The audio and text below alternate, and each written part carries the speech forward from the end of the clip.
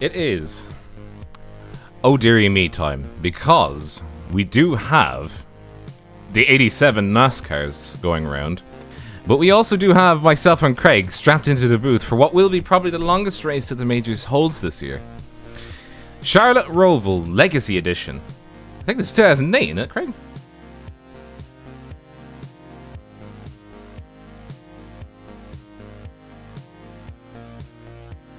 You're 29. 29. Oh yeah, okay. I see you, Craig. I see you. What a start! Oh, you were muted there for about 5 seconds. Wow. Oopsies. Wow, okay. I mean, that's a good thing. Nobody wants to hear me, right? Oh, wow. Anyway. Well, now. Let's start that again. Welcome, ladies and gentlemen, to the World 600. Yes, I know some people were talking about it on social media. Wouldn't it be cool if we could do that as a bit of fun? Major Series has done it first, and we're doing it today. Take the old and mix it with the new, Rob, because we are going with the modern day rules, because iRacing doesn't have the old style race to the finish line when there's a caution. They're very dangerous where, hey, you want to unlap yourself? Get to the finish line first before the white, when the yellow flag comes out before the leader, and you unlap yourself. So dangerous because you're still racing on a dangerous track. We're not having that. Standard rules and standard iRacing pace car rules. Double file to the back of your lap car. No green, white checker. That's the fun stuff. The not so fun stuff is I am wearing continent pads and am on rations for food and drink, so we do not leave the chair. Strap yourself in, because if you know what the Coke 600 is like, that is what the World 600 is. It's so long. We're gonna die. Disclaimer, we're not gonna die. I mean, I have actually done my own version of this. I've actually done the Coke 600 before in iRacing. It is not one for the faint-hearted. You've got to understand what you are doing. They are going into gridding, though. Brian Boomsma is in the pole position seat with Claude Baval. I want to just talk about Claude Baval. In terms of the top 10 people to do the most laps in quali, Claude was 5th out of everybody in the majors. Not Europe, not America, not international, but the whole world. Kind of international. You get the idea. Wow, what a mockery! What a mockery that was. Brian Boomsma, Claude Baval, Alex Vegard, Sean Brown, Marcus Stromberg, Mikael Heidström, Daniel Holman, Hakan Strutt, Sander Verbrugge, Brandon Kluge, Dan Fisher, Eric Feek, Mark Murphy, Jonas Skoglund, Eric Shelley, Kenneth Reeder, Andy Morrow, Sam Swallow, Stefan Wong, Brad Walsh, Kenneth Tier, Christian Gant, Mike Gaunt, Wolf Dietrich Otto, Thomas Siebenegel, Patrick Koop, Jan Bruni, Daniel Blomqvist, Forsten Oliver Zimmerman, Colin Marzoff, Paul Joseph Slist, Patrick Neese, Gary sorry, Thomas. just to say, who was that just went into the wall there? That was a Corvette of some description. Almost span and ran into the wall. It's already started. Paul Joseph Slist, sorry, he's 31st. Patrick Neese, 32nd. Gary Thomas, 33rd. Mason Marzoff, 34th. Tom Guest, 35th. Diogo Theodore, 36th. And Jay Bonds is 37th. And I think it was Patrick Kopp. Patrick Kopp is starting in the pits. You okay there? I just missed that as I was going over. Yeah, I was just saying, like, well, poor. I think it was a beige Corvette had decided to have an accident almost into the wall on the start line before it even started. But what isn't an accident is us broadcasting this. This is Raidillon TV, the only corner that you need. Round into third and then into fourth for 400 laps of the, I was about to say the Coke 600, but the World 600. As we get ready, Brian Boomsma will take it away. This field is packed, 37 cars. We can't even show the other 7. But as they get ready to start, it is the Barney the flagman, and off they go. Brian Boomsma on the inside, charging away immediately, not wanting to wait around, as everybody should strap themselves in and hold tightly whatever bugbear or teddy bear or pillow that you have. Hug it tightly, because it is Charlotte Roval, and it is in the 87s, which are, dear Lord, they're dangerous things. very dangerous things. And straight away, Brian Boomsma is going to lose the lead to Alex Vegut. Just a little bit of moving. You can see the 20 there of Sean Brown trying to get past Cord Bavau as well. And he's trying to get this move. It's tough out there because these aren't your normal cars where at the start of the race you can probably go a little bit flat out. You've got to give a lot of wheeling. You've got to give it some brake. You want to stay off the apron there, Mr. Brown. You want to keep it nice and calm as they go around.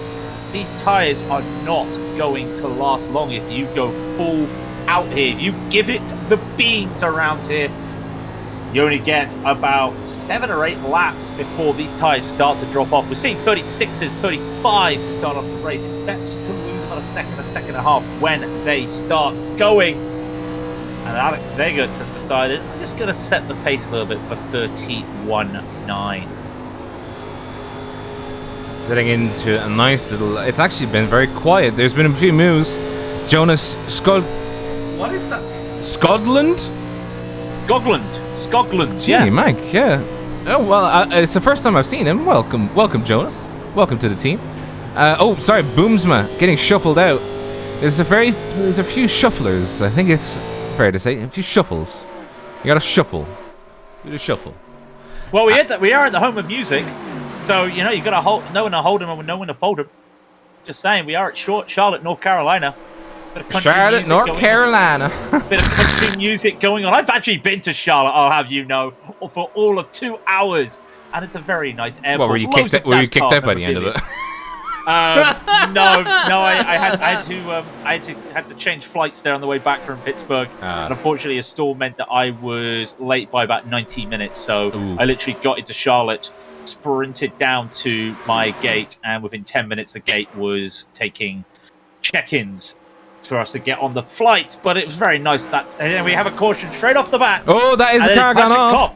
It's Patrick Kopp spin. Yeah, this is a single car spin. If we just have a look at the replay here, I think it was just on the apron, so not too bad. We have a look at it. There he is. Let's have a look. Oh, he's Patrick Kopp is not. His details aren't shown for some reason, but yeah, that was. Straight away. He lost that too much. Yeah, giving it too many many beans. Almost like the car was tight. It looked like the car got tight. The car was very loose, I thought. Fight it. Yeah, but he tried to fight it to try and get around the corner by, and it just watch it. Got the steering. Too much steering. There you go. Yeah, the car was a little bit loose there. So as they pick up the pace car, by the way, this gives me a nice little chance.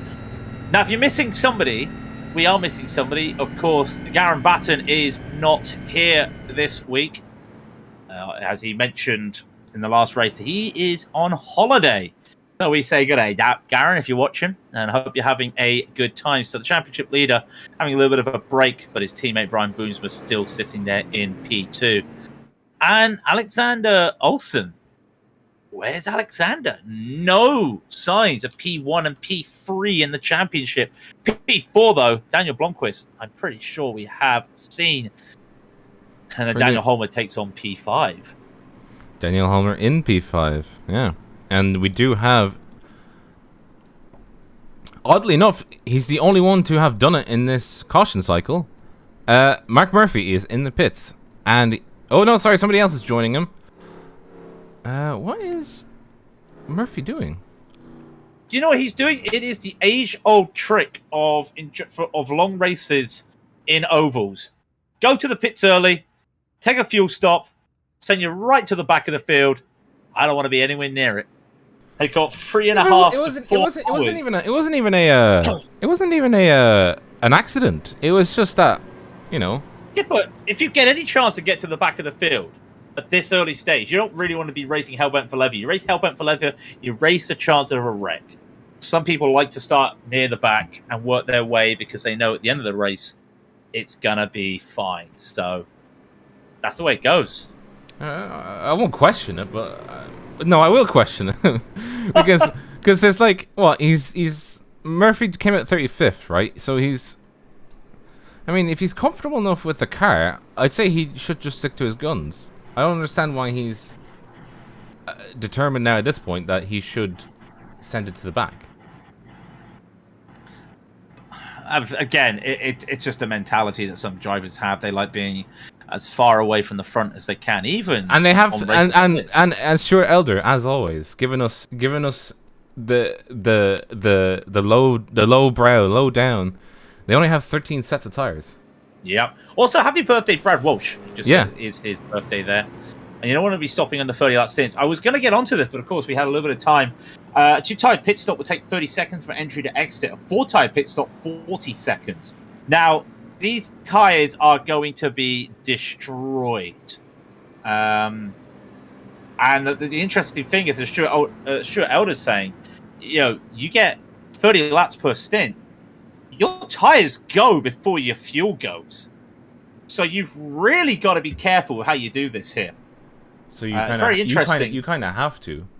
Yeah, you have to. Also, I was getting to the international split. Giving me some really nice stats here. Like I said, 2 tires pit stop 30 seconds. 4-tire pit stop 40 seconds. A 2-tire change is 11 seconds, and a 4-tire is 19 to 21. So that's about 8 to 10 seconds. A full tank is 16 seconds. A half tank is 11 seconds. Some interesting stats here. Whoa. Hang on. I'm not trying to question their math, but something ain't right. I know. Why is it 5 seconds for an extra 40 litres? Yeah. I don't know. Yeah. Wait, hang on a minute, lads, I mean, Jay, I love you. I'm going to have to work out. Maths does check out according to some of the guys they were saying. But it's very interesting just to look at that as well as they do. If somebody were to actually understand that, do let us know. I mean, if it was the modern day stuff, I'd understand because you need 2 cans of fuel to fully fuel. That's the way it goes. Regardless, it's a little bit all up in the air with where people are starting now because the guy that was leading the race, Brian Boesma, he's not going to be leading us off this time. It will be Sean Brown with Alex Vega beside him. Major Series not using the new restart procedures. I don't think actually Charlotte Legacy has it regardless. No, Charlotte Legacy would not. No. But it would not. But in we go as the pace car comes in. As they come to the tri-oval, Brown is going to wait. And here we go once again. Gets ahead pretty easily there. That's Vega going ahead of Brown. Yeah. Vega had the inside line when they were started, so yeah. For Brown, it was just like, well, guess I'll just die then, There's not much you can do in that case because it's just while the corner is not the angle of attack of the corner is not that bad, right? It's just that it's so long. You start at one end of the track and you go to the other. Now we do have a squabble. That is a gaggle, as Matt Malone would say. That is going to be coming 3 wide there if they're not careful. And that is Jonas, Marcus Strumberg, Daniel Holmer, Hagan Schutt, and Eric Fiek on the background there trying to get up, as that is the number 13 making a charge. That is going to be the number 13, Dan Fisher, going on the inside or on the outside. He just blitzed past Edward Shelley, who was caught napping there, and is now... Oh, wait, they're teammates. They're going to give me so much grief. But teammates can't be fighting. Rosberg, Lewis Hamilton, next question. Exactly, but these guys having a little bit of a squabble Prost and Senna, next question. A little bit of a squabble here. They have lost a little bit of the toe up ahead. We see Kluge and Boomsma having a little bit of a nice little battle ahead. Yeah. Oh, sorry, that is a change for the lead. On the inside is Mr. Brown. Pavilion, Mr. Brown. Oh, cutting the nose just ever so gently against the number 14 there. That is going to be Weggert, kind of rowdy. I guess his middle name. He's going to be rowdy about that. Oh, dearie me. It's going to be a long... if you get oh no! Oh no! Oh! That's a wheel gone. That's a wheel gone. It's over. It's over. Well, they got a fast repair. Yeah, but I mean, like, that's a big one. If he can get back to the pits, he can take that fast repair. A toe would let them lose it, but we need to go back and look at this. I know we just looked at it live.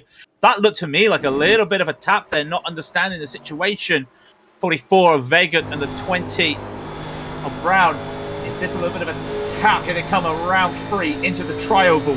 You see Vega's got that run. Got a nice little run, but he realizes he doesn't have to be aggressive here. And we wait He wasn't ready for the no. checkup. Was not ready for the slow there.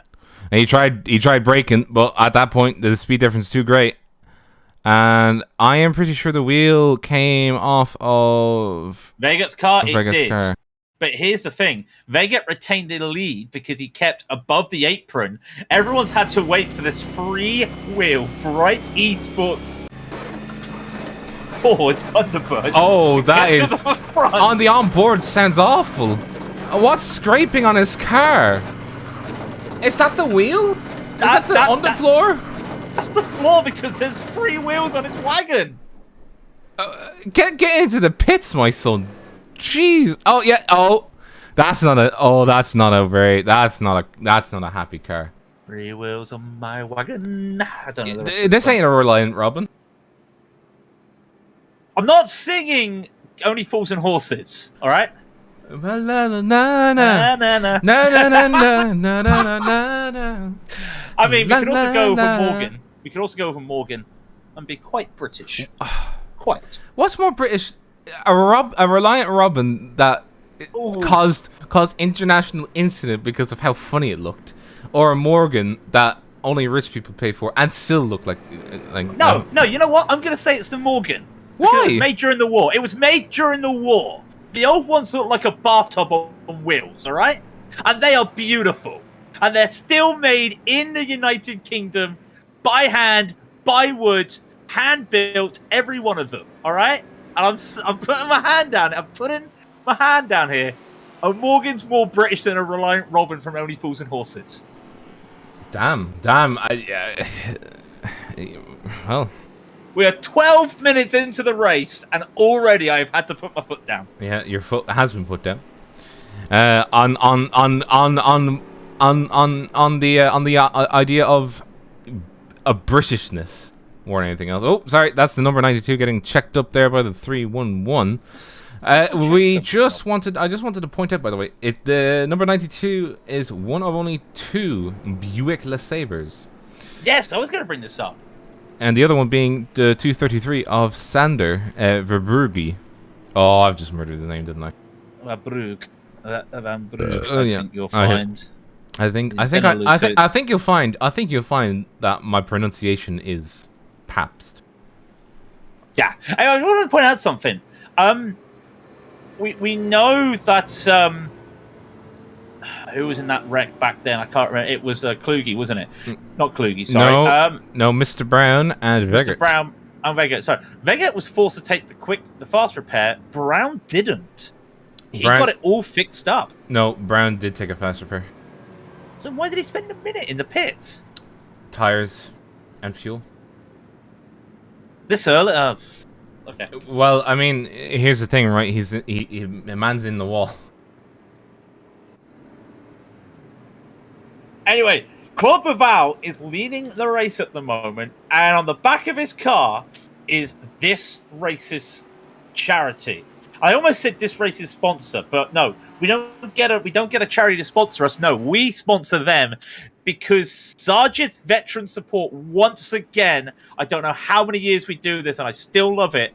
There he is. He's in first place. There's Sergeant's place. There he is. That is the charity once again. The North Olympic Regional Veterans Housing Network, non-profit serving in the Callum and Jersey counties in Washington State, and they offer homeless services to those who have served in America, whether in peacetime or at war. And we see them every time. We see them on their cars.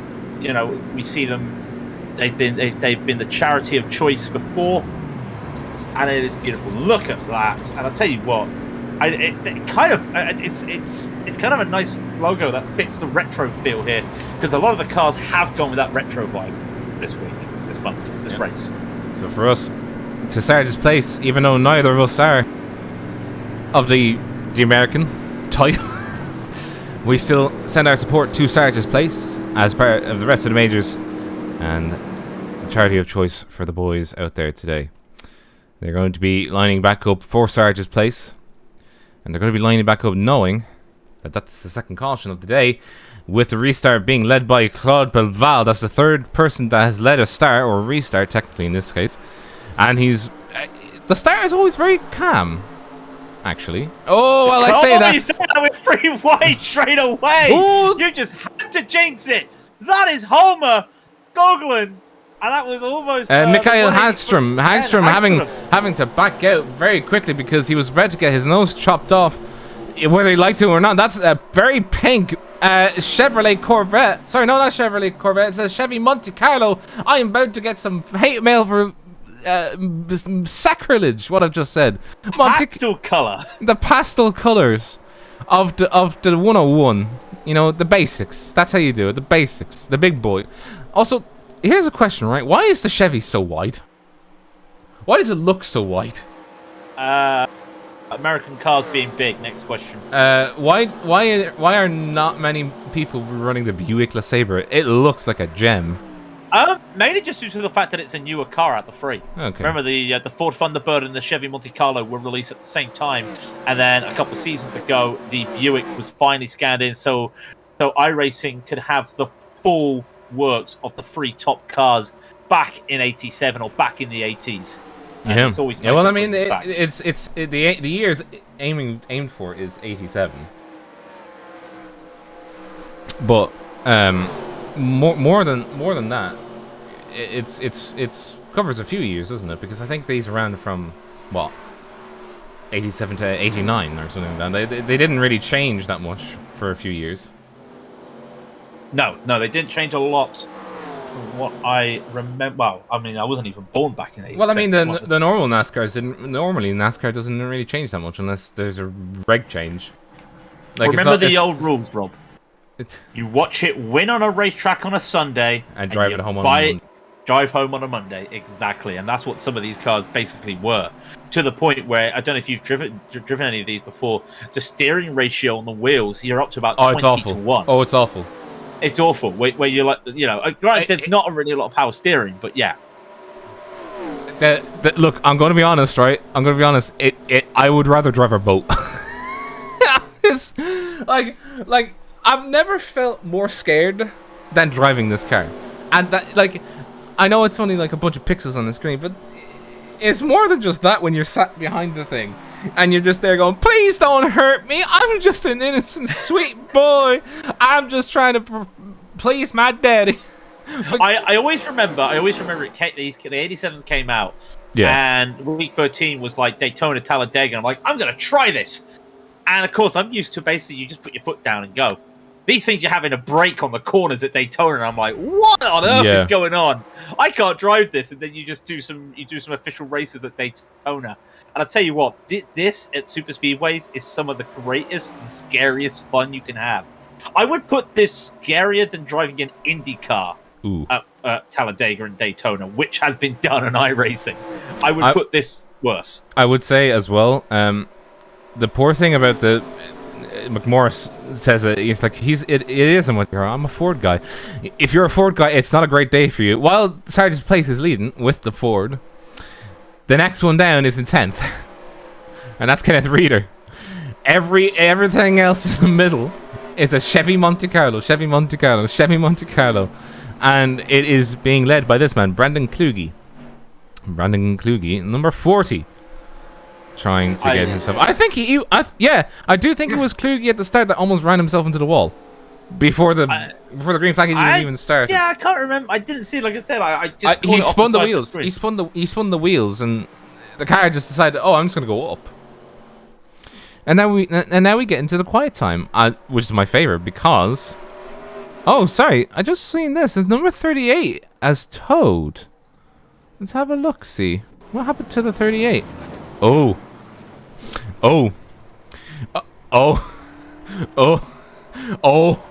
We missed this. I'm surprised this didn't cause a caution. Here we are. Now this is on lap 24. Oh, just the tip of the rear. Oh. Yeah. Oh, the 487. More. Yeah, there was more. 487 and another Chevy got into it. Daniel Blomqvist. Yeah, Blomqvist getting that's into championship contender Daniel Blomqvist, I'll have you know. I say. Where is he? Where is Blomqvist on this guy? Well, there he is. He's still Yeah, on the lead that lap. that was Blankfist with the 258, I think. No, with the 058. It was the 058. It was Tom Guest. Guest got checked up. If you look at his perspective, and we're looking on board with him now, you can see that the 487 checks up. So we're going to go half speed here, and then we'll go to quarter speed. The 487 checks up. It's kind of sliding a little bit. Checks up, tried to come into his line, and Tom Guest, he's nowhere to go. And oh dear. Yeah, that's just that's a wheel, and I'm surprised that did not cause caution. Well, I think because he probably got a 0x and came back on the track. He got a 0x. He definitely got a 4x for that. If he got a zero, no, let me put it to you this way. I'll make a bet. If he got a 0x out of that, right now on live stream, I will pull up my browser and send and do a 50 for Sarge's place. So you're saying, hand on my heart, I will swear to you now, 50 quid. If Tom Guest got a 0x for that little yes, tap. Yes. So basically, we're now asking, could... And Tom Guest, you best be having a stream or something, because if you can't confirm. So we're basically gonna have to work this out by Tom Guest. Yeah, we're gonna have to do the math. And you know, with us two, math is like impossible. We'll work it out. We'll work it out in the web results after the race. Oh yeah, that's true. Someone will have to remind us. In fact, I know the best way. Hang on. Must remember Tom Guest. There. I will never forget it. Now I posted it in the live chat. There you go. There you go. You've not missed it. You've not missed a lot, ladies and gentlemen. This is it's basically a lot of racing, but a lot of these drivers, I think, are also in it for the long run and understanding the situation where no need to be too aggressive. I say that, and there's been a wreck. Miguel Hagstrom getting tapped. No, he gets pushed up the track. It's a caution. That's the 111 of J Bonds, and I think Bonds just went up a little bit. Yeah, well, the cameras did see a little bit of how mauled that car was. Turn. Look at it. That car just got tight and and bang. Yeah, there's two wheels gone now. I mean, I'm watching the cockpit. Nothing he could do. He is on that. If you look at the cockpit, Bonds is on that. There is nothing he can do. That car has just given up the ghost. That is one toast car.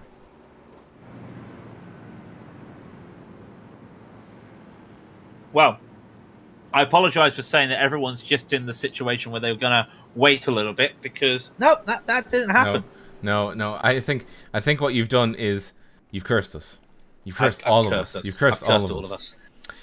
Now, while we do have the lull in... Oh, actually, we do have the first main pit stop for those under... Well, it's under caution, but it is practically in and around where a first pit stop would happen if they wanted to go the full length without a cooked set of tires. What happens if... Now, here's a question, right? What happens if you take, like, 13 sets and you still have another pit stop to do? Is it like in F1 where, like, you could choose to use a used set of tires? No. Wait, so what happens is if I have 13 sets and I've ruined my last set, I can't switch to a previous set I've used? I mean, in the real world you can, but on iRacing you can't. So what you're saying is I'm buggered if I do it? Yeah. I mean, how buggered? I wouldn't think it. Also, Claude Baval does not get out first. Brad Walsh gets out first. He took 7 seconds less, which, just saying, Rob, just saying, Jay might be right. That might have been half a tank of fuel. You just never know. You know, I do know. But look who didn't pit. Yeah, Fisher, Vega, Shelley, Swallow, Babluga. Well, Vega Sorry, has a reason Babuch. not to. Vega has a reason not to because he already Yes, had but pitted. nobody else does. Yeah. Nice, Brony, Guest, Thomas, all haven't pitted yet. They're being madmen. Spooky. Also, you know when you said that you had a like a what's it called like a snack like machine going, or whatever you said. Yeah. Guess who just ordered Subway? Oh. Guess who's got popcorn? Okay. Well, no, you got me I there. can't- You got me there. I can't. Well, I can't really say much because if I'm brutally honest, I did. I had to do something today, and I decided at lunchtime I'd just treat the family to KFC. Other fast food places are available. oh yeah, because we have to be the BBC, you know, just like other fast food chains are available. I can't believe I just did that. Yeah, you did. Yeah, you did. Other fast food chains are available. Look what you've done. Now everybody's going to be thinking about fast food. Look what you've done. But What's wrong with that? What's wrong with that? I don't know. But what I do know is that Tom Guest, where is he? There he is. Tom Guest, I think, is by math and yeah. Well, okay. So technically speaking, he is the biggest gainer as of right now because he's up 27 positions. I think, yeah, he started 35th. He's now 8th. I know that's a bit of a lie. Okay, I know it's a bit of a lie, but still. I need to get into my Larry Mack here for a moment. Just gotta get into my Larry Mack because Who's that? Yeah, look at this right now. You know me, Larry McReynolds. I used to be a crew chief here in NASCAR. I used to be the best with the Earnhardts. And I'm going to say right now, what we got to be careful is look at that Chevy production. Because the Chevy racing team right now, they got 1, 3, and 4 right now. That Buick there, he is going to have a lot of trouble right there. Vega going to have to make sure he's fine because he's got none of his teammates around him. Now look for these fresher tires at the back of the field. They're going to have some trouble getting through that pack. Just remember, cautions breed cautions out here. Who's going to take advantage at stage 2 starts? Wait, no, hang on. There's no stages here. Oh no! It's less than 10% of the way. You actually got a compliment. That's a pretty okay. I know. Here we go. Anyway, Fisher's on his way as we go for the 3rd restarts. It is indeed 3rd restart, 4th start-ish. Correction. But yeah, the 3rd restart, and it is again a different person. Jesus Christ, that is a rowdy. That's pretty Vega. wide. Yeah, Vega just went sending it on the inside. He's just he's not staying around. That's for sure. And in the background, that is a gaggle of cars in the group. There is Colin Marzoff. He's on the outside, and it's the Technicolor Dreamcoat Chiefs. That's 3 wide. Sorry, the 40, the 00. That's 3 wide. I think the 00 is just getting. Oh no! The big one is going! It's all gone wrong. No! Everybody piling in! Come one, come all! It's a demolition derby! And that is not what we wanted to see! Oh, Not on 37! That was... And call it, Rob. I gotta call it, my friend. And everyone's gonna hate me for this. You don't make it 3 wide on a restart. I know I was joking with the Larry Mack stuff about the fresh tires. Oh, that is... But that is just... Oh, whoever sailed it through. What's the... Who was that? Hey, let me just... So I need to see what happens here. It's a 00. I'm pretty sure The 00 has been pushed up a little bit by the 560. Yeah. Not on purpose. Not on purpose. It's just the way it's going. A little bit of panic there. Didn't realize he was going into the 183. So the 00 is Gary Thomas. The 560 is Claude Baval. The 183 is Jonas Skoglund. It's just a little bit of unawareness there when you come to a 3 wide, and unfortunately they tap, they go. The 79 gets captured, the 101 gets captured, the 258, the 084, the 78. I mean, there's more and more. I think the 31 gets caught in it. He does any more. Like everyone just appears to me. The 303 makes a skim. The 41 saves it, and then other people come in. The 777, that the 487, the 387, the 92, the 777 goes floating upside down. I think more people. The 79, the 111, the 38. The 073, have I mentioned the 073 already? Did, the 084 almost gets hit. How many people have I named? Has anybody clipped this? I'm just looking at my board right now. Dear me, that is what? That is 1, 2, 3, 4, 5, 6, 7, 8, 9. That's half the field. Yeah, that is near as makes no difference. Half the field that has just either needed to get a fast repair or is stuck in the pits. Somebody clip that. Yes. Somebody clip that, please. Oh, no, they disabled the clip function. What? Can you not clip? You can't clip a live video anymore. Oh wait, so you actually have to. I'll have. I wondered where that was when I was watching some other esports, some sim racing this weekend, and was some really good stuff I wanted to clip. Wow. Yeah, that is. Were you watching Goodwood? No, it's something else actually. Oh, okay. Well, come on. But You're not watching, Goodwood. I've seen some clips. I have seen some clips. I've got a friend that's been down there. Was able to get some nice photos of the BMW M8, some photos of the new Porsche, some photos of the winning Porsche 911. Yeah, and a photo of Kevin Estra. Look. I'm just gonna be honest, right? Those new front ends and them Beamers, right? Buck teeth. Right. Moving on very quickly. How many cars do we have left? I'm not going to entertain this whatsoever. Thankfully, we have fast repairs. So I do know that Hagstrom has been sat in a car, and I do think he might just not want to go back out. I don't think he's even in the car. Let's go inside his car. He's in the car. There he is. Hello. So, hello, Mikhail Hagstrom. Over your shoulder. That helmet. Love that helmet. Yeah.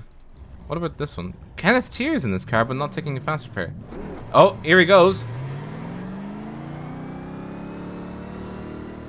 I'm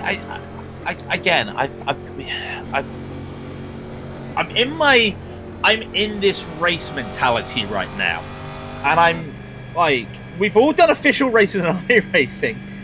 I'm not gonna say anything bad, but I am just gonna call a spade right now.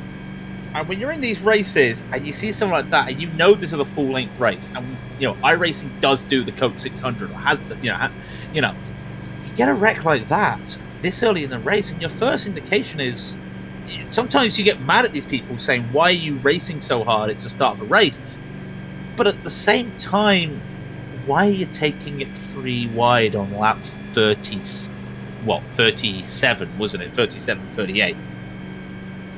Yeah, I mean, it's so we early knew the to fresh take it 3 tyres. wide.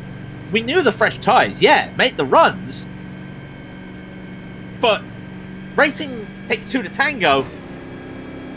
You don't want to bring a third wheel in, and that's what you're doing. And then you got to trust everybody. And yeah, unfortunately, that happens. As the pace car does come in now. And just Vega's going to take the start. Yeah, and just to say, Vega's the first one to take a restart more than once.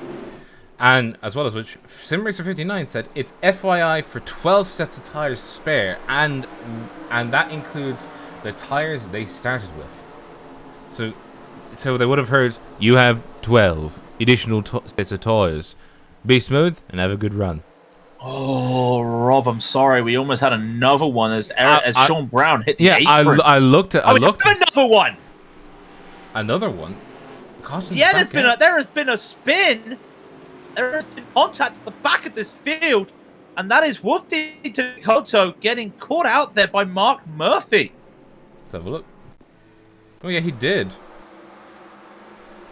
Let's have a look. Now this is oh dear me! I think was Hothel just asleep? No, Wolfie Felix on his racing line. He's on the racing line there. Mark Murphy that's been a little bit asleep.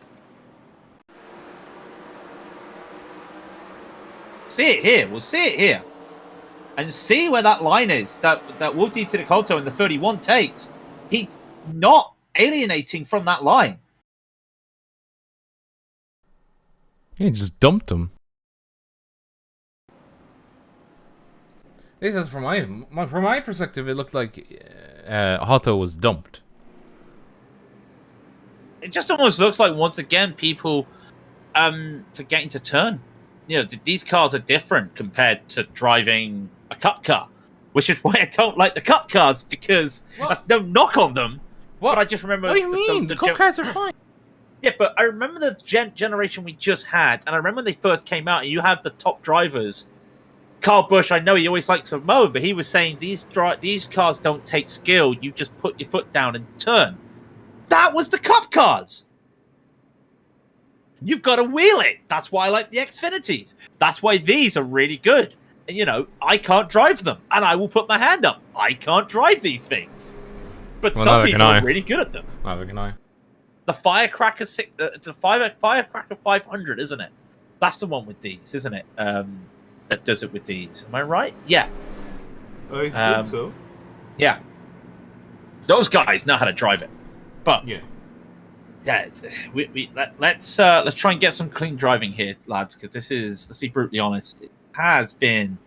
I know not everyone's listening to the stream while they're racing, but if you're in the sound of my voice, let's tidy it up, lads and girls. Please.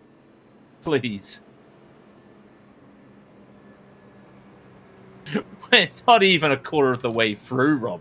I think that's we are 10% of the way through. We've had 5 wrecks already. Oh yeah, it's a doozy, but we will survive. We will survive.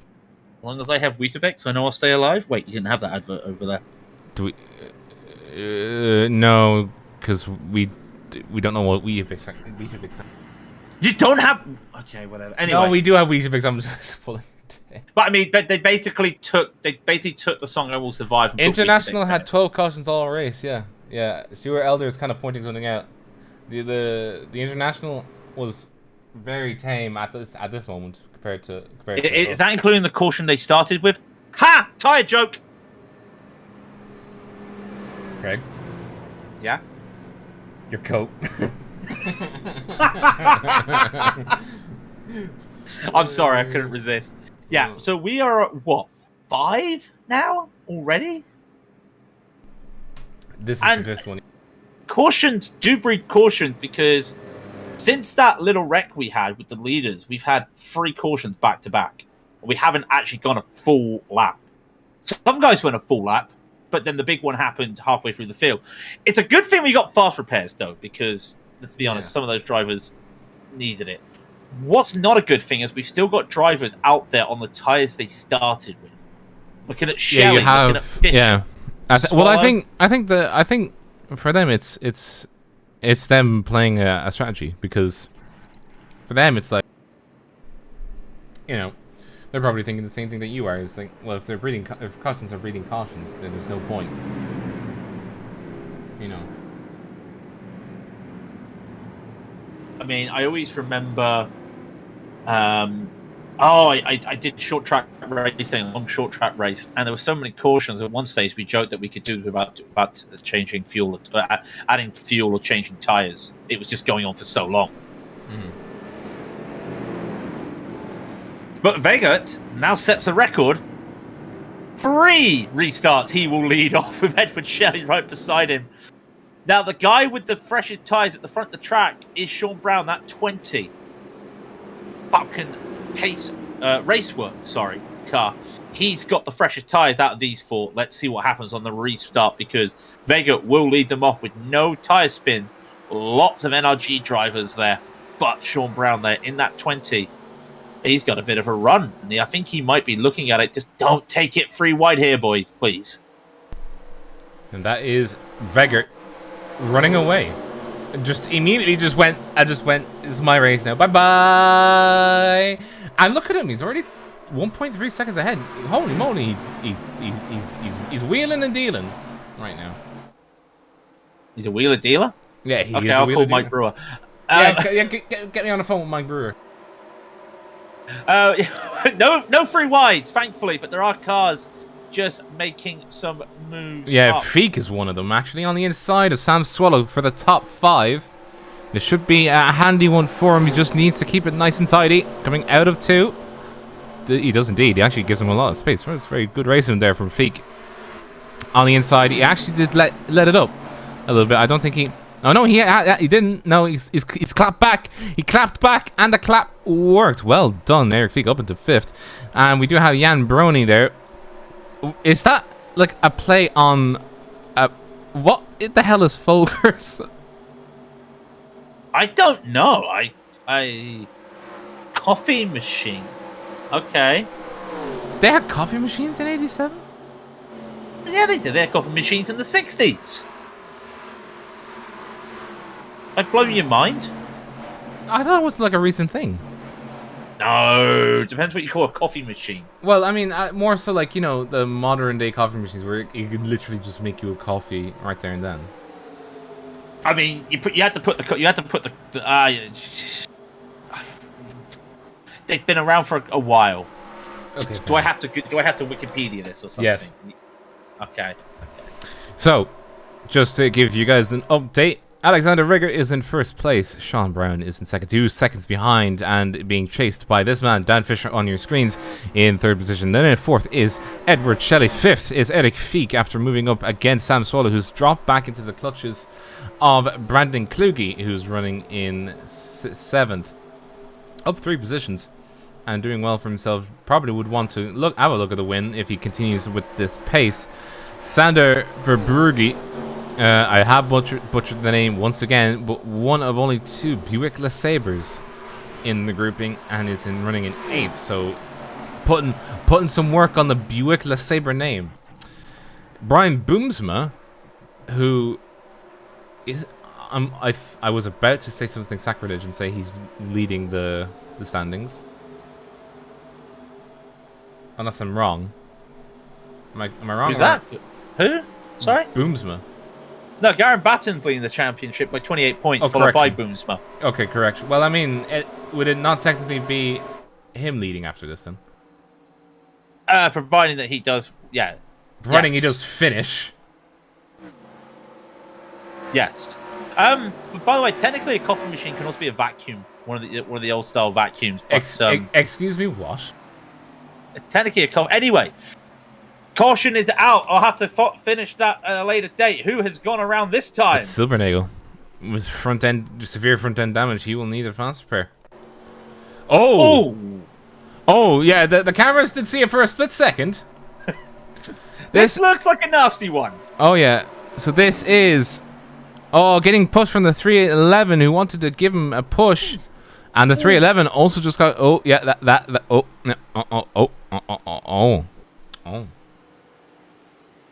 311 being that's what they call ouch. Yeah, that's the Diogo Teredor, the 311.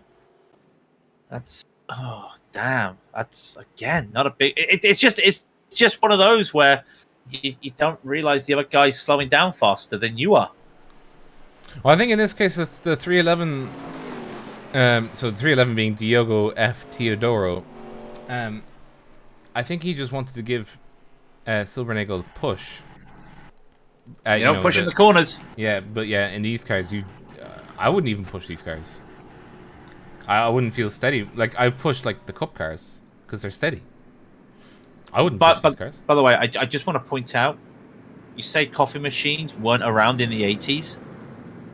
The first coffee vending machine was 1947. Okay, so no, I didn't say they weren't around. I just wasn't aware they were. Oh, okay. Like, I know of like the ready-made pots, those ones, but I wouldn't have said they were coffee machines. Like, you ever seen a teas made? Yeah. Yeah. Have you seen one of those? Yeah. Yeah. They were 1932, but they made tea, not coffee. Yeah, but I've seen them make coffee as well. Tea's made. There we go. Slim rates of 59. Volgas are the coffee brand that Mark Martin drove back in the day. Mark Martin was the king of sponsorships, Rob. All right? Well, do tell, because I wouldn't have known. Let me just put it like this. In the 2000s, his sponsor, and I can say this legally, was Viagra. Yep. Viagra. Mark Martin had a Viagra car. Oh, fucking what? Yep. Viagra it's a very common sponsorship in America. I was gonna make a joke, but that would have been such poor taste. Oh, I would have started a war between the US and me, as in, like, you know, Ireland would become a war zone. 2003 was one of the years he was sponsored. Here's the thing, right? Here's my question: Do the sponsors, on a I know, like, on like an F1 car they sponsor a team, but like the way that you word it is like they almost sponsor the driver, not the team that the driver is racing for. Is that correct? They sponsor the car. But technically it's not the driver, it's the car. But you get the idea. But Mark Martin, like, he had loads of sponsorships in his time. Like I said, 2003 was Viagra. Velveteen was one of them he had in the 2000s. 2004, he had a Taco Bell sponsorship. Technically, Martin Truex Jr., that was one of the cars Mark Martin drove. And that 19 still, back into, Bass Pro. They used that as well. Kellogg's Mark Martin had once before. Kellogg's was a sponsor. Yeah, but they're cereals. Those would make sense. Yeah, that makes sense. You want everybody to be like, I want a fucking bowl of cereal. Aaron's was one of the that's a car part manufacturer. Aaron's. Get the idea. He had a lot of sponsorships. One of the things I like know about Kellogg's, as we're getting ready to go green, is because of it. That meant that he can have a different brand of Kellogg's on his car each week, which I think is amazing. One week he'd be having the Frosties, next week it would be the Rice Krispies. That was the thing with Kellogg's. They had some great advertisement because of NASCAR. And I think they also had it in the 80s as well. So somebody might correct me there, but yeah, it was brilliant. What we're going to do, I think, for this restart, we're going to do something a little different. I'm going to sit on board with Vegert and look at Brown and just see and listen even how well or how not so well this restart goes for either of them. But you probably will see the camera just start darting backwards right. We do the radio calls as well, like they do, like they do in that. Yeah, we'll do that right now. I'll definitely do them. It's okay. Green. Okay, you're clear by half. Yeah. Clear by 2. That's it. Genie Mac, yeah. Sean Brown really didn't like, we're on board with him right now. He's down in 3rd, but he had a really bad restart. Genie Mac, why is it that Weger has just gotten, like, even if he wasn't in the lead, right? He's had such good restarts. Like, he's just been on the ball. Look at the HW Racing guys. All 3 of them, 2nd, 3rd, and 4th. Was that Brown more trying to make sure his teammates were there? But I tell you what, somebody is getting a little bit of a touch there. And that looks like the 183, that's the 258, sorry. Mark Murphy. Yeah, and Murphy. The 183 is Coughlin. They are battling hard right there. They're on the back of Brandon Kluge's car there for a moment. Where's Sean Brown? Oh, there he is. Oh, no, don't. Okay, Sean Brown, you need to not have your internet go out, please. Also, looking at a move there, the Pastel car is getting overtaken. The 101 of Hackenschutz is getting overtaken by the 21 of Mike Gaunt, driving with the Stars and Stripe once again on the roof of that car. The 21 gets by the 303 of Forsen Onward. Zimmerman is looking for himself to make a move up as well. But Gaunt there is going to pull away from the bright racing pastel-coloured car. you know what? I love that hacking. I love that. Here's the thing that I've always that comes into my brain, right? Is it just me, or does like Americans have like the big you know, like not even the way I word it is like they have like a very big love and affection for the flag, like as in like they have put that thing on everything. Oh, what, the flag? Yeah. Yeah, they're very patriotic. But like, I mean, let's be brutally honest. You look at the stuff we do, like tripping the colour and all that stuff. We're quite patriotic here in the UK. I'm not sure for you guys in Ireland. Like, I've been to America. I went to 3 baseball games in 2019, literally 3 years ago this week gone, and it was really cool just to see every night they had a different troop of kids from like a Girl Guides or stuff like that, holding the flag up while a different person. Yeah, you sounded very West Midlands. A girl with curly hair. You know, or you know, like a different person each night singing the national anthem, or a different troop holding the flag with the kids and stuff like that. You know, that they really go out. It's crazy. They pog. Is what you're saying. But to be fair, it's 10 years ago this week, especially at Nashville, since the greatest pre-race prayer ever happened, Rob. What was that?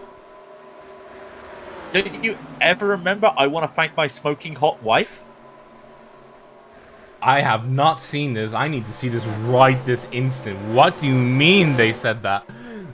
That was what... 2011, Pastor Joe Nell's pre-race prayer, as NBC call it this week, was something out of Talladega Night. It was amazing. Edward Shelley, by the way, has just lost connection.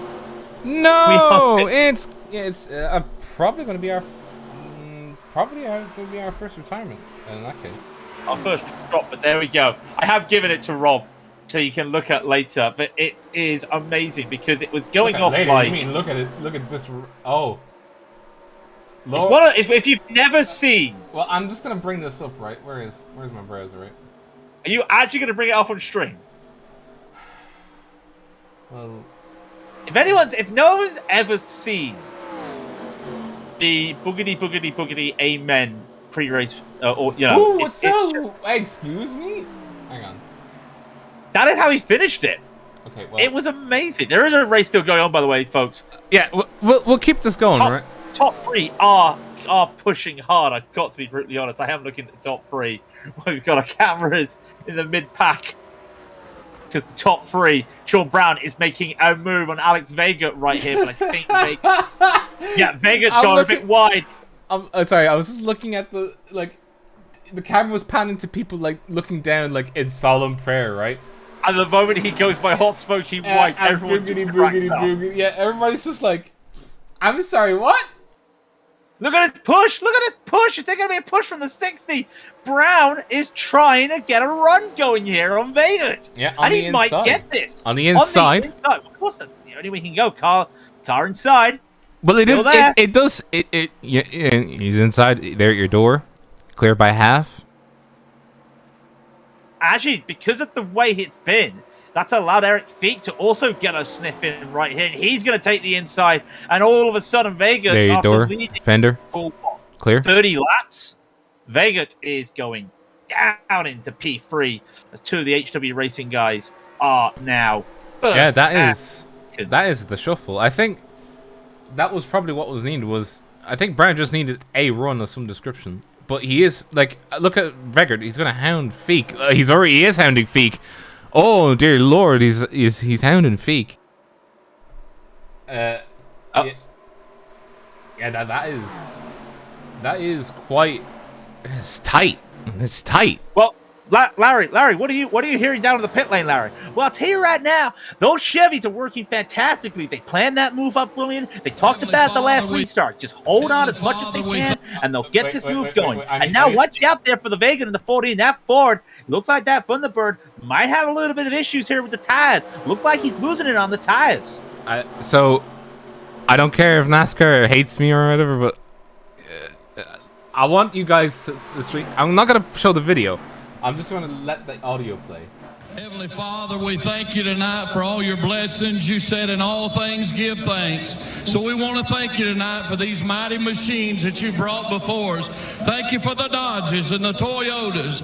Thank you for the Fords. And most of all, we thank you for Roush and Yates partnering to give us the power that we see before us tonight. Thank you for GM Performance Technology and the R07 engines. Thank you for Sunoco Racing Fuel and Goodyear tires that bring performance and power to the track. Lord, I want to thank you for my smoking hot wife tonight.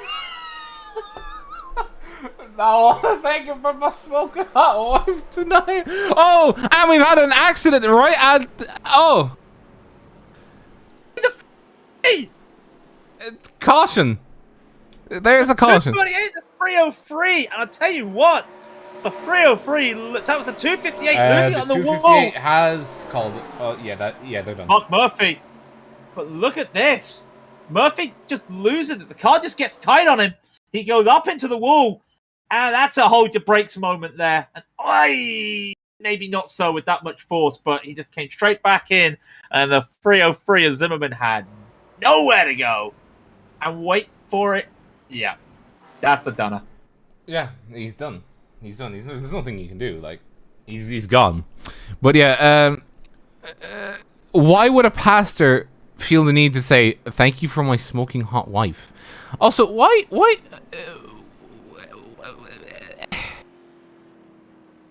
Go on. Does he actually say boogity boogity? Here, let me listen to that. At the end, he goes boogity boogity boogity. My Amen. two children, Eli and Emma, or as we like to call them, the little E's. Lord, I pray you bless the drivers and use them tonight. May they put on a performance worthy of this great track. In Jesus' name, boogity boogity boogity. Amen. He actually says boogity boogity boogity. Amen. At least the stream got to hear it once again. I think a lot of them would have actually probably heard it before. But I didn't. Why on earth would you... I'm not even a question. It got a lot of tooks. And I know they had an interview with him yesterday before the Xfinity race. I've got to try and find that because... Did they ask him what possessed him to say that? I mean, to be fair, like... You've got to have a little bit of entertainment, and it's one of those things where I don't know what it's like, but some people, they probably do just, I wouldn't say zone out, but they probably like switch off. Need to not do that. You know, they need to not do that. But you know, it's one of those things. Yeah. So it's really. To be fair, it was just straight out because it was almost like he knew people were just knowing that he's just going to do the normal thank you for the tires, thank you for the engines, thank you for the safety, and he just throws out of nowhere thank you for smoking hot wife, and I think that just gets the cheer. And let's be brutally honest, if you're there for a race, you want to be pumped up before you start, you know what I mean? Pump you up a little bit, you know? That's not going to pump me up. That's going to be like, what is this man doing? What's going to pump me up is... You know, somebody screaming, "Ladies and gentlemen, start your engines!" And somebody saying it like the Halo announcer, just like, "Ladies and gentlemen, start your engines." And that would get me, that would get me going. Ooh, like that would just be like, "Ooh, I'm ready, announcer." Start your engines. No, that would not get me started. Oh, okay. No. What will get me? That would. No. That would make me go. What? I'm trying to race here. I'm trying to race here. Maybe I should just get Mike to just use a clip of me next time when he does the pre-race what's it called meeting. And I'll, just get me going. Start your engines. Goodness gracious. Yeah, got a fine set of lungs in you there, good sir. Jesus Christ. A fine set of lungs. If you excuse me, I can't breathe anymore now. Now there is a race, and we are looking at it, and we are enjoying it. But the problem is, we just had a stack up. Quite literally, because the top 3 are all teammates. HW Racing boys. Yeah. Those HW Racing boys, they keep on dominating the front. It's quite interesting to see because we have seen in previous oval races how some of the teams, they either like to just stay in the middle together or they like to stay at the back. We remember, was it the New Hampshire race earlier this season where like the the Bright Racing and the NRG guys were just battling it out together? It's quite interesting to see how those numbers aren't very high this week. The HW Racing boys are going to be taken away. Sean Brown takes a restart. I think that's the first time he's taken a restart. And let's not talk about a slow restart because as predicted, didn't they say, but as predicted last restart, the HW boys, they've just all slotted in together. Uno, dos y tres. As we go green for what, the 8th time now? I actually lost count, and that's a shame.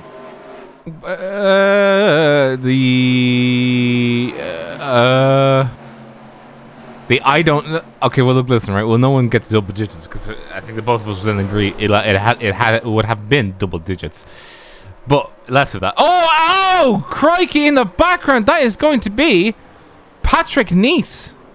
Gone. Gary Thomas going into the wall. Gary Thomas goes into the wall and he spins back onto the track and he calls it another. He calls it a mini one. Oh, yeah. Poor Patrick Nice. He's just the innocent victim. All of this. Look at his blimp. He's just doing his thing. Just doing his thing. You know, paying no man. And then the 00 whacks the wall and bang. Oh! To be fair, I know we say, get on the brakes. Oh, he's on the brakes. There's nothing he can do. Yeah. There's nothing Gary Thomas could do. I'm the first man. I think Gary Thomas with these cars. I don't think you can do anything. It's Jesus take the wheel as soon as the tires lose grip. It's like, also, let's be brutally honest. Like, he was going high, Gary. He was trying to give the room, and I think the car just got tight because there's not a lot of rubber there. Also, where is Sean Brown? Oh, there's Sean Brown! Hey, there he is. Oh, interesting. He is... Oh, no. Oh. Sorry. Oh. Feek and Kluge were doing the dummy, but Feek has actually gone in. He's gone in, and Brown, Kluge... actually, I think a lot of people are staying out. Yeah, a lot of them are staying out. Well, Rob, I think it's time I say hello to the pro split, and let's see where they are in the pros. I have not been paying attention. We'd like to have a little bit of a feeling. They are on lap 103. Oh, God. I don't think we're going to win this time. We are 28 laps behind. Wow. Well, the age-old adage when it comes to these long races is true. But we don't want to see all the people wrecking themselves out beforehand. Yeah, because at the end of the day, like... Genie Mac, I just noticed Hagstrom's total, pit time was 22 minutes. He didn't use his fast spare.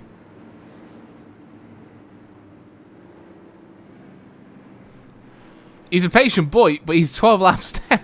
No, he's 24 laps, Oh, and also Sam does make the point that the pro split is half of what we have. So yeah.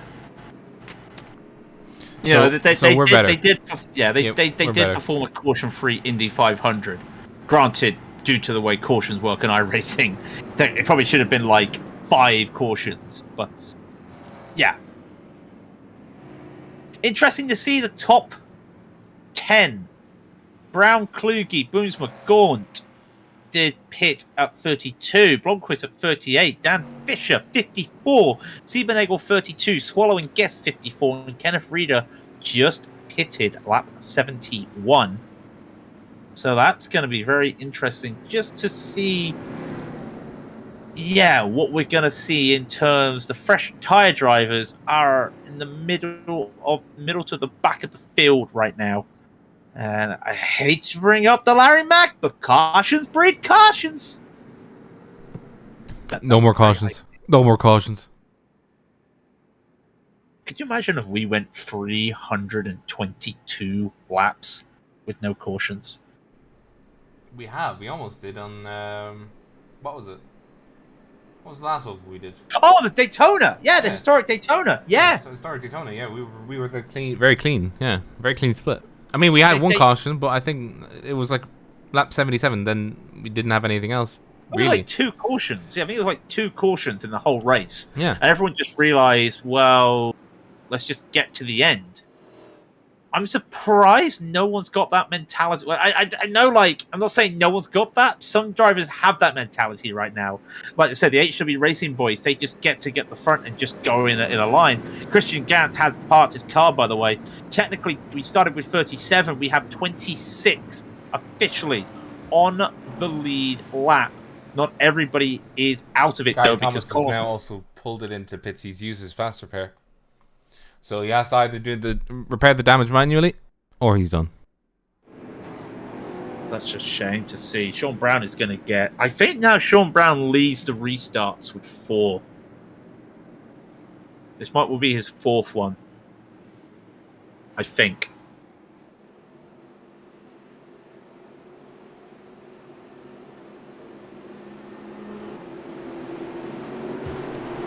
Right. Here comes... Yeah, here we go. Let's do it. Brandon Kluge and Sean Brown lead the way for the two of them. They're working together as a cohesive group right now, trying to hold off the likes of Boomsma and Mike Gaunt, who are trying to get back to the top. They are actually in quite a good position. Remember, Boomsma started first in this race. Oh, so's in the wall, The old 62 tapped the wall. Sam Swallow tapped Still green. the wall. Still green. Still green. And they're 3 wide, just near the back behind them. But they're still green. He just had a tap of the wall, and I could see that coming a mile away. But he was able to hold on to it. Whew! That was close. That could have been a little bit dangerous. I think he's okay, though.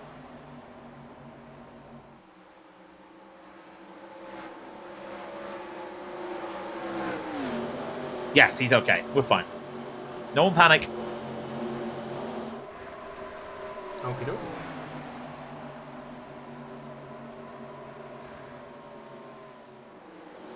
So,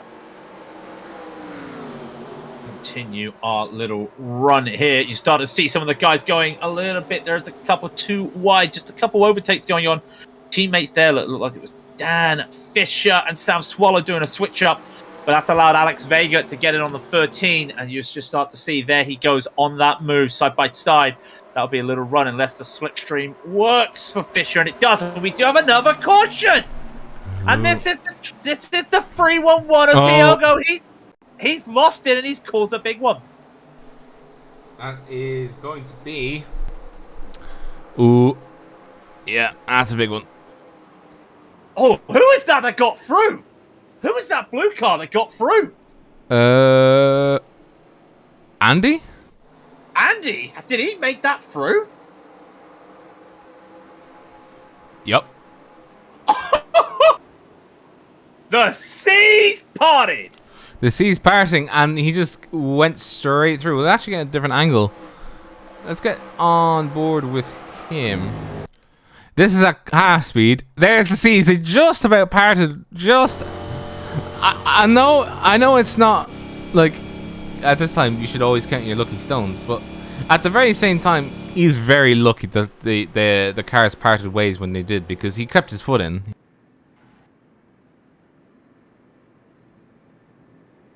So Gary Thomas is still in his car.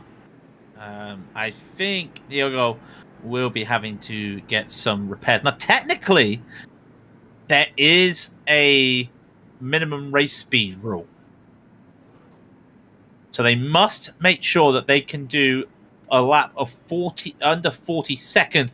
Everyone's just checking up in the backfield, and the 49er Kenneteer almost going into the back of somebody. But they do have to reach a certain speed, like it is in the real world, if you can't meet minimum speed, you've got to get it fixed. Oh God, more people almost getting to the back of the field here. They're not realizing the checkups and almost going into the back of everybody. Not a good look. We're better than this, folks. Come on, we're better than this.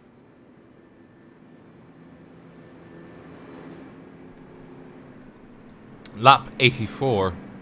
Well, currently it's actually 85, but we're on lap 85. We are just over 20% of the way through. Coming up to 1/4 of the way through. Actually, is it? Yeah, that is the correct math. Where are we now? Like, I've given up working out.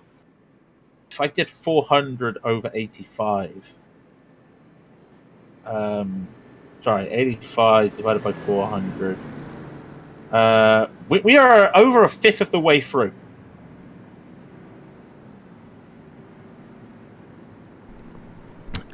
Now, the one thing I would say is, where is who's on my lips? It is who is the teammate that I'm thinking of? Who pitted? Oh, Clue! Oh, it was Feek. Eric Feek. Where is he? Where's Feek at? Yeah, he's in 21st. There he is.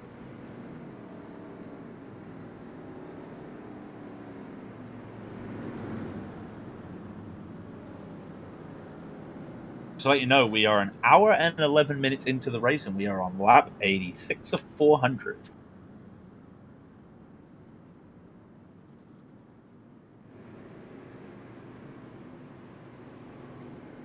How's everyone doing? How is everybody doing? Yeah, let's have a chat, fireside chat, as we look around and see Buick Sabres. Well, only 2 of them, but we are, I think, how many caution? Oh, my session events aren't working, so I can't tell you.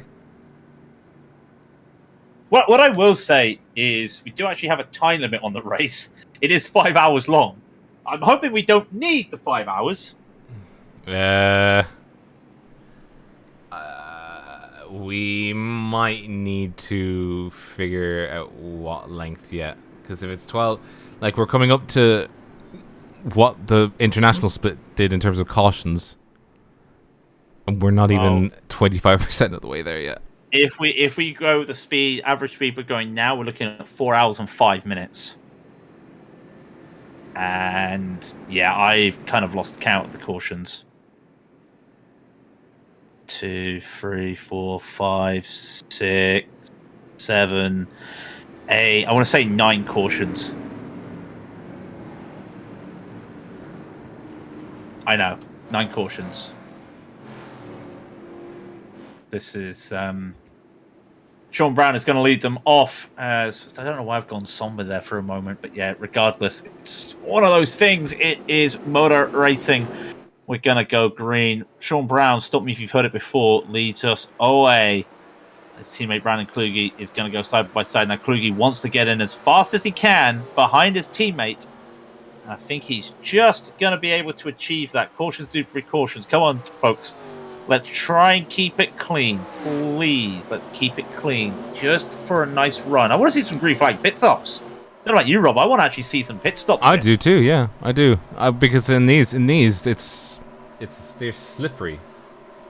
Slippery little buggers, So, nice. Yeah, it is. Like, I mean, when you have to take it into the pits, holy moly, yeah.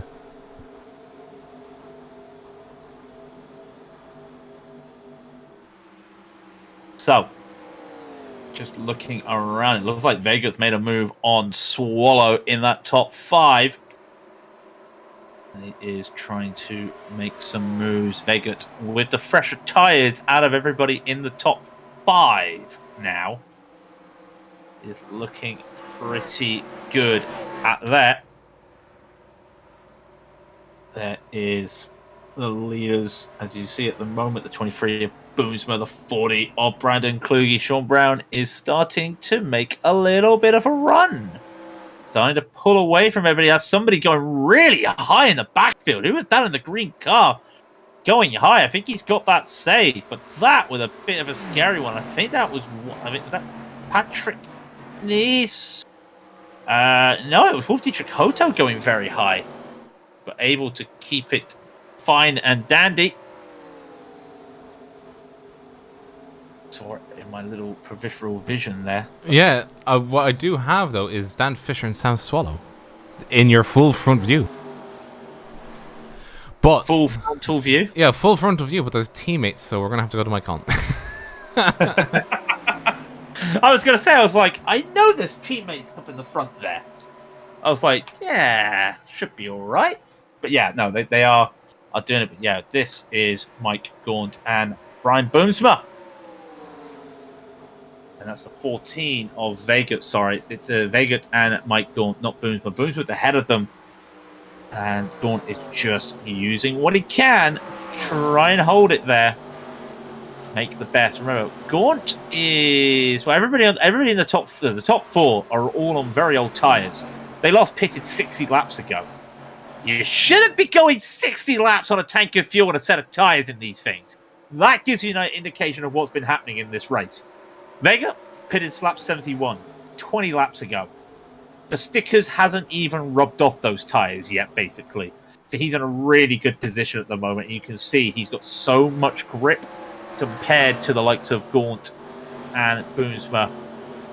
But he's playing it safe. He doesn't want to start going hell-bent for leather and trying to send this car in. Because let's be honest, look, we're not even a quarter of the way through. Let's take it easy, boys. No need to be aggressive right now. Need to chill, my boys. They are actually quite chill now, so I will say they're getting back into the swing of things. Yeah, I'm not saying anything. Last time I tried to say something, it was a drink. So you can say it. I'll do it. Yeah, you can say it. It's all quiet.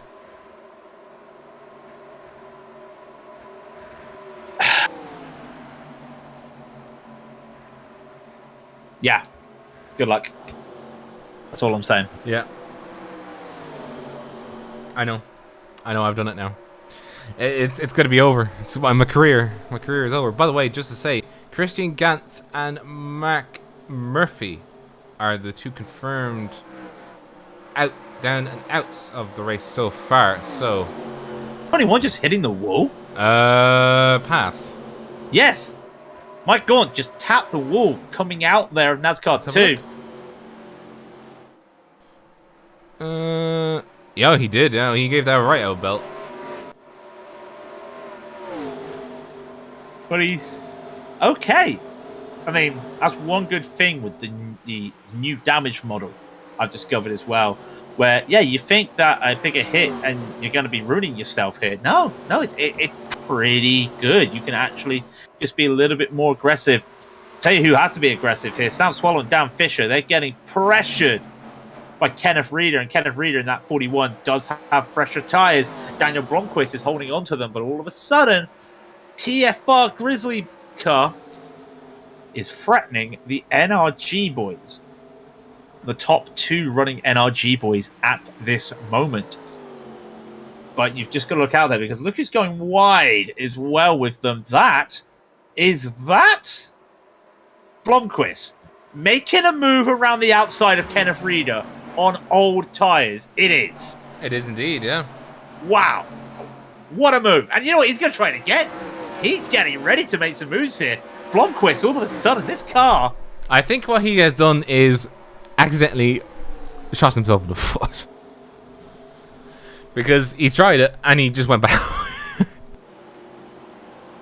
He's tried it. Look at this line he's taking. He's taking such a different line to everybody. Has he found some grip that nobody else has found? Oh, we got a guide. Oh, that's Wolf Dietrich Hoto. He's had a little bit of a spin, but he's kept it on the track. Yep, that's Wolf Dietrich Hoto, and he's rejoined on track with no problems, no caution. And by the way, just to say, we are just past... We're just coming up to the 25% mark. It is going to be quite a race. I think we are looking at a 4-hour race. They are indeed, but If we're at lap 100, that means we're 25% of the way. And if you're a Final Fantasy fan, that means please insert disc 2 to continue your story. Which Final Fantasy? Which one though? Final Fantasy 8 had 4 discs. Yeah, but Final Fantasy 7 is much better. Final Fantasy 7 had 3 discs, and the first disc basically took half the game. Yeah, but it was better. I remember that. Okay. Final Fantasy 7, the first disc took half the game. Okay. Yeah, but you're still not seeing my point. So Final Fantasy 7 was a better game. Okay. I love it when. Okay. But anyways. Yeah, well, that's another talk for another time. It's in the story for another time. What we're going to do is we're actually going to step away, and we are going to take a quick break. Don't go away. Stick around as we continue to try and drive ourselves around in cars. Don't think.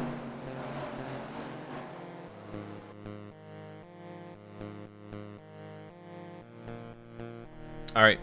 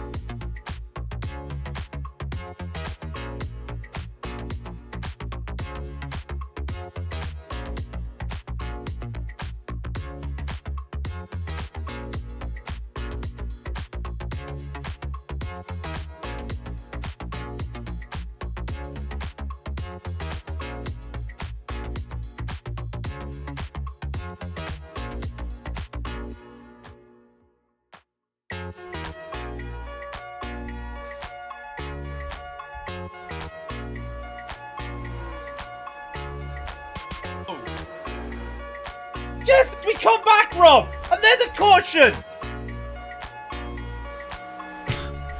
Damn it! But we are at least alive. We're well. I was just saying in the chat, we had green flag pit stop. What caused Sean the caution? Brown came in for a green flag pit stop. Who caused the caution? Colin Mozov. What did he do? What did he do? He just... Oh, he span. Yeah, but why did he spin? His engine blew up. Wow. I mean, he shouldn't have been on the track with a damaged car like that, but there you go.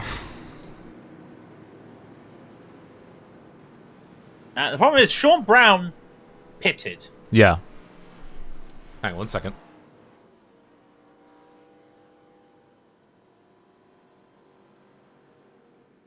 Nobody else pitted.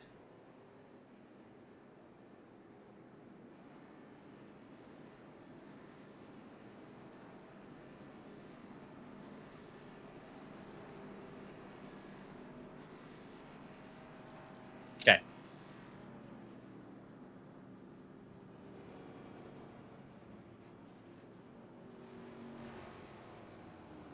So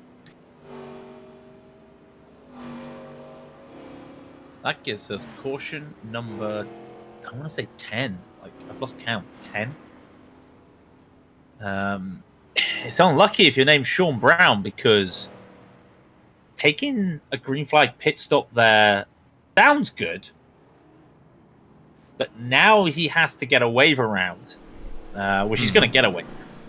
Oh, Patrick Kopp is in the lead, but his name doesn't show. Patrick Kopp is currently in the lead just due to the nature of pit stops. Also, you can say he led the 600. Technically, he led a lap. Probably even 2. But therein lies the problem.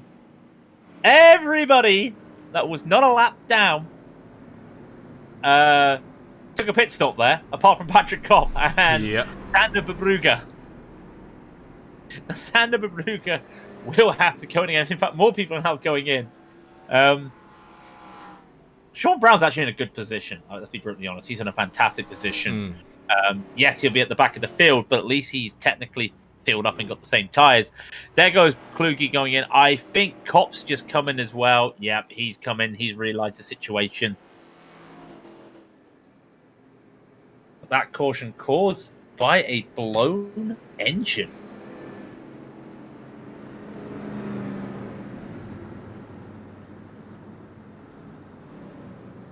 So the question is, what's going to finish first? And I don't mean sportsman or American, to sportsman or pro, as Diogo Teodoro parks the car.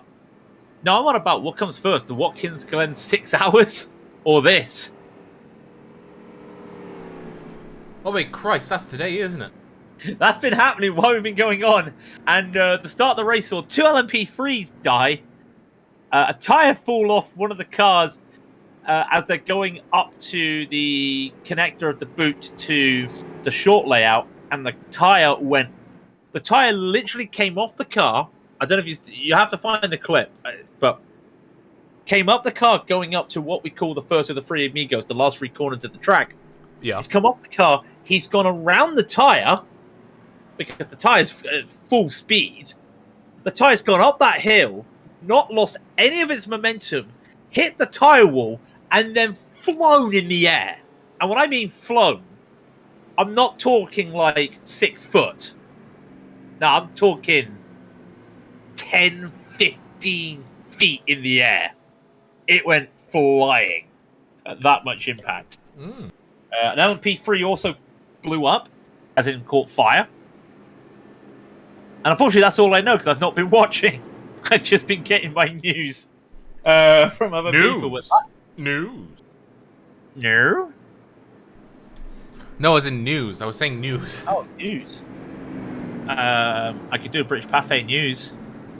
London! And I can't. I can't do the old classic British London accent. I'm sorry. You know, My disappointment is immeasurable, and my day is ruined. London. And the baby boom has started because Brian Boozma is back in the lead and he takes the restart. A little bit of tapping there in the background from the 58, the 058 and the 79 as Tom Guest and Daniel Holmer. But NRG now leads 1, 2, 3. Or trying to be free. There's a Bright Esports getting in the way there. That is Vegut. And oh, he almost gets the back. Almost gets into the back of Sam Swallow. And here comes Fisher. He wants to get this. They've been very racy for this restart. Lads, it's 120, lap 122. We're meant to be doing 400 laps. Let's not get too racy here. Boozma has the lead, though. I'm trying to do the math. 4 hours and 10 minutes at this rate.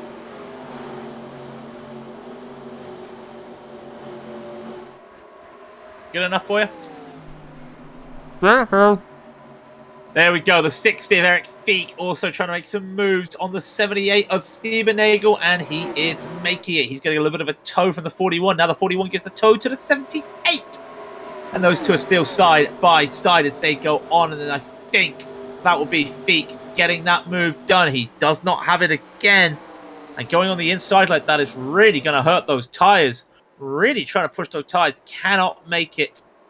Still there. Side by side. Is he going to get this paid off? Into 3 he goes. And I think he finally has it. And Stephen Nagel's gone so high. The 5-6-0 Club Bilbao. Looks like he's going to make a move. Oh, the restarts are horrible if you're on the high side. Vega just is... I thought he just set the fastest lap of the race, but it's taken by somebody else. Not see who that was. Yeah, Sam Swallow. No, correction.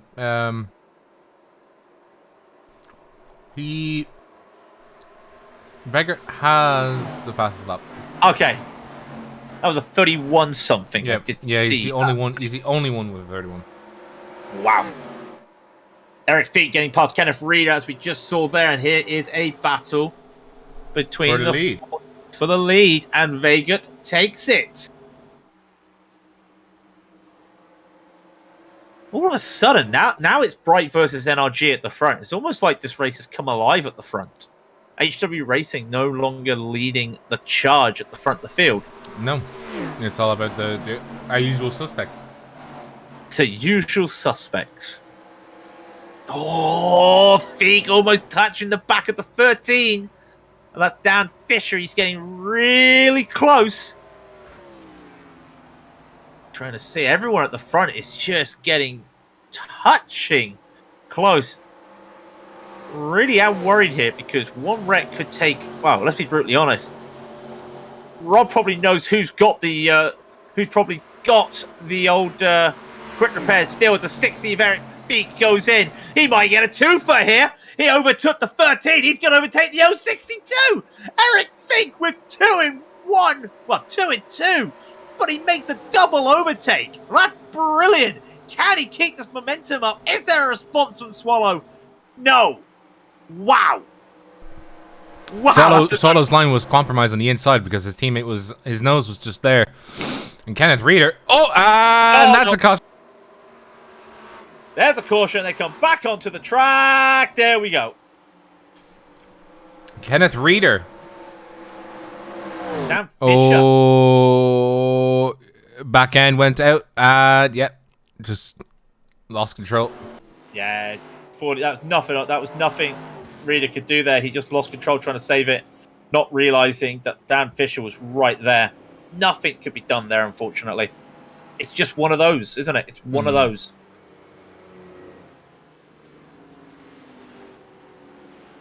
I believe that puts us on caution number 11. We are getting close. We're getting too close to the internationals. 13, wasn't it? 12. 12. Oh dear. Oh dear. I gotta be brutally honest with how hard they were racing there at on that restart. Something was gonna give, and Vega fakes a pit. Yeah, something was gonna give there. Something was gonna give. Hard racing's hard racing. If it was lap 130 of 200, I'd understand it. Lap 130 of 400? Yeah, no. Maybe that's me. I don't know, but that to me just seems a bit too much, personally. We only have 5 retirees, by the way, ladies and gentlemen. Diogo Teodoro, Colin Malzoff, Michael Hagstrom. No, Michael Hagstrom still driving, Christian Gant, and Mark Murray. Yeah. Colin Malzoff's still driving as well. Sorry, 3 retirees. Only 3, yeah.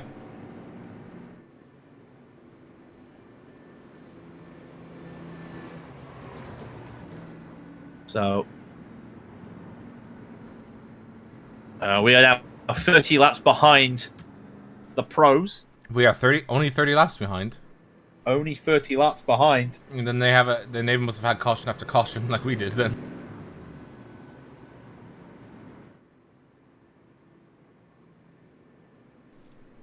Because the gap was at 30 before, so the gap has stayed constant.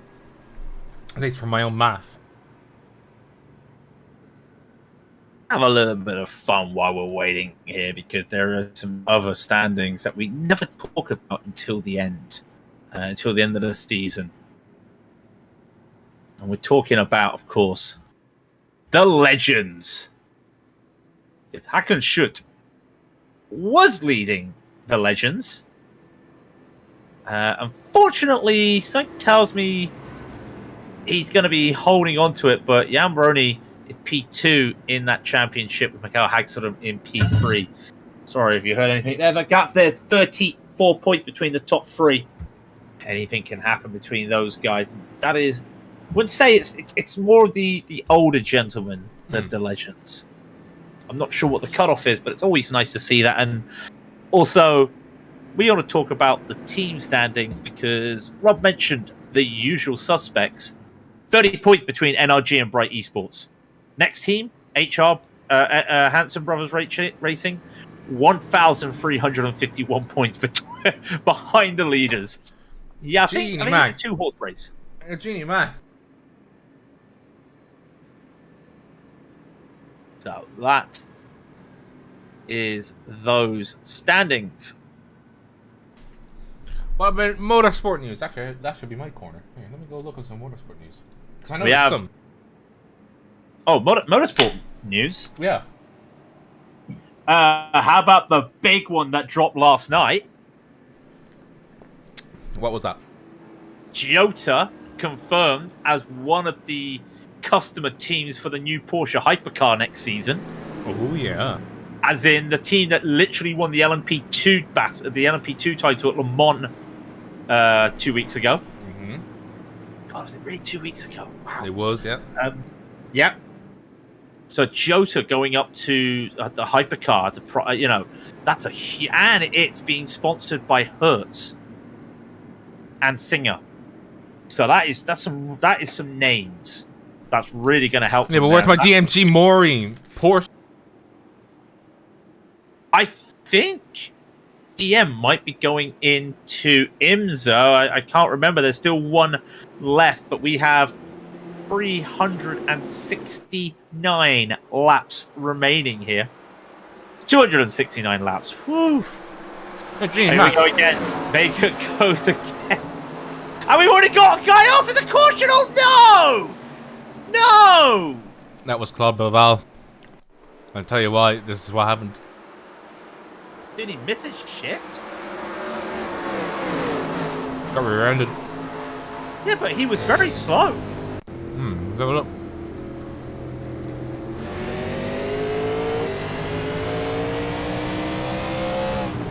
Yeah, he missed the shift. Car just went. No, he Yeah. missed the shift. Yeah. You can hear it. The car just goes.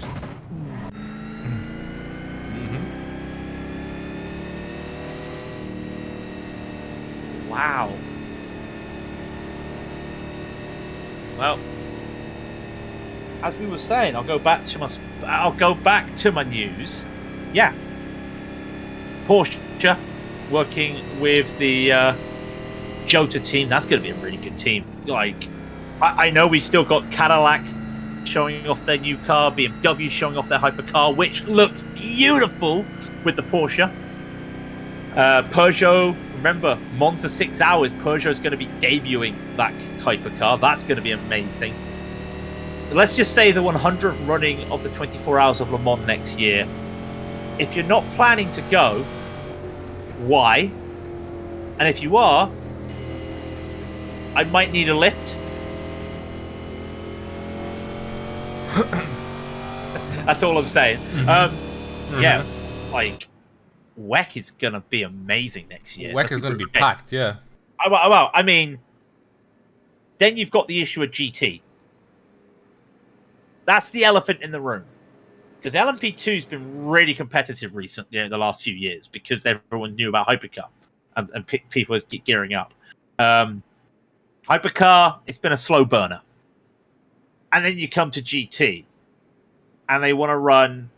GTE Pro is gone a year earlier than planned. Very sage. For this special version of GT3. And I'm not a conspiracist in any way, shape, or form. But I feel like that's been done by Corvette. Because Corvette have gone, hey, we've got this GTE. We've got a package that converts it down to a GTD specifications in IMSA. ACO, how about you just allow us to just tweak it a little bit and have that turn into a GT3? I know the rules are a GT3 kitted out specially, so it's going to be like a GT3 plus. But what I feel like Corvette's had their hand in the pot there. Sam, I'm not paying the petrol and I'm not paying your ticket. Alright? I know how much it's going to cost me on a package deal. I just know that I have to drive down to France. Take the ferry over, that's all I know. But no, why do I feel like it? Yeah, why do I feel like this GT3 Plus Le Mans thingama flip? Why do I feel like one of the teams has had their hand in the pot there? Because you do. Okay. I'm probably so, So that means we get one more year with GTE. But yeah, like, we're going to be able to see next year, we're going to see a Porsche. We're going to see a Peugeot. We're going to see a Toyota. We're going to see a Glickenhaus. We might see a Cadillac. I mean, is anyone going to be driving LMP2 at that rate? That's insane. Well, I mean, okay, yeah. I mean, Juan Pablo Montoya might be driving the LMP2 because that's the only way that he's got a chance of winning the Triple Crown. Juan Pablo. Sorry, it always makes me laugh when you say Juan Pablo Montoya has a legitimate shot at the Triple Crown. Yeah, but you can only do that in an LMP1, can you not? Or not LMP1, sorry. in a prototype, and he's been in an LMP2. And just remember a few years ago when Jackie Chan Racing, an LMP2 car, got on the overall podium. It can happen. Anything can happen, Rob. You know, a GTE could, you know, what was it? It's 8 years since a GTE won the Petit Le Mans. Like, legit, a GT Le Mans car won the Petit Le Mans. And you're going to say I did not know that. Anyway, I'm going to say the pace car comes in. I'm crossing my fingers, literally crossing my fingers. Let's keep this clean, boys and girls. Let's go again. For what? The 15th time? What are we? 13 cautions now? 12 cautions? I think we're beating the internationals with one more caution. And then we run into the territory of we might be running on time. Which I don't think is something that people would want. They want to run the laps, you know? I don't. It would go to the point that there would never. I've never had a race on iRacing that has gone to time, not laps. And I don't think there's ever been a race in the Major Series that has gone to time, not laps. Well, the limit is 5 hours, and we are just coming up to 2 hours in. Yep. And we're on lap 139. You can see where the math does start to take effect. And I'm going to be honest, you've got to think of the mental fatigue that's happening with these guys now. Oh, yeah. I know that they've been doing a lot of start and stop. That's where the fatigue comes in, the start and stop. Trust me, I've done this before. And you really just start to question yourself. I mean, yeah, you'd be going, why have I done this? Others are going, God, can we just keep going? Because it's one thing when you're at the front of the field and you're controlling the field, but it's another thing when you don't know what's happening behind. It's kind of like, it's kind of like you're a train conductor and somebody in the back passage, in the back carriage has gone, I want to detach. You know what I mean? Mm.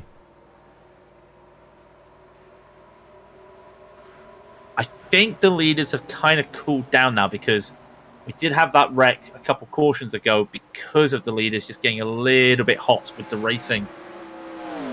Now we see guys all darting around the place on the camera. We don't want to see that. We want to see, I can't believe I'm saying this when it comes to a place like Charlotte, we want to see some single file right now. I've never been somebody, seriously, the demo derby last year was a bit of fun. We got a caution.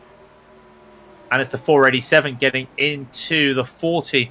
Daniel Blomqvist getting hit by the 40, which I believe is Brandon Kluge. Kluge is... Where is he? Was that Kluge? I think it was. No, Kluge's 40, yeah. Yeah. He... Oh, I see it. It just looks like, yeah. 487 just came up on him. Yeah. Unfortunately, the 487 there kind of self-inflicted by Blomqvist. Yeah.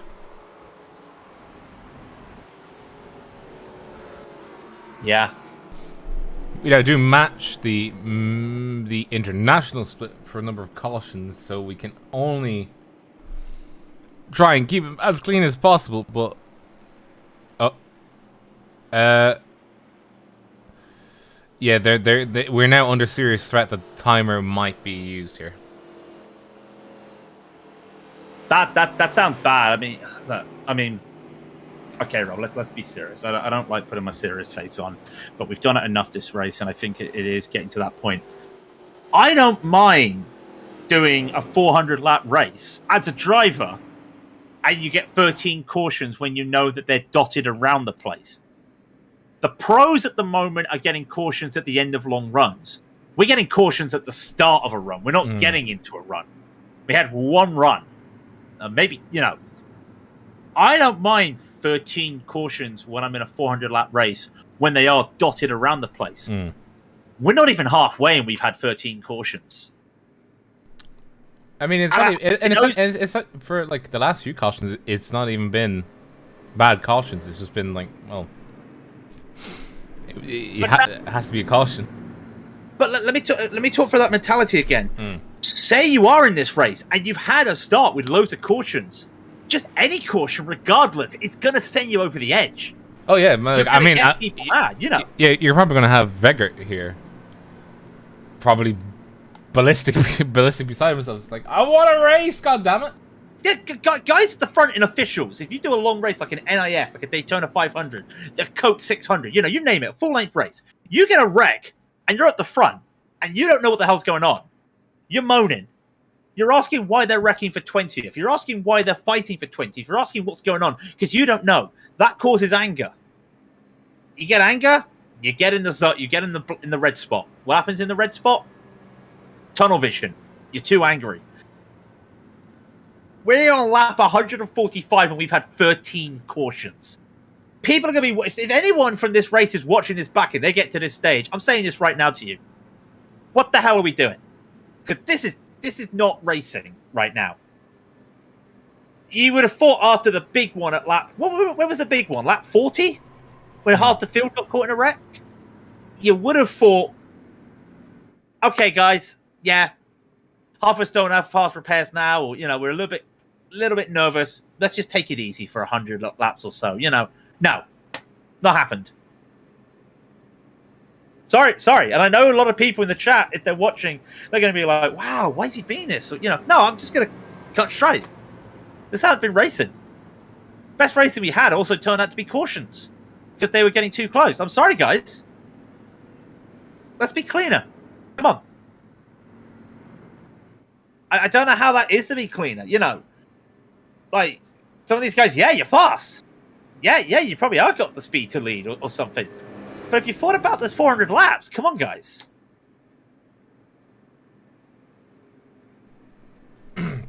Sir Elder says The Rock was the one that... And I think Sim Racer 59's got it there. And I'm guilty of actually saying that before Sim Racer. Indy 500, I've always come to the Indy 500 and gone to myself, well, I know what to expect because there's going to be road racers that don't know how to oval race.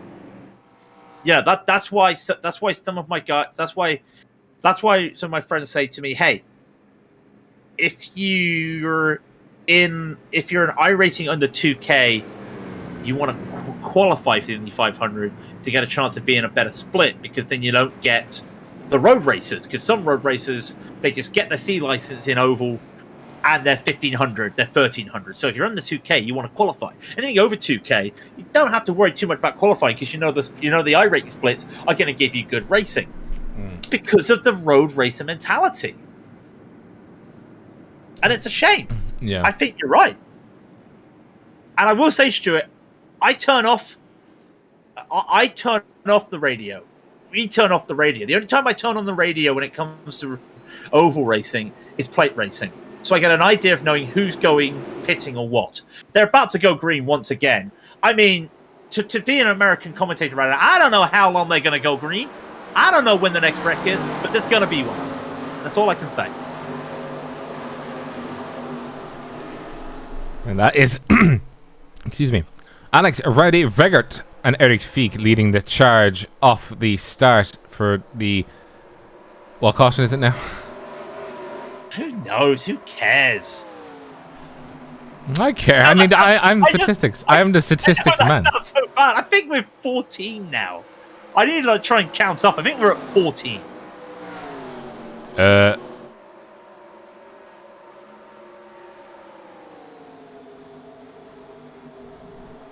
Now, we actually do have a bit of a thing going on. Is where is he?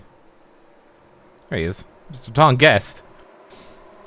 He's managed to wiggle his way up the field, and he's on the same strategy as everybody else, but he's managed to gain 26 places. He started 35th. He's now 9th.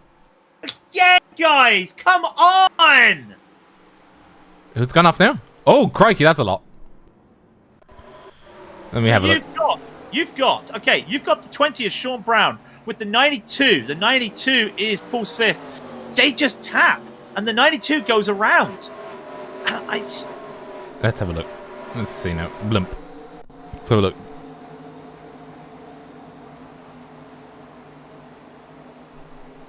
that's a 20 there. I think your replay is a little bit. You're on the back straight. Yeah, there we go. Now wait, a little bit. They're close together. Why is Sean Brown turning him around? Hang on, let me see on the. Not doing it on purpose.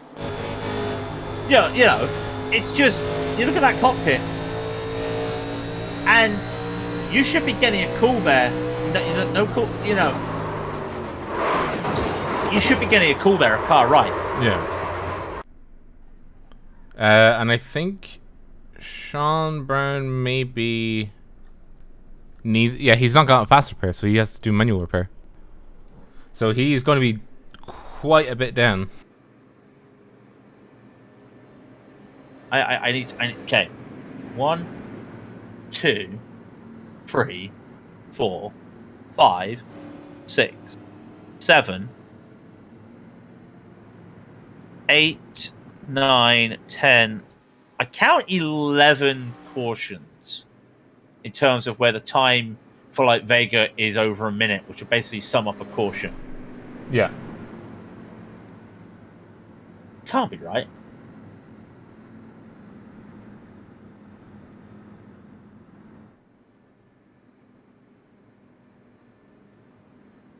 "13 cautions. This is the 14th caution. There. Yeah, that's stress. That's stress.jpg. I mean, it's. I'm not even concerned about like us in the booth anymore. I'm concerned about these two, especially Vegger. Vegger is probably ballistic because he sat at the front. He's not put a foot wrong.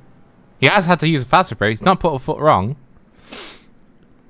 And he's leading this race, and he's doing great restarts. And then every time it happens, it's just like, oh, another caution. Oh, I'm 2 seconds there. Oh, another caution. It'll grate his mind. And I think the likes of where's his face? Where is he? Mr. Guest here. Has not used a fast repair. Just climbed his way through the ranks. I think he'd be bit PO'd as well because he sat there going, I want to race. I'm moving up the field. I can't do anything right now because I'm stuck here in the caution. You can't overtake unless somebody else has gone into pits. And Kluge's on his way back up. He wants to get racing. I'd imagine a lot of people just want to get racing, but less of it. Colin Marzov has retired, unfortunately. That's another one who has retired. Four retirees. I do think as well, I would say Sean Brown's probably not going to pull back the car or he's probably going to pull out the car because it's a lot of damage, I think, to his front right in particular. Andy Morel is also in the pits now with damage as well, so there's a lot of cars there is a huge number of cars out there that are not clean. I mean, remember, they've got to meet minimum speed. That they were told before the race, if you can't do laps under 40 seconds, you've got to get the car fixed. So what happens if you can't do 40-second laps after you've had the car? You mean fix the car? Yeah, like if you've got no repairs left and your car's less than 40, you park it. I mean, I'm gonna have to ask the majors here. Do they park it? I mean, they're meant to park it.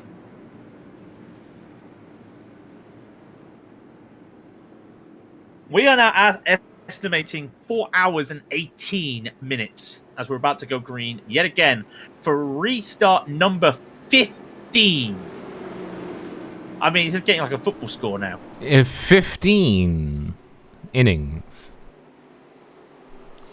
God, we've had 2 7-inning stretches then. Don't even try that. Vega gets the move from Feek and Boomsma side by side. I'm just hoping we can get around. We have 23 cars on the lead lap. We started with 37. We don't have many retirees yet, but with all the cars that have had to have some damage to be fixed, who knows where everybody is at this moment. Only one car trying to make a move early in this, and this is Hakan Schutt is making a move on that. I believe that is Steven Nagel. They almost come together, but I think Hakon realizes it's best to just keep it clean, and he does. And Vega once again, Vega's gone. Yeah, as I said, he gets the great restarts, and then he seems to have a very good knack for the restart. From in his Ford, he's just going. He's zooming. Well, I mean, that's a good thing for him because I mean, especially for when he needs to get up and go. But I'd say he's probably sick of dumping the clutch. Sorry, excuse me. He's sick of dumping the clutch because it's just like, I want to stay ahead. I don't want to do anything. You know, just. You know how the Americans they're trained to basically after a post race a race interview they have to like praise everybody. I can just see him going, and I want to thank K&N for these fantastic clutches. I know K&N doesn't make clutches. That's the first brand that came into my head. You know, he's just going to be like, how did you survive out there? Well, I want to thank my clutch manufacturer for giving me such a nice clutch, and I want to thank the guys back at the garage for making sure that my clutch pedal was nice and soft so I didn't feel like I was using it too much and it felt really cushy. You know, that's the type of thing. I'm just there going, oh, wait, what? Did we? Oh, yeah, Sean Brown has pulled out the car. So he's in the 5th retirement. I was just wondering to myself, I was like, yeah, and then confusion was dealt with. I had confusion, then no longer had confusion. Bro, we have single file racing. We have pod racing. And then there is Tom Guest stuck in the middle with you. Then, you know, down in 11th. He is under some severe threat right about now. I think he doesn't have a fast repair. I mean, who has a fast repair now? That's the question. Okay, so Eric Feek, Boomsma, Schutt, Swallows, Skogund, Kluge, Homer Baval, Guest. Guest, by the way, is making a move right now. And I think he is going to make that move on Reader. Fisher makes the move, on Guest, and he does. And I don't really, that's it. I think we may have gotten the wrong call. I think was it me that blamed Brown? It wasn't even blame. It was more. I think for the tire thief, I think it's misconstruing.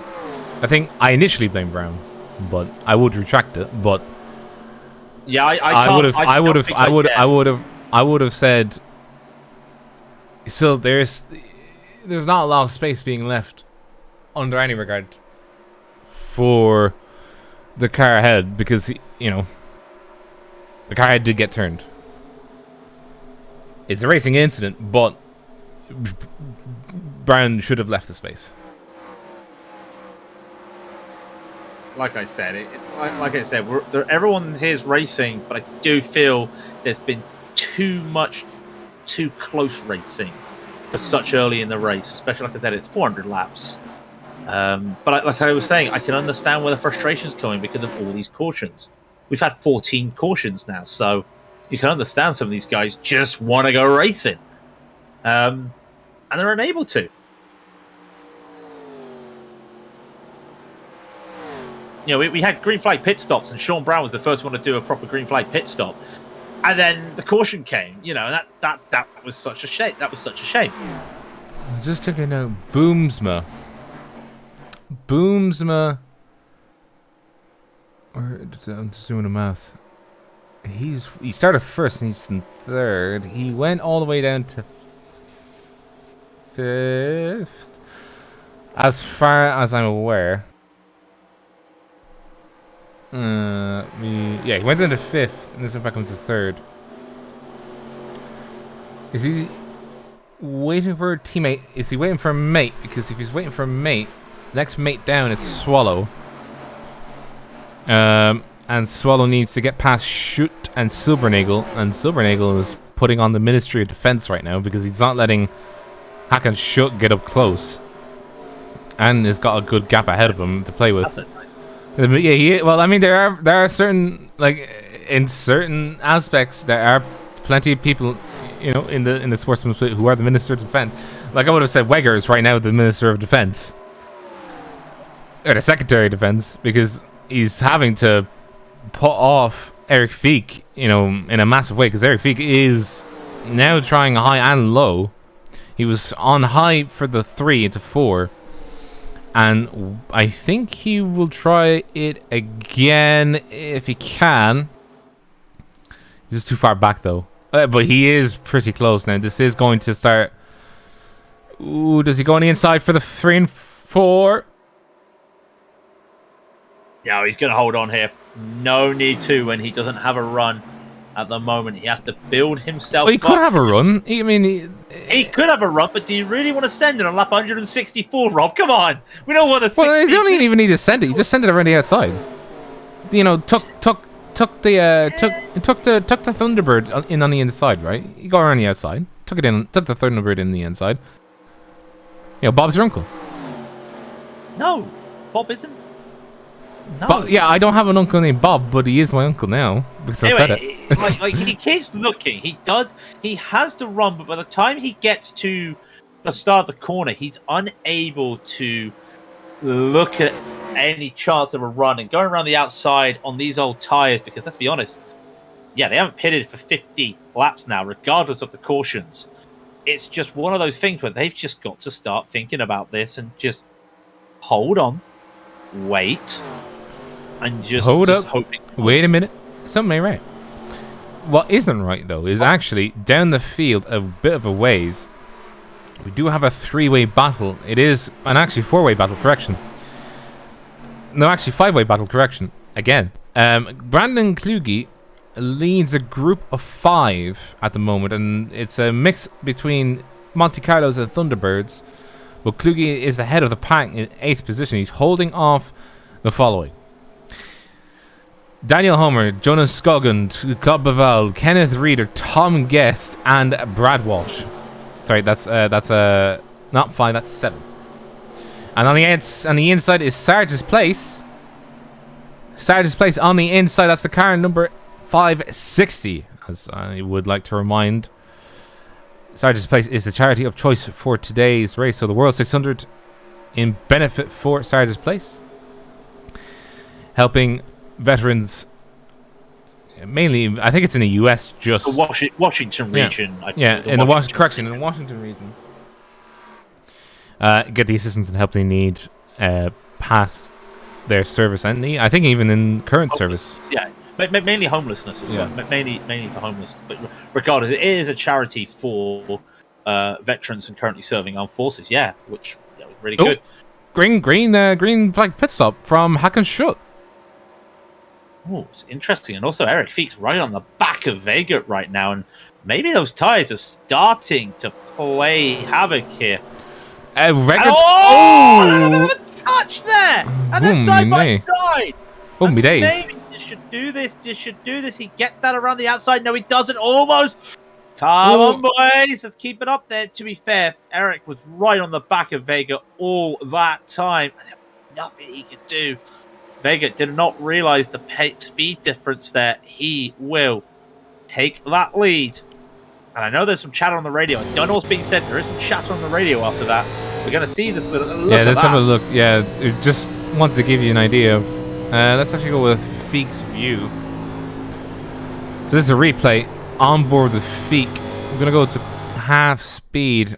There was just a bit of a... he had good speed, but there is the big arse of Vegger, and Vegger is very slow. He's gone into the pits. Yeah, he's coming to the pits, so... That's another green flag pit stop, so I think we are getting into a situation where... I think I just heard Boomsma saying he's pitting this time. Now I'm getting on the radio channel to see what's going on, because we're seeing some of these guys going for pit stops now. And there won't be a lot of group stuff here. Boomsman's not going for the pits unless he's going... Oh. No, you're right. What happened there? No idea. was that for everybody? Because No, it was just you. okay, well then, fair enough. So no, it wasn't Boomsma. I thought I heard someone. I thought it was Boomsma saying this time by. I was wrong. Yeah. Because I was about to say because he's definitely not slowing down, and he's got a car on the inside. Oh, somebody in the background here. I did see somebody just tap the wall. I think it was Brad. Andy No, it's Tom Morales. Guest again. Yeah, Tom Guest again, hitting tapping the wall. There's a few cars out there that it's either me or it's that they're posting slow lap times. What do you call slow? Well, I mean, they're according to the notes, their pace difference is like. It was for me. It was saying they were like plus 15 seconds. Oh, I've not seen that. No, sorry, excuse me. I've not seen that at. Oh, by the way, there's a nice little battle in the midfield, and that looks. There like is, yeah. There's also this battle for. Yeah. Oh, sorry. Eric Feek is in the pits. Leader has done. Oh my God, that is a. There you go. Yeah, that is a lot of squirming under braking from that poor Monte Carlo. He gets it in though. I'm checking the flags. No penalties for that, so he does get it in. As Feek gets it in, the 183, by the way, is Jonas Skoglund. Your reader, by the way, is getting past. That's around the outside, by the way, from Jonas. Just keeping my eyes on that one. I've been keeping that eyes on for a while. And he's been doing that around the outside, or the inside, sorry, as Reed has been defending around the outside. Vega just went purple, by the way, a 31.7. And he just came in for tyres. As the lights are starting to come on here at Charlotte. So that's something to keep an eye out for. Because how long do you want to stay out now when you know that Vega is on a charge? Oh, there's a fair few people that are actually on the chart. So we're just hopping in the background. It's Brad Walsh versus Tom Guest. Tom Guest is on the outside. Yes, he's on the outside. As Brad Walsh is on the inside trying to get past. The 053 on the outside being Tom Guest. And I think Tom Guest wants to make a pass if he can. Hold 10th. And he does. He's just cleared him. Yeah, holding on to that position. Really nice position. He's made 25 positions up this race so far. Really good. I know Boomsma. I see, but Boomsma, he's on the radio again. He's basically just asking for lap traffic. I thought it was a pit stop, but it's lap traffic. So after Vegut and Feek came into the pits, no one else has come into the pits yet. Makes you wonder, like, we know that the tyres go before the fuel goes in these cars. Are some people taking these tyres part to the limit and more? Are we going to have to set up a helpline for the tyres, is what I'm saying, because they're getting abused out there today.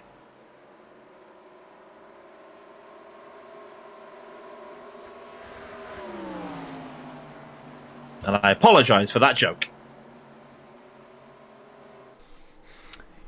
You're excused. Thank you very much. So, yes, I've lost my train of thought there for a moment. Just waiting to see who's going to come into the pit. It's very, like, you see two guys pit, and it's now been, what, 3 laps since the last guy pitted? And a lot of these guys pitted at the same time. So, you know, are people trying to go for that early pit stop, safety tyres? You know, they've got 12 sets of tyres, and I think they've only used about 3 of them. So we'll wait and see. Current time length of the race is going to be 4:20. I know what people are going to be saying about that.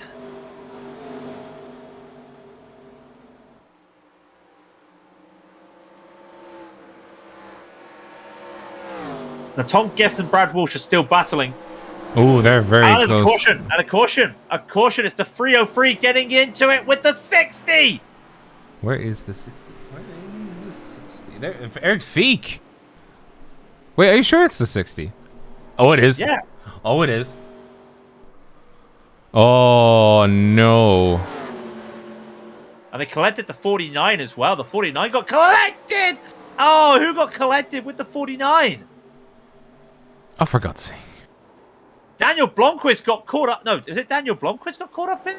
No, it was somebody else. Apologies. It was Patrick Neese got caught up in that. Oh. That's side by side there. Oh, Feek got absolutely blasted into the wall. 15th caution. And this time it's Boomsma who's leading. Where is someone goes in second. And they're coming in for the caution pit stop now. Where is our boy? Who's our boy? Reger. There he is. He's going to be he's going to be absolutely PO'd. Because he had to do a pit stop under green flag racing, and everybody else gets to. Yeah, but he gets the lucky dog, which is actually worse. It's technically you would have if he would have liked the wave around. Because the wave around means at least, with the lucky dog he has to go to the end. He has to go to the back of the longest line, and he's a contending driver in this race. That's not good for him.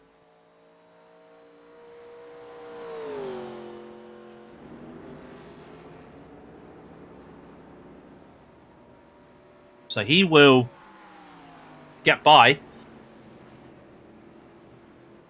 quite a lot of drivers as well. But he will have to give those positions back up. Now, how long was that run? That run was just under 30 laps. Yeah, just under 30 laps, yeah.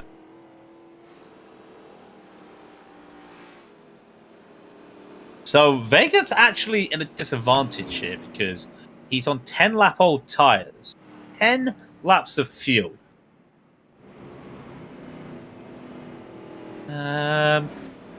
Yeah, he's at a disadvantage here. Like, I can't really spin it any other way.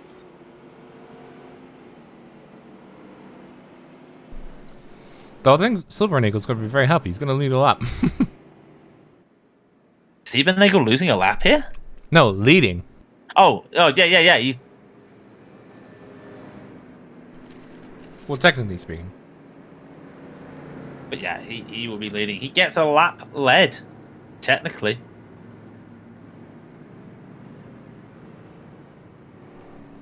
Still good enough for the statistics, I'm just like, look at me, I led a lap. Yeah, but by the way, talking of motorsport news, did you hear about what happened at Goodwood today? The lap record. Sorry, it was broken. The time trial. Yeah, it was broken. And Wow. I love how a fan-powered electric car. And I love that all people can talk about is how the car had Fanatec shifters. Did you see that? Oh, wait, they had Fanatec shifters. Ooh. The Avant pedal, Avant paddle mods on that Fanatec have. Oh yeah, which I have. The wheel had those on. Yeah, but I mean, like, Sorry, I'm laughing at Sam. Looks like Max Chilton has a record. That's a guy that had a chance of winning the Indy 500. Max Chilton, I'll have you know. He had a real good maximum time there. talent. Colin Chilton. Now, I will say that there was some chatter on the radio, and I'm not trying to start something. I'm just trying to do the old NASCAR thing here, because NASCAR's about entertainment. Some guys weren't happy about the hard racing there. Kind of what I was saying. Well, do they want this race to not go 400 laps? That's what I mean. Some guys were not happy at the hard racing because hard racing, close racing, when we're not even halfway. Oh, wow, we're not even halfway. Oh, dear. Wow.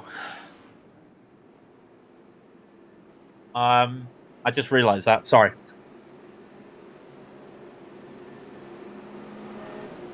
Do you want to order some more food? Because we're going to have to go yet again. Let's see if Finagle takes us away. Yeah, I'm good. I'm full. Remember, I'm on a diet. Well, not a diet, but I eat less. I've lost 2 stone. I'm about to lose another 4. I've taken up cycling again. Oh, nice. Where do you cycle to? The local pond. The local pond. to work. Free wide. Hang on. Stop. That's a free wide going on. In the midfield, yeah. The 560, the 40, the 41. The 41's backed out of it. Kenneth Reed is backed out of it, but the 560 is Bavau. And the 40 of Brandon Kluge still going side by side. That was a little Yeah, bit perilous. Sarge's place on the move. Tried to get on the inside. He does have the line now, and Kluge is... No, Kluge just has the legs. Kluge just somehow has the legs for Sarge's place. Gotta get up there. Come on, Claude.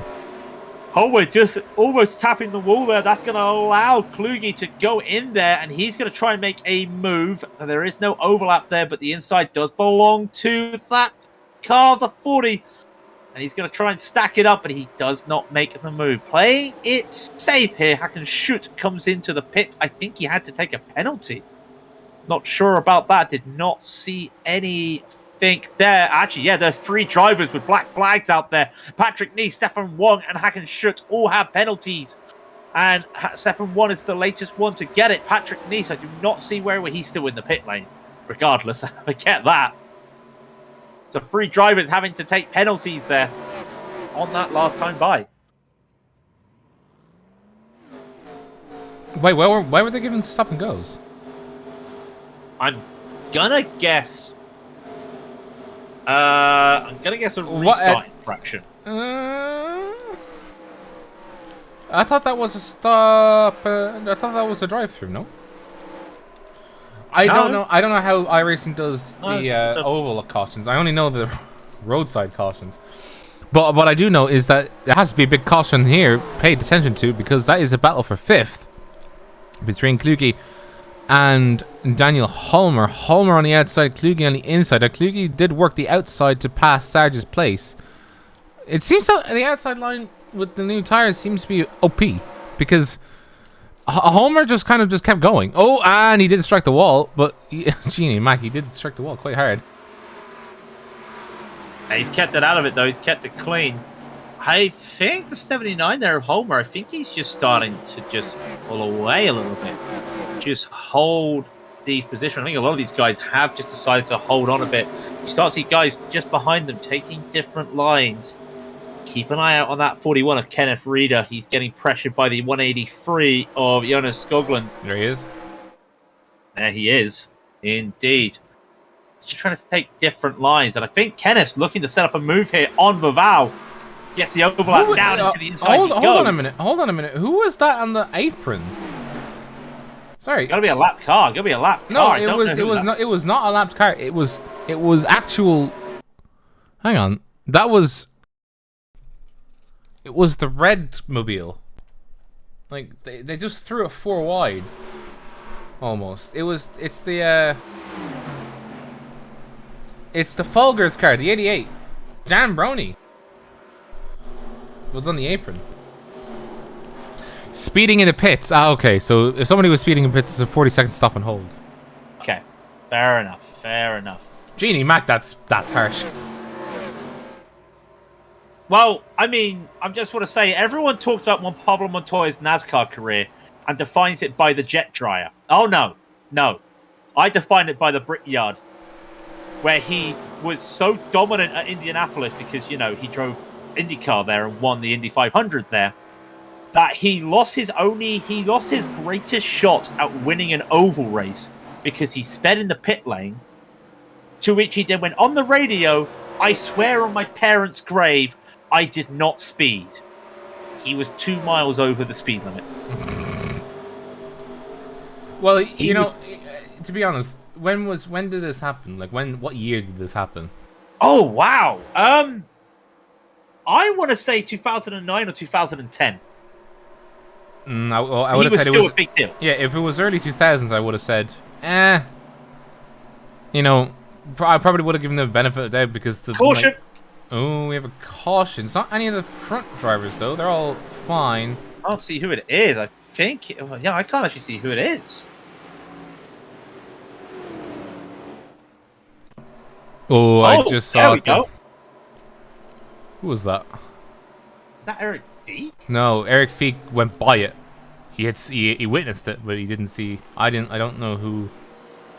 I think it's one of those at the back of the field that we weren't able to catch. It's the 777. It's Andy Morel. Looks like he just. Ooh.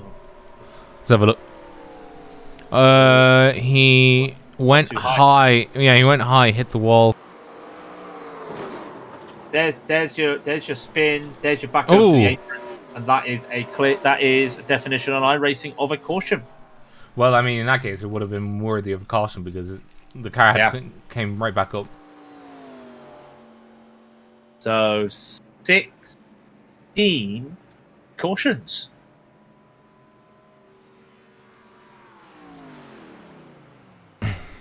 We are getting dangerously close to running 4 hours. 5 hours, I know. We're not even halfway. Yeah. We're at 2 hours and 29 minutes gone.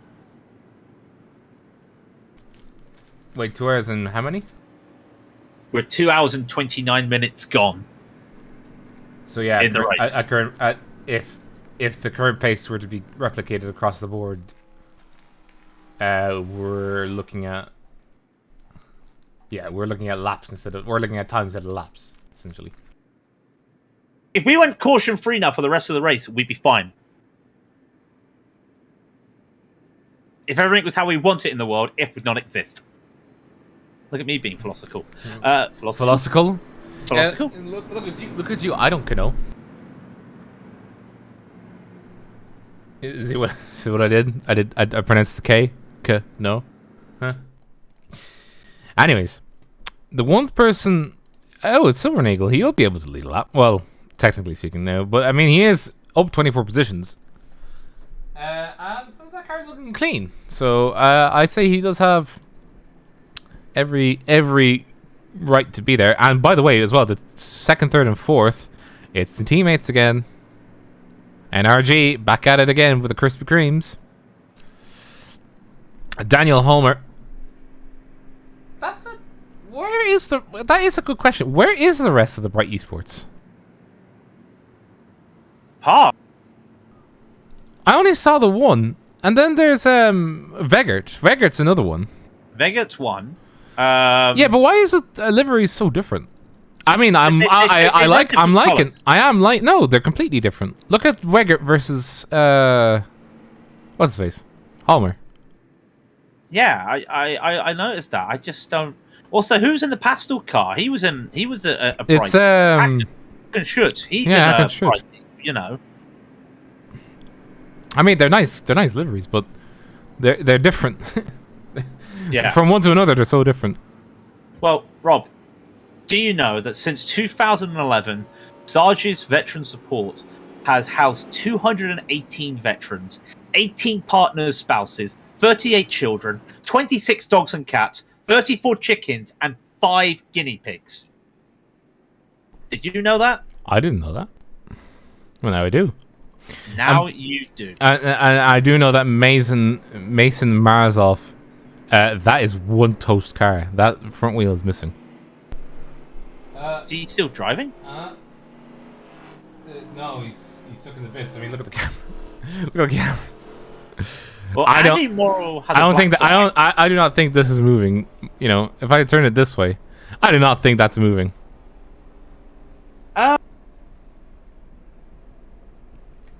I mean, it's a nice livery for the Hanson brothers, but yeah, that car is not going anywhere anytime soon. He does have the fast repair, but he's not using it. Maybe he forgot the ticket. Yeah, but you can unless it, do you have to sit in the pits while yeah, you do actually. If there's some required repairs, then yeah, you're required to sit in the pits for the duration. So I think he is stuck. Yeah. But we are getting back. Yeah, but we are getting back to it. 78 will lead them off. That'll be Thomas Silvernagel on your right hand side of your screens just now in the multicolored car. Brian Boomsma on your left, on his right, will attempt to jump the gun. Well, not jump the gun, but attempt to not get flabbergasted. And he just did. Oh my goodness! Poor Boomsma. Poor Boomsma. Hold on, Rob. This is gonna be nasty. There was almost 3 wide there.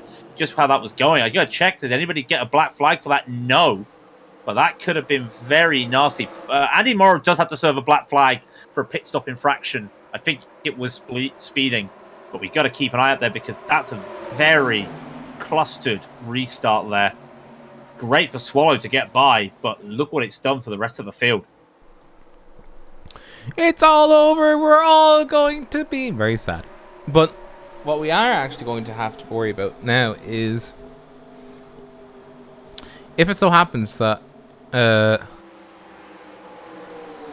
what do you call it? If it so happens that Times is used. no, not I'm not talking about the time now. I'm talking about I can't even remember what my point was even. Like I just drew a blank just right there. Maybe he's on a bathroom. That also could be it. That also could be it. I mean, a great time for a bathroom break because he's missing a wheel. And by the way, Andy Morel has now come down. Why did he get a pit stop infraction? Did he? Oh, did he pit under under? Caution! Caution! The big one! The big one! 5 in the backfield. Not what we wanted to see. And that is, oh my goodness. Was that Blomqvist hitting? Yeah, that's Strömberg. Blomqvist, sorry, hitting the 64. Yeah, Strömberg. Oh, sorry, there was sidebar in front of them. Had happened. Yeah, there was something in front he did not see, and he had to check up because there was a car that was just losing it. And look at this. Yeah, Genie Mac. Yeah, look what that caused. 1, 2, 3, 4. Oh man. 1, 2, 3, 4. I declare a thumb war. I mean, like with the slow mo there, I just feel that's Enya music. Yeah, let me have a look at the blimp. Let's see. You'll be able to see at the bottom of the screen, or the left actually. That's 1. Where are the others? There's 2. There's 3. There's 4. There is a wheel gone off.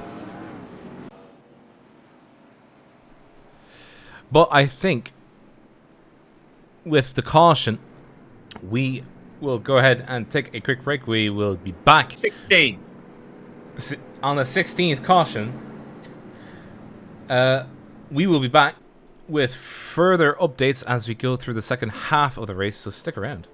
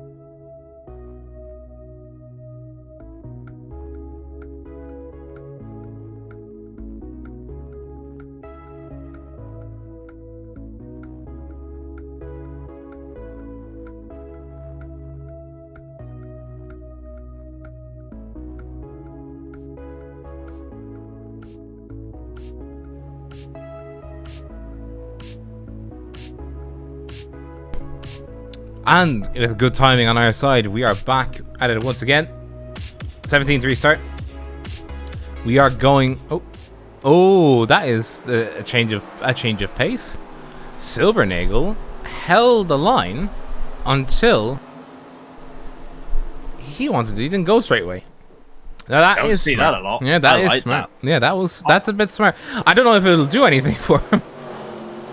All I was gonna do was D49 in the Big Brother house, and Thomas decides to change things up.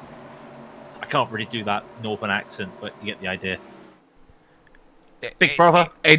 What part of that? It sounded like it was Brommy or something. I don't know, like a Brommy accent. Birmingham. We're going to the diners. What does it say on time, actually? Hang on. Oh, my timer still doesn't work properly. Oh, we have officially on the timer left 2 hours and 19 minutes left in the race. But we're on lap 205 of 400 and almost coming together. Oh, wow, we almost had another one. As the 79 of Homer and the 13 of Daniel Fisher almost came together. That's going to just bunch up people just a little bit. Let's keep it clean, boys and girls. Kenneth Reed is looking to make some moves. The 79's a little bit dicey and almost taps the back of Boomsma.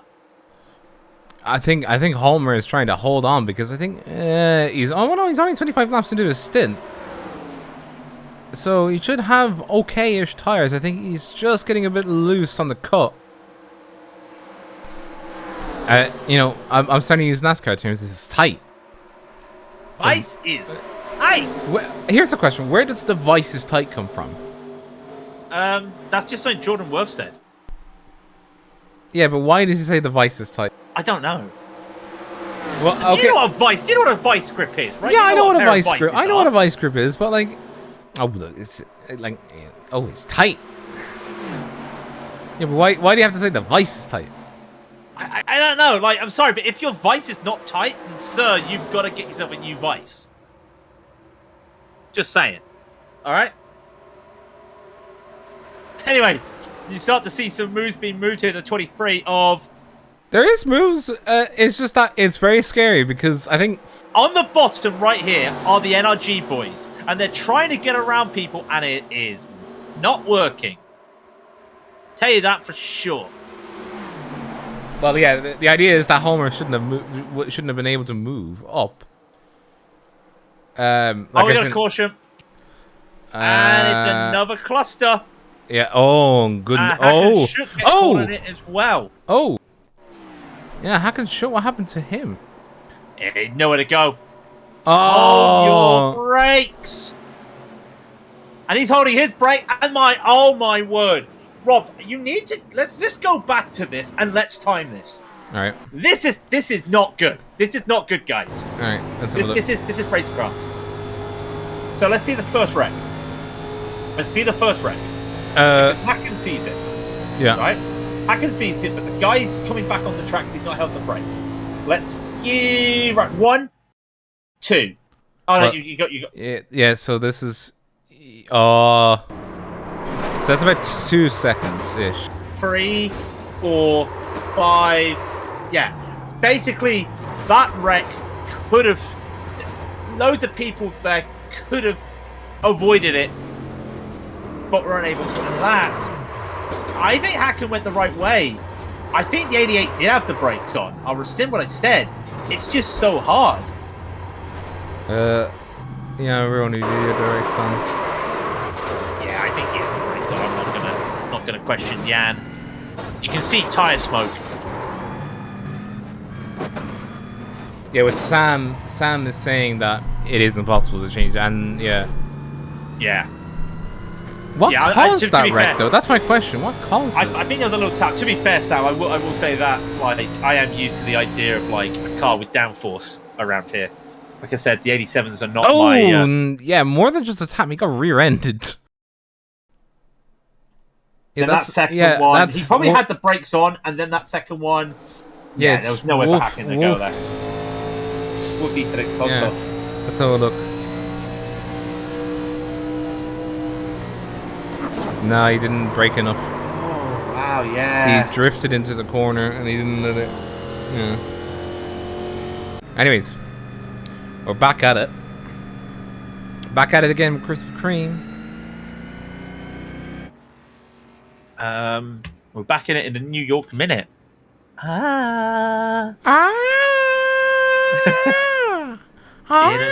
No, you've heard New York Minute. Surely you've heard it. What's that? New York Minute. No, you've never heard the song New York Minute? No.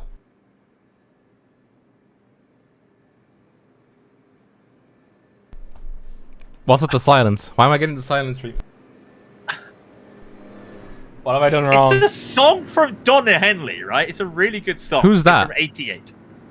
I don't actually know who Donna Henley is. Yeah, so why are you complaining about me, huh?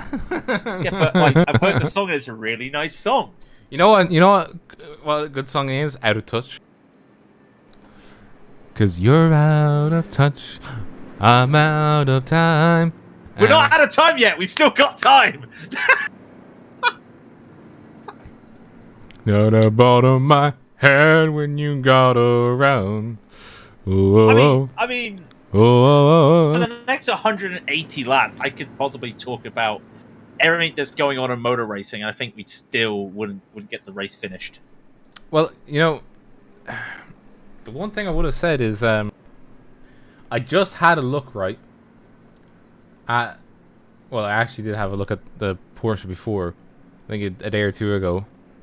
Yeah, that one is it's a very nice Porsche. But I don't want to. The livery had to grow on me. This new livery they got for Penske had to grow on me a little bit.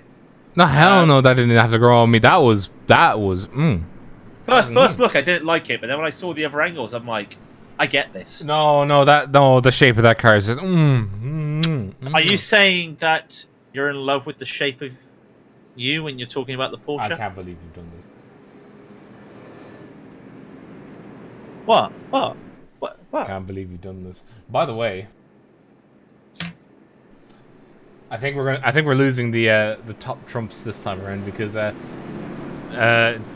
pros are 131 to go. We're 189 to go.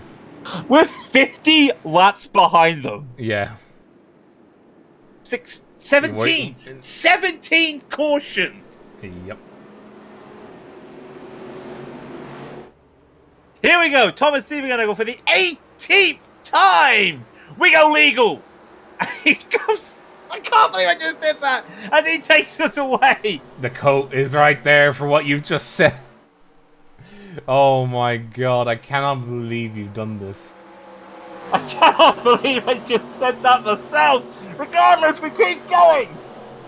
Now that is a 2x2 for second through to fourth. Now Daniel Homer has just broken out and gotten into nice clear reins.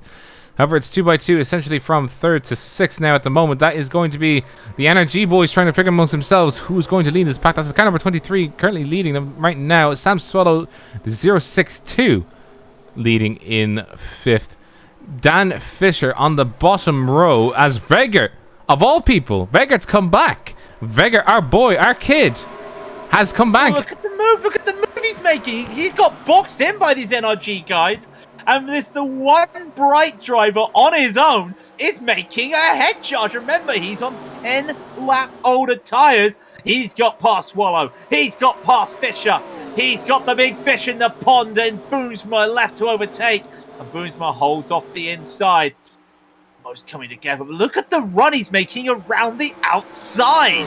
Beautiful driving by him. Ooh. Do you know what? There's no way he's going to do this around the outside. But he's not got the space. He's not got the space though. He's got. I think that's Homer. He's doing it. He's doing it. He's doing it, Rob. He's done it. Oh, that is. Oh, it was Kluge that was ahead of him. Sorry, Brandon Kluge. And now Kluge's the next target. This is the man, and those two are probably the most experienced drivers, oval drivers, in this race. On the inside he goes. Right now. No, there's no way. Remember, he's on 10-lap older tyres than all these guys. He's on the inside. He's got the inside line. There he goes. He's literally cleared him. And from green flag pit stop to the lucky dog because of it, he is now back in P3. Wow. Well, I mean, I'm speculate. Within the next 3 laps, he will be in the lead. Really? Wow. What a surprise. I mean, he's charging so hard. he's absolutely really like, guarantee you right now, he'll either do the outside in this next lap on. The NRG boys are having a little bit of a fight here. They both have to go on defense. They got the 41 of Reader and the 560 of Claude Baval behind them, and they've had to do a little bit of defense here. It looks like Fisher's had to play the wingman role as he's allowed Swallow to just go on. But Reader and Baval are just in a little bit of a headstrong battle themselves now. Eric Feek behind them, just trying to pick up the pieces. We look at this. Vega's also catching Daniel Holmer. Where do we look now? Vegas just passed him. Yeah, Vegas just passed him. Like, we got to look at the leaders. Sorry. Yeah, sorry. Homer just had a second breath, right there, because Vega checked up on the 4. Like, he kind of just went took the high line, kind of slid out. He is now sliding out a lot. We got a 5th retiree. Andy Morrow has decided enough damage, too much for him. He has decided to pull the car in. That was the 777. We did see in a couple incidents earlier on. But Vega is... Wow. Vega's a man on fire. But not literally, but look at this. In the last 3 laps, he's made up 4 positions. Yeah, this is the 3rd lap. Of my prediction. He literally is about to try and charge for the lead.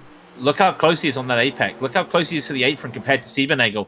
He's just keeping that so clean. He's but Silvernagel's trying to not allow him. Silvernagel has worth it. Yeah, well, for Silvernagel it seems worth it because he can back. If he backs up Vegert to Homer annoys Vegert, and then Silvernagel can push a gap, and then he can just do it all over again. As long as Silvernagel is not also backed up, does not also back himself up into Homer, he should be fine. And look at the inside line. He's having to dive right. He's having to dive right down to the bottom line. And he can't necessarily come up either because sorry, that is a car on the wall. That is Kenneth Reader. No caution though. We did hear it. Don't park it, Kenneth. Oh, he's gone past the pit lane. He can't get down to the pit lane. If he can stop that car, keep my eyes on this now. We'll look elsewhere. Here we go. Can he keep that going? If he can do a whole lap, he won't bring out a caution. He's just waiting. Now, no one's there. Can he get under the apron? That's what he's looking for. If he gets under the apron and toes, won't be a caution. That's heads up there by Kenneth. That's some good respect by Kenneth there. He's just going to hold on to the apron. He's got a broken suspension? Or he's missing a wheel. Yeah, he's missing a whole wheel. Why are the wheels so easy to pop off on these cars? Well, they're old cars, Rob. We didn't have the safety back in the 80s, did we? Oh yeah, well that's fair enough. By the way, Vega has the lead while we were watching that, and Homer's now threatening Siebernagel. Yeah, Homer probably is looking at it and then thinking to himself, I'm not gonna end up too badly out of this myself either, because I mean, the top 5 really have crunched up. Oh yeah, the top 5 been really come together here. And Larry, what are you hearing from the Ford garages? I'll tell you right now, those Ford Thunderbirds, they're working really well. And Harold Ford Jr., he does not want them racing each other. He's quite happy with them taking the lead, first and second. Now, can they hold on to this? Maybe not. But there's no other Ford that can help them at the moment. With the rest of them down to the rest in the top, under the top 10. There's a Ford Junior.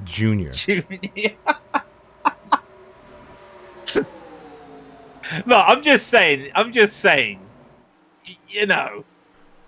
You say what? At that point, just say Harold Ford III. You know what I mean? Why not just say? Get a new name. All right, remember Final Fantasy VII? There were some creatures, and then they spawned like a smaller version of them. They called it Junior. Then that one spawned another smaller version. It was Junior Junior, and then another one Junior Junior Junior. Remember that? That's what I'm thinking of right now.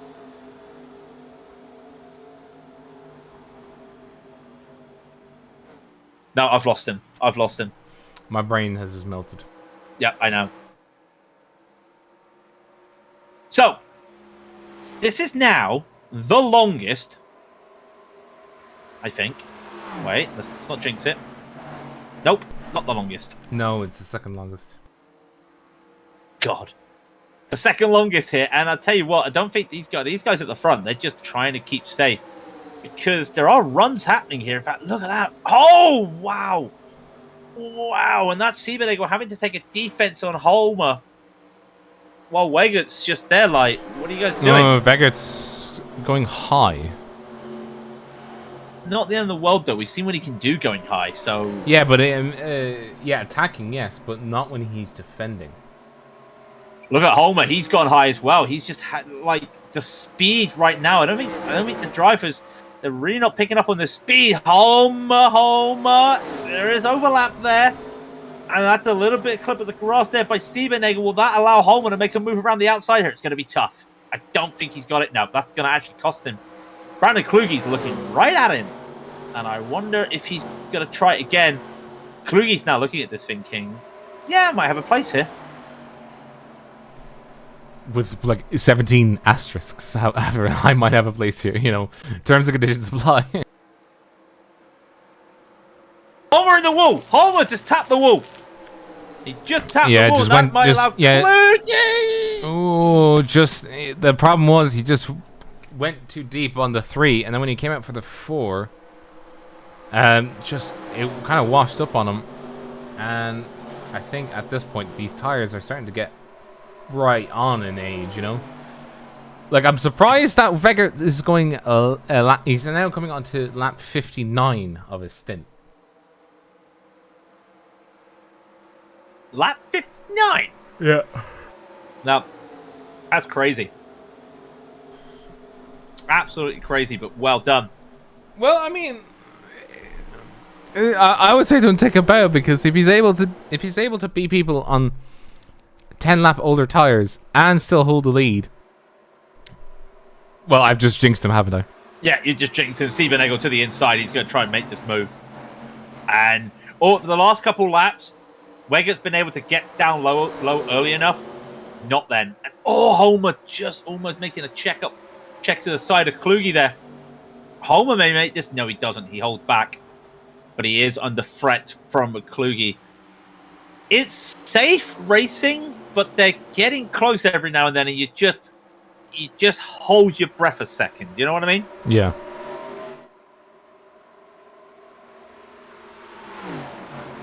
I wonder if Kluge, Kluge's made this. He's made 2 positions up. He's just gone around the outside of Vegert. I think you just said about the tires of Vegert, and I think that's just happened. Vegert's going down. Yeah. Yeah, Vegert's lost out here.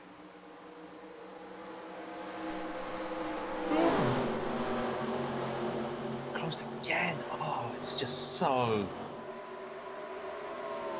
In fact, this is Boomsma now looking at Vegert, and it would not surprise me. Yeah, look at that. Just easy. Easy. Yeah, those tires are gone. Vegert, the thing is as well, Vegert needs to find a way to pit. But if he keeps getting put high, he can't go and find a way to pit. But what's even worse is if he has to pit on the green flag, it'll be the second time he'll have to pit on the green flag. And if the caution happens directly afterwards, he's going to be ballistic. He is, but at the same time, like, what do you do? Are you hoping for a caution? Yes. What if there's no caution? I think he just said he's pitting. No, he's pitting. Yeah, he's pitting. He's pitting. He did call the pit. He finally had the move to make, and he comes into the pit again.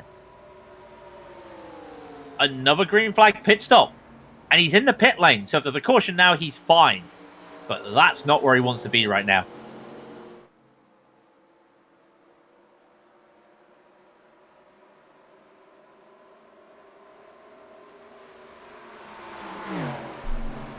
Yeah. If I'm being honest, if I were him and a caution was brought out right about now, I would be just beside myself with it. All right. Here's the good thing for him. There's not many people a lap down. That's the good thing for him. There's only one person officially one lap down. Which basically means if Vega gets out, he'll be able to get out and still hold on to the lucky dog position. Yeah. As I say that, Zimmerman just gets he just gets past Siebernagel because Zimmerman's just pitted recently as well. So yeah. Eric Feek now in the pits as well as we're talking. I won't be surprised if Stefan Wong may be coming into the pits sometime. No, where is Stefan Wong in comparison to Vegat? Different place of the field. Wow, okay, so Vegat's got some time to make up. Stefan Wong hasn't pitted. He pitted 209 at the last caution. So... one of them just struck the wall. Yeah. Those tires, unfortunately, were killed by Vega as well, and that's not going to help him. But there is still battles everywhere. Where do you look at the moment? There's just people. I'm just looking at where Vega's got to go through right now. Vega on fresh tires had to go around a lot of drivers, and in fact, Vega's now unlapping himself on some of the backfield here. So, just went past Dakota. He just went past Patrick Kopp. Sorry, Sander Babaruga, Bonds. Now he's going towards Dakota, so he is making the gains. And he's a second faster than the rest of the field.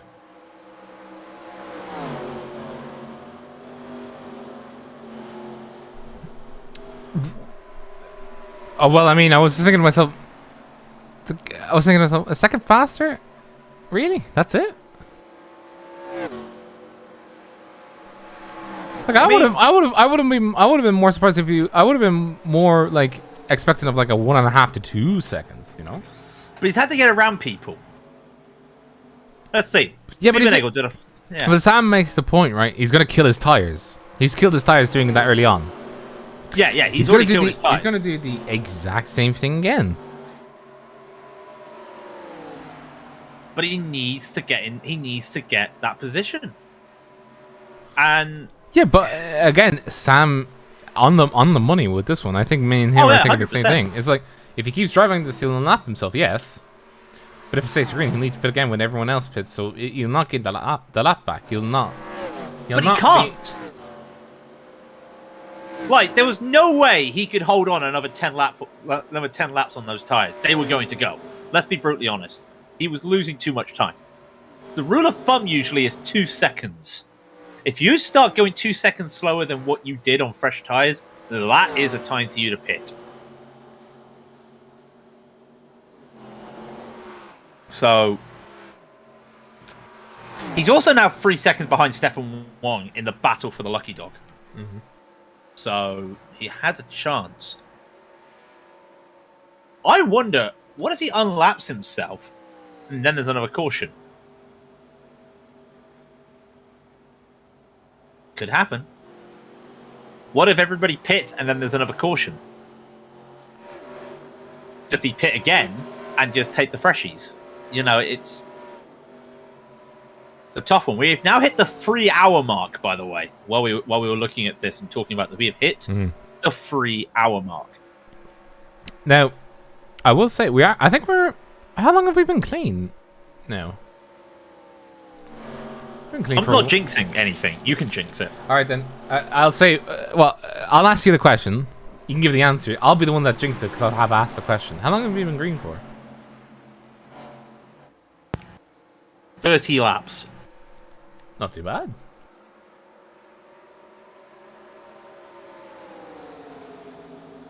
It is officially, when the leaders cross the line next time by, will be the longest run we've had all race. Oh, crikey. Skoglund just had to do, like, the biggest, oh my goodness gracious moment ever. He literally dropped the stomach on him. Just watch this. Oh, the 58 just having a bit of a slip, a bit of a Freudian slip.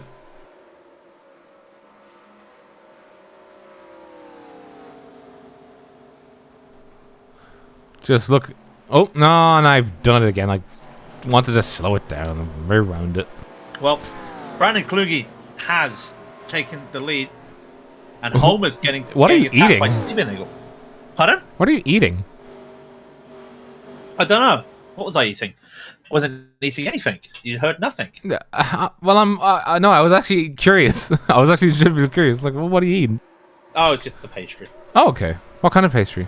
I want It's a some. sausage roll. Oh, I want some. I want some. Yeah, I know you do. I love sausage I'll throw it over the ocean. For Yeah, you. just if it's soggy, I won't ask for a refund, but I'll be understanding, you know, because there is an ocean in the way. I'd love to go. I'd love to go to Paddington Station again just to see how much their giant sausage rolls are. Because last time, caution, we just had the longest run, and it's Paul Sis who's down. Why? What happened?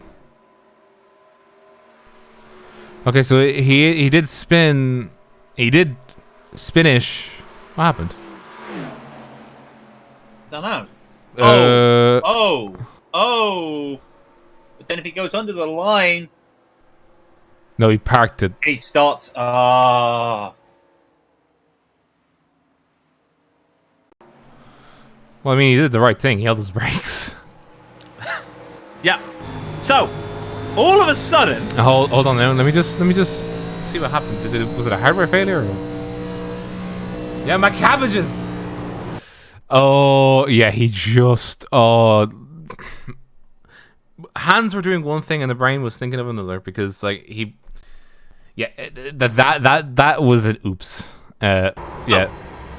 you want the good news or you want the bad news? I want the bad news first. Alex Vega did not get the lucky dog. Yeah, because You he want was, the good... Yeah. Yeah. You want the good news? What? Everybody is pitting. So, he'll be able to get the wave around. Where is... Oh, but Kliss is actually staying out. He's actually the first car from... Yeah, he is the first car, I think. Let me see. Yeah, he is. Yeah, he's the first car behind the pace car. You can just... And you just saw there, isn't, mustn't. So we're at... Where's 18 Patrick now. Kopp? Patrick Kopp apparently is... No, apparently he's first.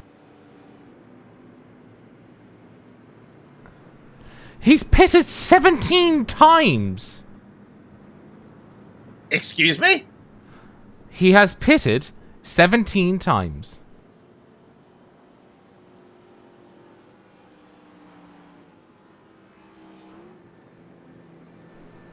Oh no, no, no, no, no. Oh no. He Weggert's pitting. I know he's not. But wait, there's a clone of him. I think. There's another clone. Who's pit? No, Patrick Kopp's into the bits. Okay, never mind. Andy Morrow, Christian Gantz, Diogo Todoro, Colin Marsdorf, and Mark Murphy are our only official retirees. But I'm pretty sure Sean Brown said Sean Brown is still, yeah. Sean Brown just got out of the car again. I'm going to count Edward Shelley and Kenneth Reader as part of that list because they've both been in there for 10 plus minutes. Only Mikael Hagström is the... Yeah, he's the last one in line that's still running. Lap 248 currently, so we've done 247 laps. And now we are looking at a very real chance that we are going to, because the estimated time left is 1.5 hours. If I cross over to the, if I can, one, there we go. That's how long is left in the session. Is 1 hour and 50 minutes. The estimated time to complete the race is now 1 hour 24 minutes. That's at a race pace. We are getting very dangerously close to running over. I will say, if we run over, I don't think we'll be taking any interviews. No, I think the both of us will be dead at that point. I think no one wants to do an interview. No, yeah. I don't think the winner will want to do an interview. Put it like that. Yeah, because they'll just be like, "Oh my god, I've been here for 5 hours. I've been driving for 5 hours." Hey, Garen, if you're here, mate, if you're here, once again, g'day. And also, are you glad you didn't wake up early for this? Remember, Garen, our Aussie driver here, he basically wakes up at like what? 3 o'clock in the morning to do these races, something like that. And I'm just thinking, hang on, do you have any Aussies out there today? No. Why am I not surprised? This is like me when I do the Coke 600, or like when you do a full length race in the NIS series, because you look at the time and go, yeah, I could do the 8 o'clock in the evening one. How long is it going to be? 4 hours? No, I'll pass. Here comes Daniel Holmer, restart number 19. Oh, he's Green on a flag, plane green to the US flag. right now. Okay, here comes your first time lap. Wait, this isn't qualifying. I'm just going to say right now, I'm just going to finish off what I was about to say, Stuart. He's on a plane at the moment. I bet you that plane is going to take off before the race starts, and he's going to land and the race is still going on. It's not, but you get the idea. Imagine. All the people? Where did that song come from? Who's saying? John Lennon! Imagine! Am I going to hell for not knowing that? No, you're not. Anyway, lads, cold tyres. Let's give it a few laps, because there's a couple of groups here just being a little bit dicey. That looks like it's the 560 of Claude Val and the 78 of Steven Nagel. They've been side by side for quite a while. And finally, Val gets by in Sarge's place, which, if you don't know, is the charity for this race. Gets that position and goes up to P6, and the 183 of Skoglund looks like he's going to take that position away from Siebenegel. Faster by George Harrison. No, you know what I what I want?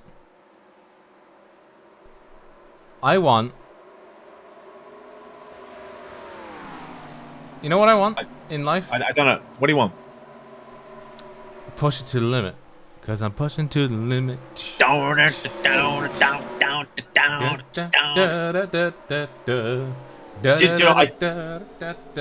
So gonna push it. Oh yeah. I just realised you were doing push it to the limit, and I was doing the riff to Danger Zone. I feel so bad. I can't believe it almost both worked. I mean, it does have the same kind of tune. It does, doesn't it? It's got that same vibe to it. I mean, oh no! The 183 in the wall. Kane again with the 78. We're still green. Yeah, still green though. Still green. Somebody's engine just... That engine's gone. That engine's gone. Oh. Guys, that engine's gone. Keep away from him. And that's a caution. Yeah, that's a caution. Oh, that is... Poor man. Oh, God, he can't move. The front wheels were going, but the back wheels... What happened? Oh. He got a blown engine from that. Excuse me? I need to... Oh, no, I know why he did. Did he shift it? No, look at his rev count. Look at his rev. Oh. Yeah. Yeah, he suicided the engine. That he did. I didn't actually see what happened there. Was it just... he just got hit from the side. I think they... it almost looks like he comes... It almost looks like they both come into each other. Steven Nagel... No, it's a tough one. I think he might have done that himself. I think they just came to. I think they just came together, to be honest. Yeah, it's a tough one to see. Yeah. It's one of those things. Yeah, but that's a one dead engine. So that's caution 20. 19. Oh, was it 2019? I'm not even keeping track at this point. I don't want to. But what I do want to keep track of is... Where is it?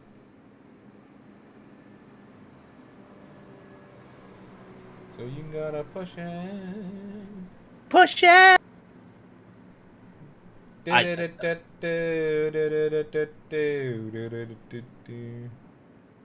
every time you start, I just want to go into danger zone. Down, down, Cause down, I'm down, down, down, down, damn it. Yeah. Danger zone.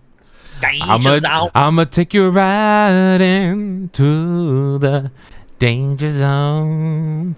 I'ma take you right into the danger zone. I'ma take you right into the repeat zone.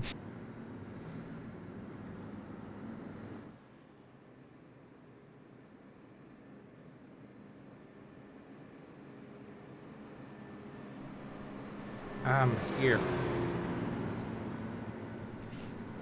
Why did I even say that? But I can guarantee you, ladies and gents, that if you think we're a bit loopy, these drivers in the cockpits are beside themselves at this point because they have. Oh, they've got cautions on cautions. Cautions of cautions, and I think they want to race and they want to get to the end.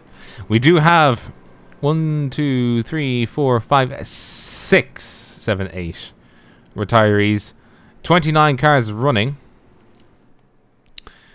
and we do expect now at this point there is a distinct possibility that we will run out of time first if the current pace continues, because if we pull back up the laps, there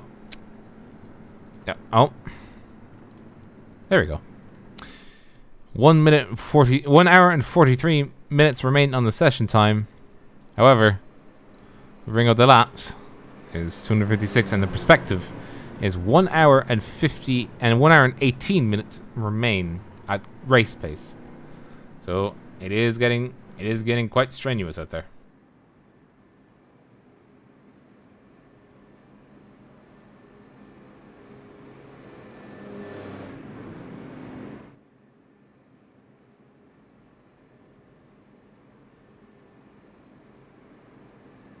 Let's do this. Oh, welcome back. Welcome back. We are 20 restart. Will be the 20th restart.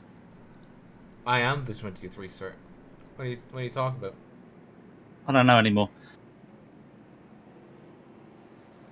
At this rate, we are due to finish the race in 1 hour and 20 minutes.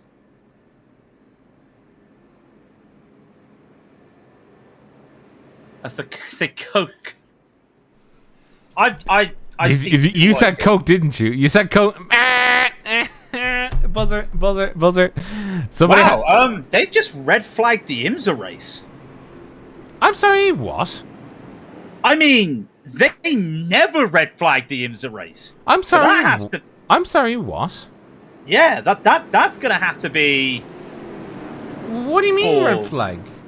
The only reason there'll be a red flag is for lightning. I cannot see IMSA pulling a red flag for a big accident. I'm gonna have to check this.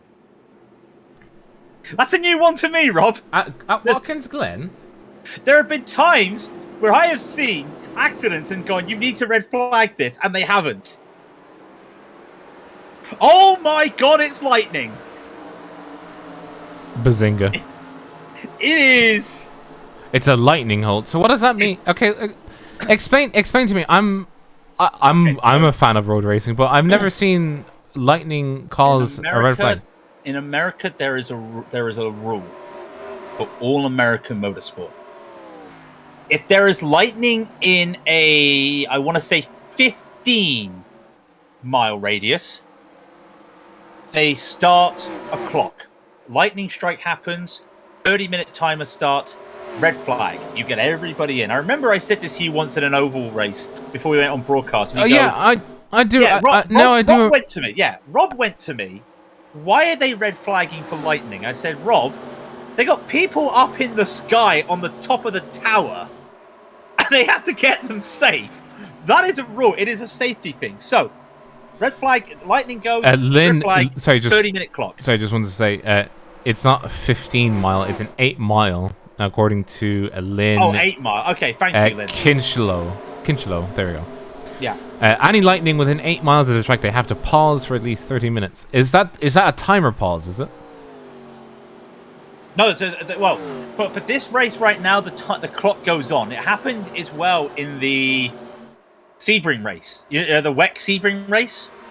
Not IMSA, but the WEC one, the 1,000 kilometers, where there was a lightning pause, 2 lightning pauses, and they actually ended the race because of it. And it turned it into a time race instead of a lap race. And basically, yeah, the gist of it is that you have to call it for safety. And the moment a lightning strike happens, that 30 minutes timer restarts again.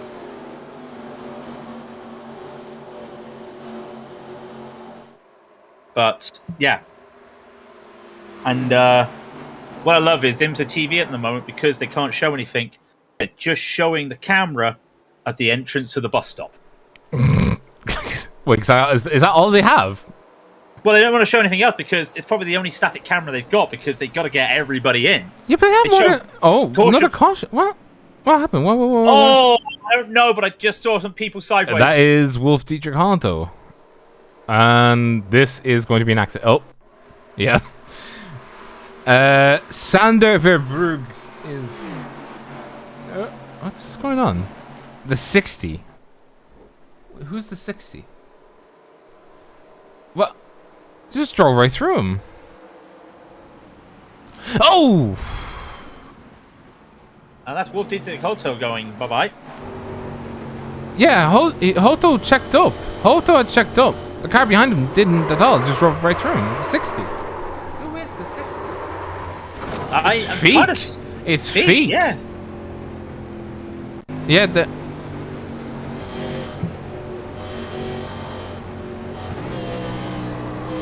yeah, just... I mean, he slowed down, but he didn't slow down enough.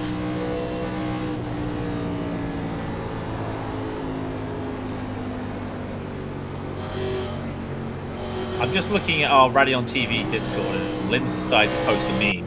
I'm just waiting to see what this meme is. Wait, you've only seen... I saw... my cabbages. Oh, right, okay. Yeah, 30 minutes without showing. I do appreciate that meme. I didn't get it necessarily, but I still appreciated it. Yeah, I don't get it. Ah, my cabbages. Don't get it at all.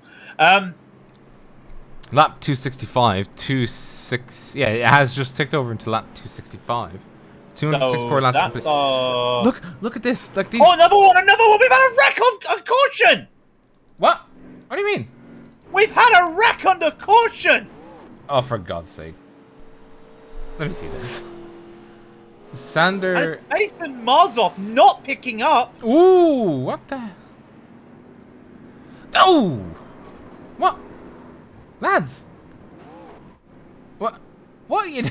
What's going on? Just saying, 20th caution, right? I know it's harder there for the lads, because, I mean, nobody wants to be under 20 cautions, but goodness gracious, what's going on?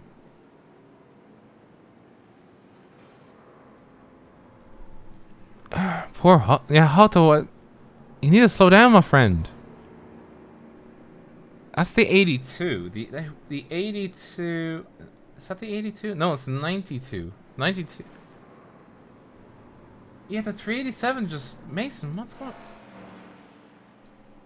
Hang on, let's see from his perspective. Let's see on board. And that's Wolf Dietrich Hoto that has... Yeah, they just... Who's... They just checked up. Didn't he? Yeah, but they checked up the traffic, and Mason just doesn't. Yeah. But there you can see it should be holding up, and nope, no. Wolf Dietrich Hoto has retired the car, which is not. It's a shame. Yeah, that is our leading. Yeah. That's our leading Legends driver. Yeah, and to be fair. He didn't really have like I mean, he should have slowed down, but at the same time, for him, it's like, oh fuck, you know. Yeah, Sam, you're exactly thinking what we were. Yeah, just a wreck under caution. That's what that was.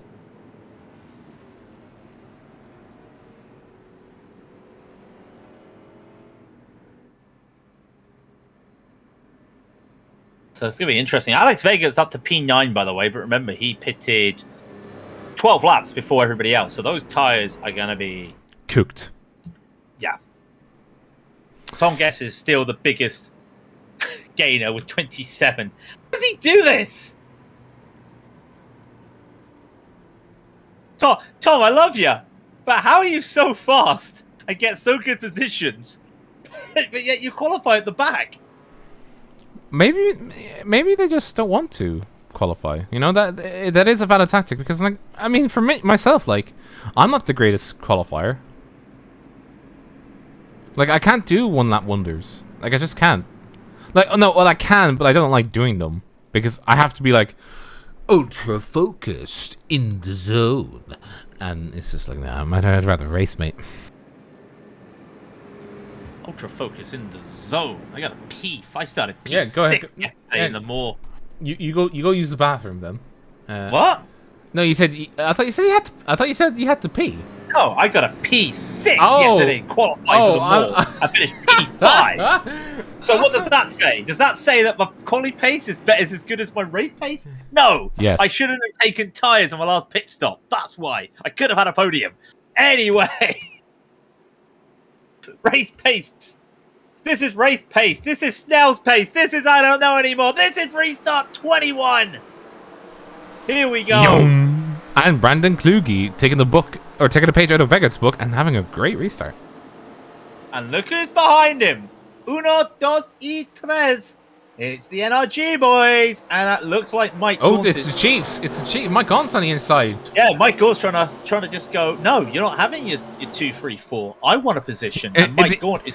No, he can't. All you can hear in the background is the aggressive playing of the trumpets. Oh, say, can you see by the... You have to finish that now. You know that. No, I don't. Okay.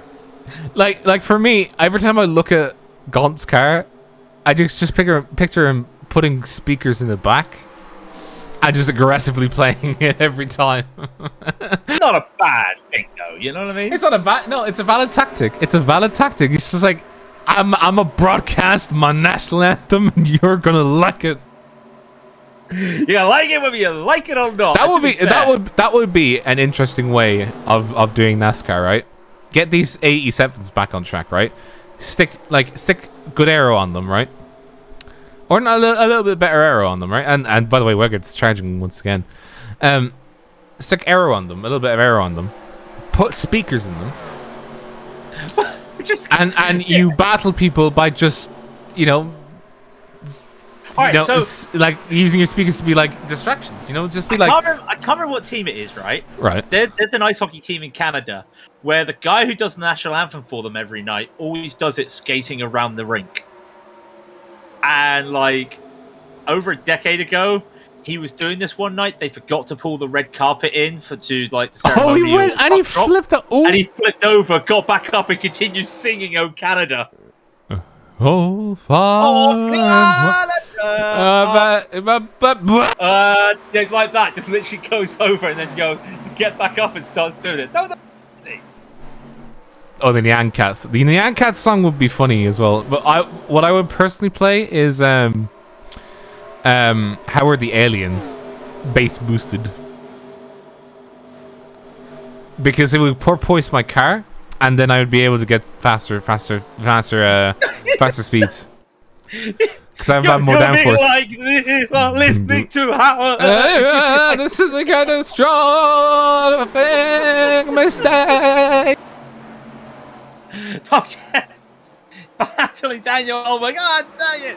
I will be having a nice chat about national anthems there for a moment.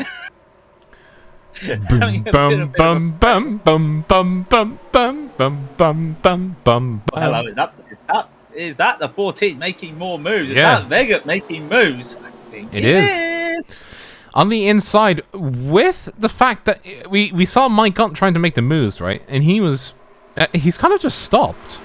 But now, what's even worse for Mike Gunn is that he's under threat from Vegert. But Vega's under threat from his tires.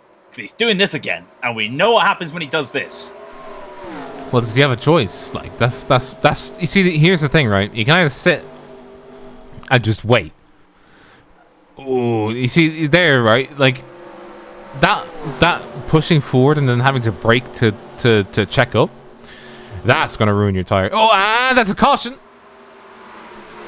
Not look good in my mirror. No, you are very right to say it didn't look good because that was Jan Oh, yeah, and that Daniel Blomqvist just being a little bit faster off the corner. Too much speed, too much speed. Daniel Blomqvist. Oh, who was that?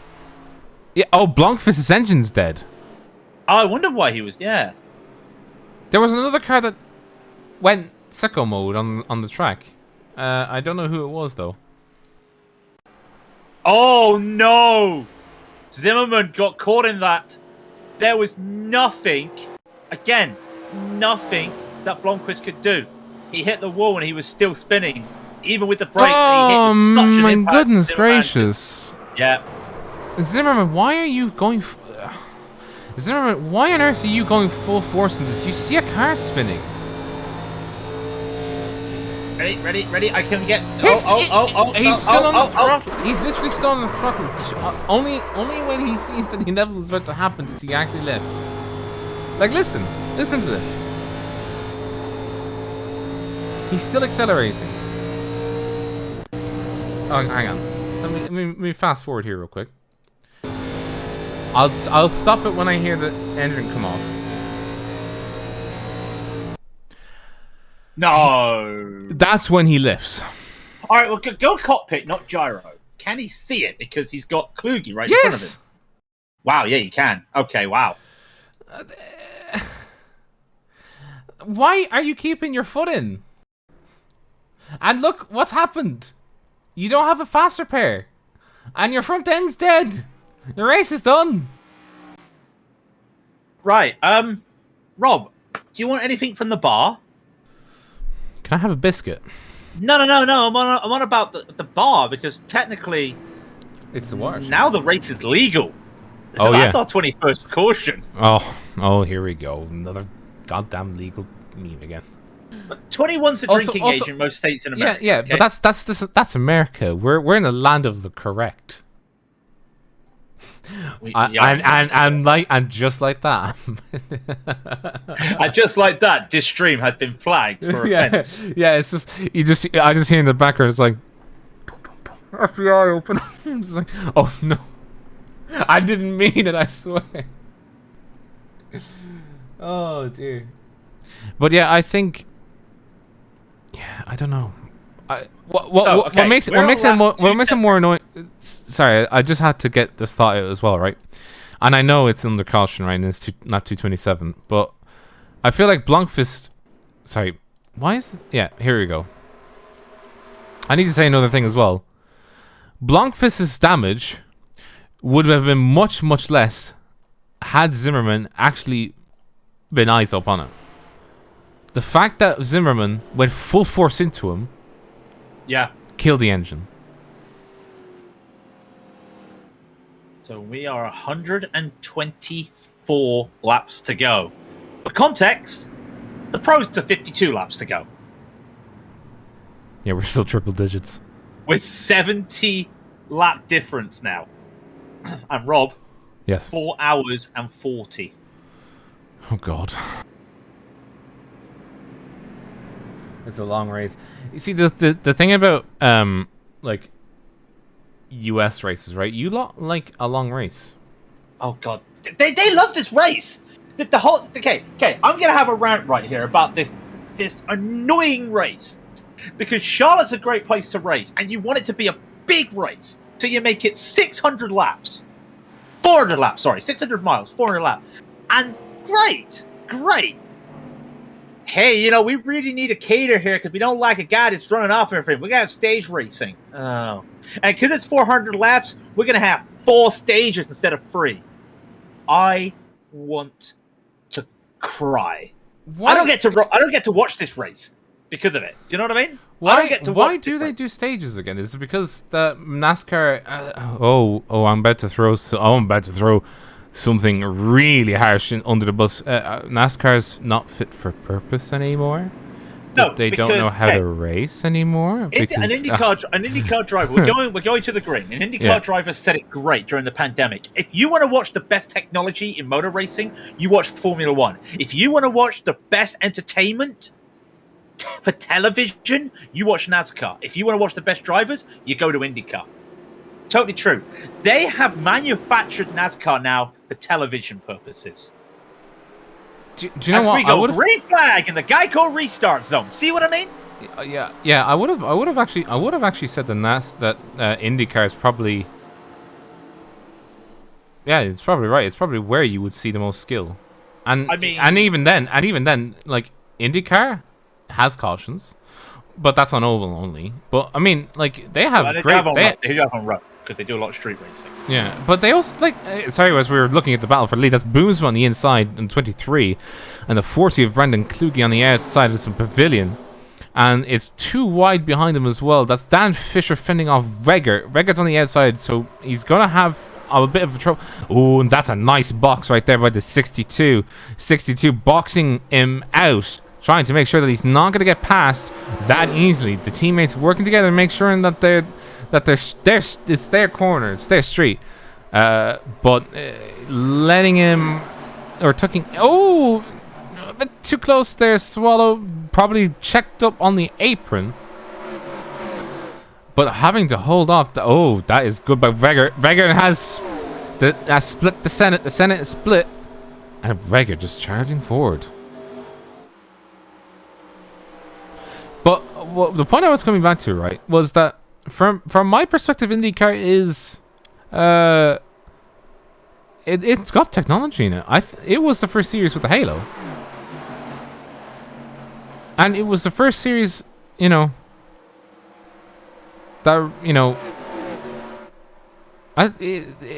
be from IndyCar to be old technology. It's got tons of it. As Vegger, Vegger's passing again. He's gonna cook these tires, but I think he just wants to be up front. But I don't know. My point is that IndyCar is actually very technologically advanced. I don't think it should be even a comparative to F1. I think they should be on the equals. I think the problem is that it's one make and there's technically one car. But even then, I mean, that Dallara chassis is a good one. I just wish they put more aero on it so they can be as fast as an F1 car. Was this on an F1 car? No, I was saying, what's the word? The bird is the word. I was talking about, you said before that if you want to watch skill, you watch IndyCar. But, I mean, IndyCar has also got technology as well with it. Yeah. It was the first series with the Halo. Well, technically, it was just aeroscreen, but it had a halo in it. In my opinion, I like it. They don't like it. I like it. What do you mean they don't like it? Some people just don't like it. I'll tell you one thing about IndyCar. Oh, sorry. The Indy got the aero screen in 2020. Sorry, correction. Yeah. So I'm still thinking backwards to it all. But I mean, like IndyCar with the aero screen, I like that. Like they implemented it in a smart way. Like it looks as if it was part of the chassis. Yes, it looks really nice. It looks really nice, and it's like who at that point, I remember it was the Indy 500 this year. No, last year the tire hit somebody. No. I'm talking about this year when one of the cars flipped upside down. Oh yeah, and got dragged because of its momentum for about 200 yards on its roof. But I know last year there was somebody came out the pits without a tire. A tire came off, and it hit one of the cars. Aeroscreen saved him. Or Aeroscreen / Halo saved him. What I wanted to say when it comes to IndyCar, do you know why Kevin Magnussen winning the Indy 500 is a big deal? I'll just hold that thought for a moment. Go ahead. You can take that. Right. Ladies and gentlemen, Dan Fisher. Poor Dan Fisher. He's been stuck in the shadow of his teammates a little bit because I think that all of them, the NRG boys, really did put a good show on. And Stuart, you can tell me if you've done their liveries, but if you did, very nice. I do love the writing on the back, and the personalized names. It's like, oh, and you've just scuffed the paint. Who scuffed the Sam? You scuffed the paint. Sam, what have you done? You scuffed the paint on the outside. Nope, Sam H. Okay, well, Sam H. There you go. That you did good liveries. Very nice, tasteful. And there goes Rager into the lead, passing on the inside of the 23. Very nice indeed. Very nice indeed. Going through into 2, then into 3, into 4, with Boomsma now having to really start giving chase, but he's already lost 0.3 of a second to it. How long can Vega hold on? That's the question. How long can he hold on? Well, remember the tires. Well, here's the thing, right? It's lap 55, or it's stint lap 55 for Vega. Guess what Boomsma's on? 13 laps younger. You're not too far off, actually. He's on lap 34 of his stint. Okay. So it's 21 laps. So apologies for that, but I was saying, why is Magnussen such a big deal? Okay, man. Because who else, after Magnussen went to IndyCar, let's look at all the former F1 drivers or current F1 drivers who went to IndyCar. Okay, forget about your Takuma Sato, forget about your Juan Pablo Montoya, because they were there before.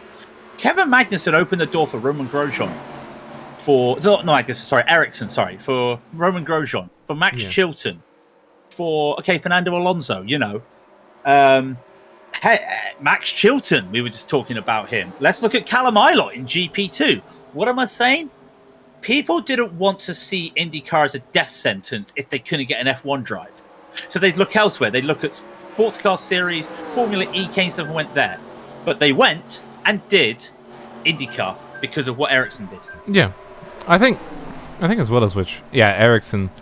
I would have the big name that I'm thinking of is Nigel Mansell, because he won his 1992 season. Then he went to IndyCar and won that. Oh no, did he win this? No, I need to double check it. He either won in IndyCar in 1993. Oh, Genie Mac, did he win the season? I need to look this up. Did Nigel Mansell Mansell, there we go. He was the national champion as well as the rookie of the year. Okay. Was Chilton there before Ericsson? Ericsson was still in F1 in 2018, yes.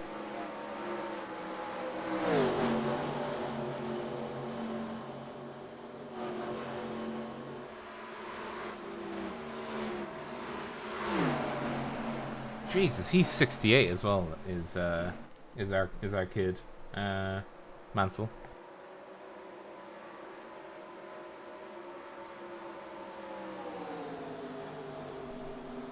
Yeah, so he went to.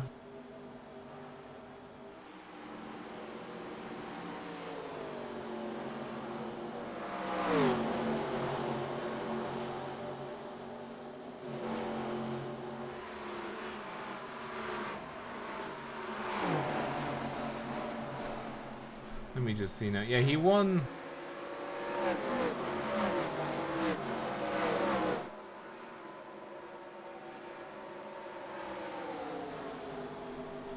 Yeah, he won the kart championship from 1993, which was pretty neat. Sorry, we just had Mike Gaunt on the outside here with Claude Belval on screen. So that's Claude with Sarge's place on the left. By the way, remember, if you do have any spare pennies, Sarge's place is the place to be.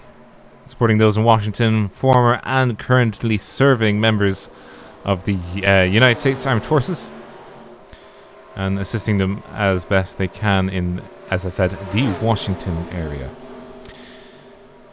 Of course, I don't think anybody needs to be told this, but those as part of the army do offer and genuinely offer a massive sacrifice for both personal and wherewithal requirements to serve and to do work as part of the military. So it is worthwhile to at least give them a little bit of support, especially for those who do suffer from the pain and trauma of active service. Tom Guest, by the way, on top in the car 58, holding on towards Mike on the left-hand side. Now, he is actually going to have to be very careful, is Tom Guest, because of what's what. If Mr. Guest...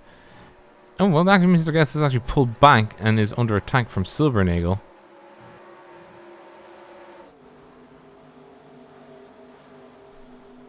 Never know. Position change, by the way. I think Kluge took the position away back from Boomsma. Boomsma is trying his best, I thought. But those tyres, that they've had it. Like, they're doing 33.2s, 33.5s. Vegas just come in, he's on a 31.9. So they have 9. So that's just 1.2 seconds. Also, yeah, we're coming down to it. We're just about to cross the, ish, but we're almost there. We're almost passing from triple digits to double digits. We're gonna survive. I will survive. As long as I have Weetabix, I know I'll stay alive. I've done it again, Rob. Oh, dearie me. You love your Weetabix, don't you? Maybe. Do you know no, what? I don't, actually. I just love that song. Why? What's with the UK and Weetabix? Pass. We can't. What do you mean? What do I you missed mean? the question. I missed the question. No, what's Say with it again. what's with the UK and Weetabix? Like, what's with the fascination?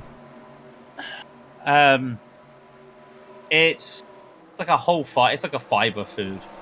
I thought you were about to say a whole fart there for a second. I was like, hang on a minute. Whole what? fiber. Whole fiber. Food. Whole fiber. Okay, not a whole fart as I thought. Okay. Yeah. Oh, what? Fucking what?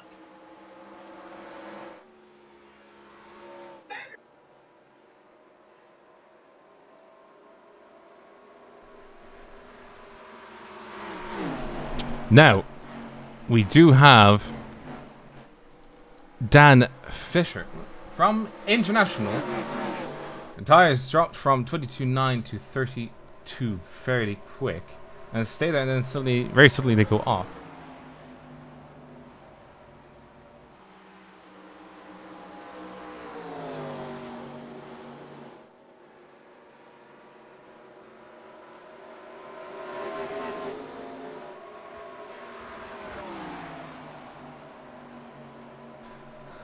You do not need.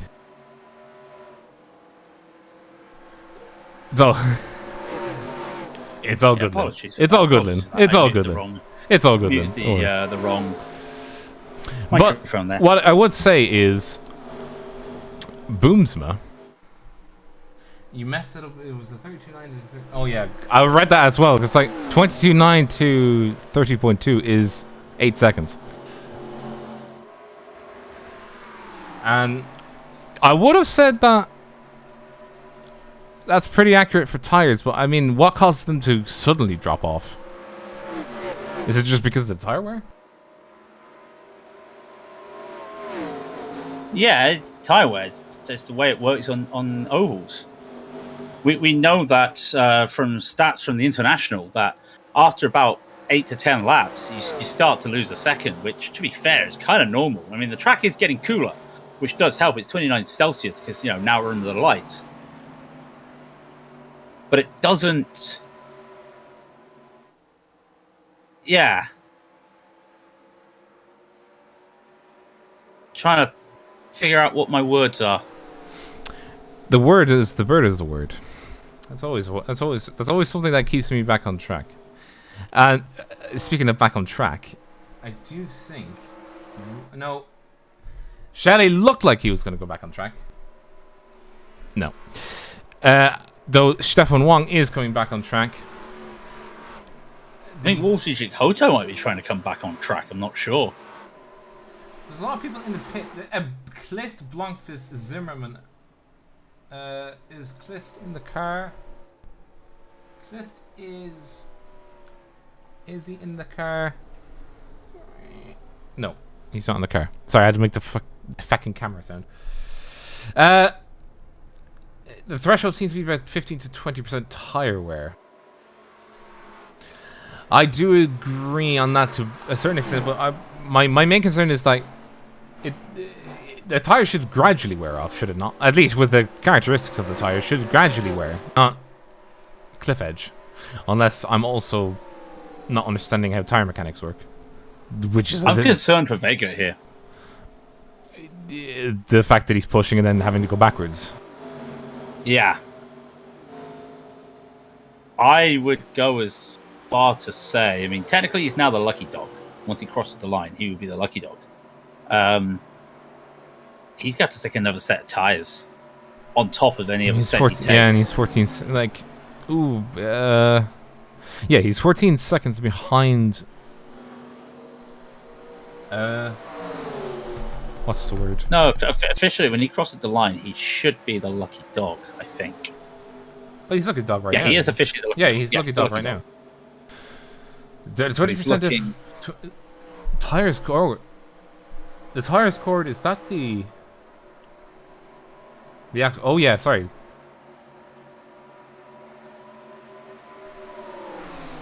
Today I learned there's tire properties. I've gotten a little bit smarter. Cliff edge like F1 2011 to 2016, it's insane. You're just cruising, and then all of a sudden the back breaks loose or you're understeering towards the wall. Oh, I know the understeer. I do that. Someone's gone on the cross. Someone's gone on the cross. We got a guy off. It's going to be a caution. Gaunt, hold it. No, Gaunt, hold it. Gaunt. Ah. Oh, no How caution. How is that not a caution? You wanna see pants held moment? Here's Mike Gunn holding his pants.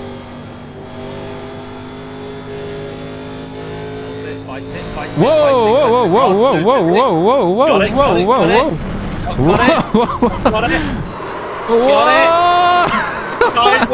Sideways! Oh, there he goes. I'm not constipated. I am not constipated. I'm just... Yeah, that's the butt clench moment right there. I want to see that again. I don't know if I want...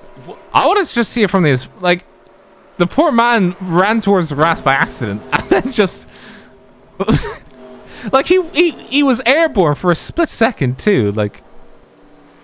I don't know that's like that's an infield. That's a NASCAR infield I've ever seen one where you go flying in the infield. Let's have a look. Because I'm pretty sure he went airborne. Yeah, there he goes. Yeah, that was airborne. Yeah, all four wheels are off the ground there. And then he somehow manages to, like, hold it. Like, I'm pretty sure he was screaming the entire time. He holds it. He doesn't get an off track. He doesn't get a loss of control. He doesn't even get an unsafe pit entrance for getting in the pit lane. It's a triple whammy there. Oh, and he hasn't caused a caution. It's a quadruple. That's amazing by him. Probably had to hold his pants. But he has had to take a pit. He has had to go into the pit lane. Oh, I would say so. After that, I probably would have gone into. I probably would have gone into the. Like the stall thing. Okay, Mike. What do you need in this pit stop? Yeah, I need 4 tires and a pair of fuel pants. And a pair of pants. Yeah. Because let me tell you, I would have been the exact same way. I would have probably needed to check myself after that. Before you wreck yourself. Yeah. Like, I would have not probably done it in a cup car because that has like the flappy things, the low pressure gravity, the low pressure flap things that keep the low pressure gravity. Did you say? Yes, I did.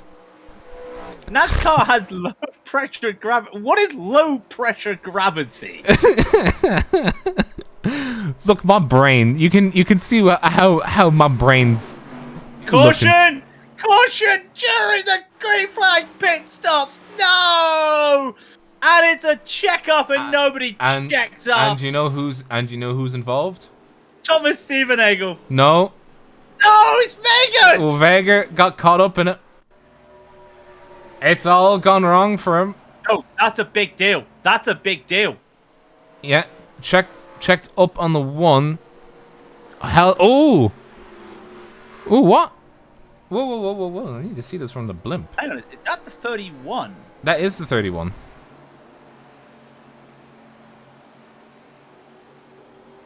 Okay. Oh, just pinched. Oh. He was the lucky dog.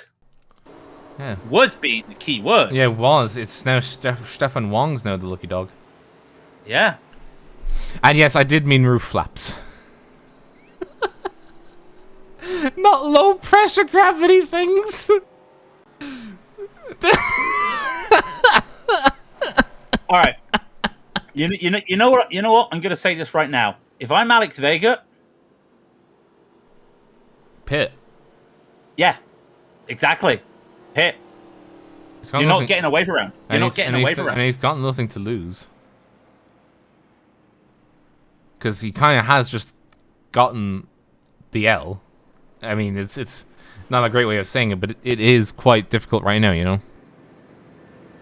want to see.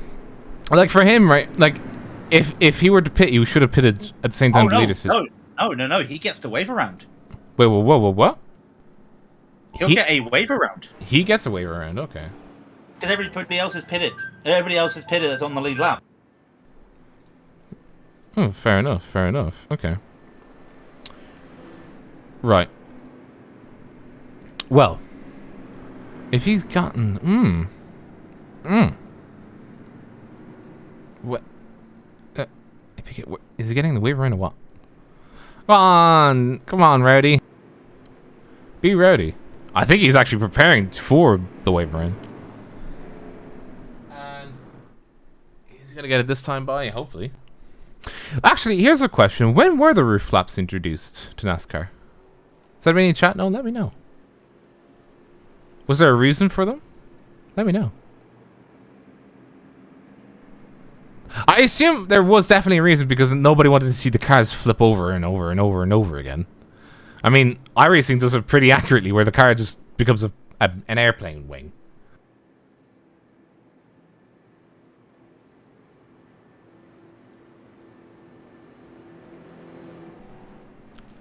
Eric Feek and an issue of some description. I think a checkup took place here.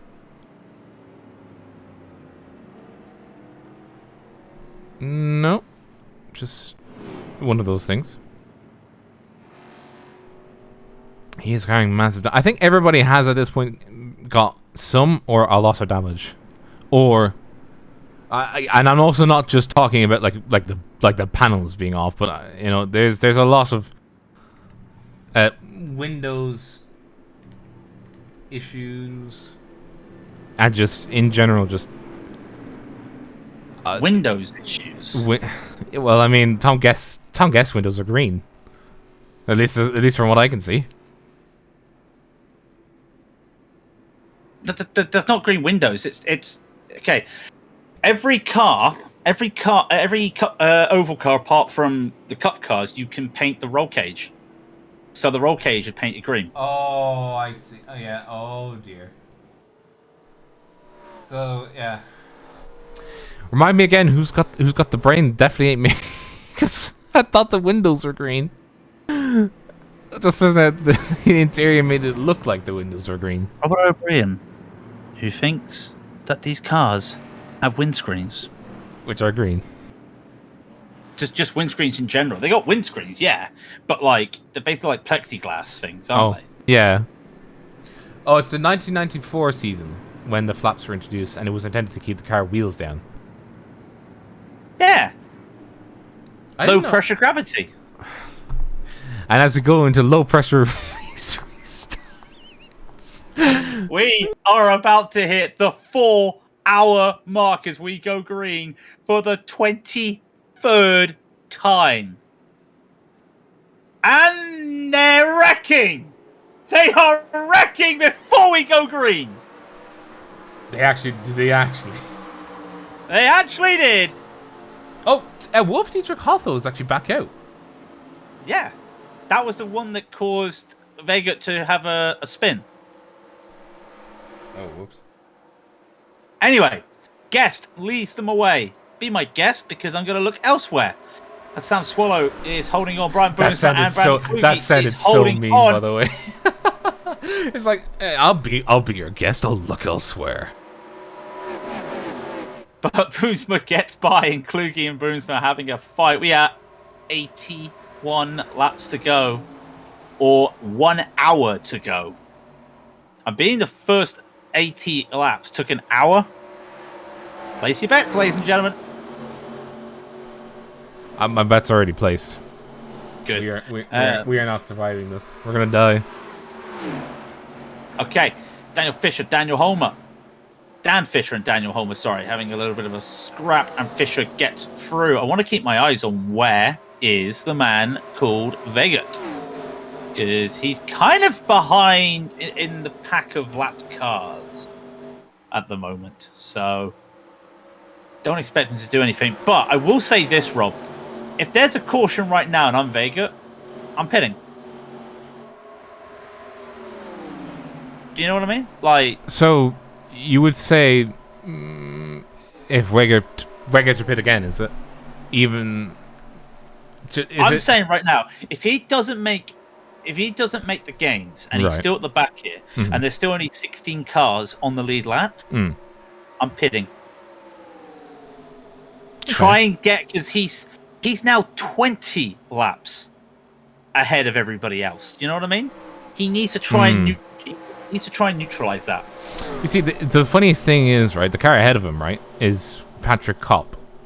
Kopp pitted 22 times, and yet he's ahead of Weger. Kluge just getting past a couple drivers there, and it looks like the 062 of Stan Swallows just letting his teammates go ahead, and that's Brian Boomsman now leading the NRG boys. But he did allow Kluge to get into P2. Tom Guest still leading the way, and it looks like there's a car just getting pressured there. Who is that? I think it's Tom Guest getting pressured because, oh my goodness, that's Kluge on the inside. He's made it. Wow, that was a big lunge. And poor Guest is going back to third. Genie Mac. Back to third, but he's with all the NRG boys. And for the first time this race, I see 4 NRG boys at the front. Where's the fourth? Boomsma, Guest, Swallow, Fisher. Oh, Boomsma, Guest, Swallow, Fisher. Oh, yeah. Sorry, I thought one of them was lapped. Sorry. I do worry about him sometimes, honestly. Look, listen. I'm like Ralph out of Simpsons, right? I say that's impossible.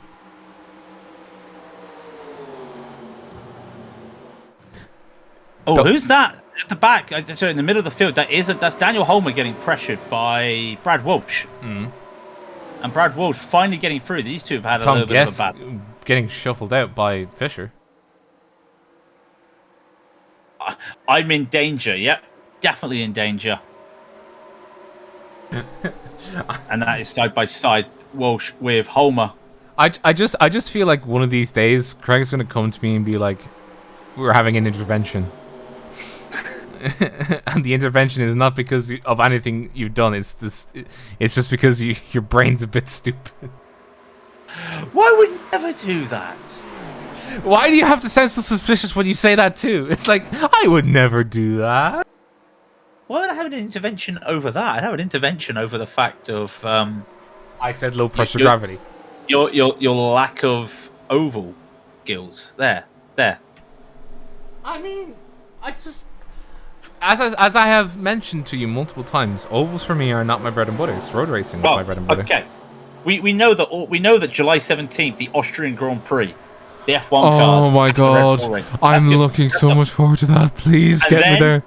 And then August 21st, none of us know what we're doing. It will be modified. It will be dirt oval racing. None of us know. No. Technically not. It's not. It's a dirt oval, is it? Yeah.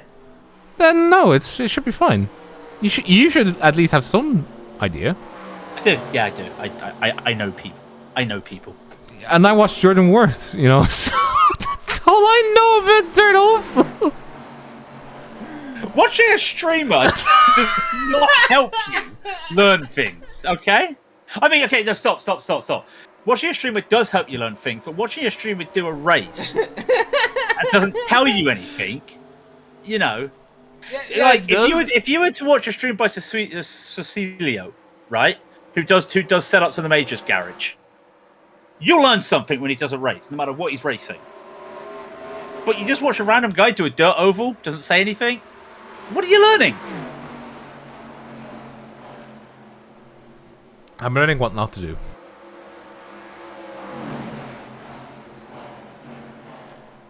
I mean, you can't say that I'm wrong either, because it is technically true. I'm learning the things that I shouldn't be doing. Yeah, that's true. That's true. Don't do this. Like don't wreck somebody in the face, you know. Don't pit somebody like this, you know. By the way, Vega is still 13th, and he's not been able to make some moves. Brad Walsh making a move on Tom Guest. Brad Walsh is looking like he's going to be the man to try and break up the Trojan horse that is the NRG. But yeah, Vega is not making the moves. But that might be a good thing for him. Because everyone has to pit at least one more time. Maybe two. So, if he can hold on for as long as he can, like I said, there's a caution now, I pit. I think really there's a caution now, you got to pit because you're at that point where you probably could go to the end on one tank of fuel around this. Maybe another 10 laps. Regardless, for the first time in a long time, Rob, it's all quiet on the Western Front. Indeed, it is actually. Yeah, I think everybody is sort of slotted into position and waiting. But what for?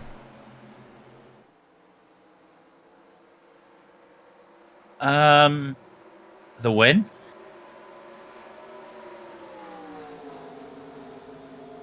No, anyway, they are looking to go green again in the IMSA. So that's a long red flag. That's a long storm. I thought America had quick thunderstorms. No, we've never been through a thunderstorm. I've been through a tornado in America, I'll have you know. Okay, well that doesn't count.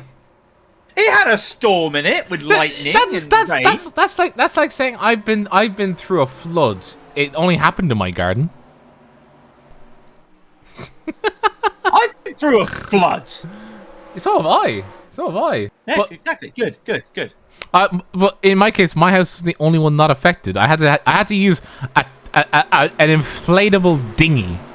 Oh, okay. Sorry. I was delivering mail around a flood. Okay. Oh, okay. Well, yeah. I had to live through a flood. I had to get a rubber dinghy and paddle that thing.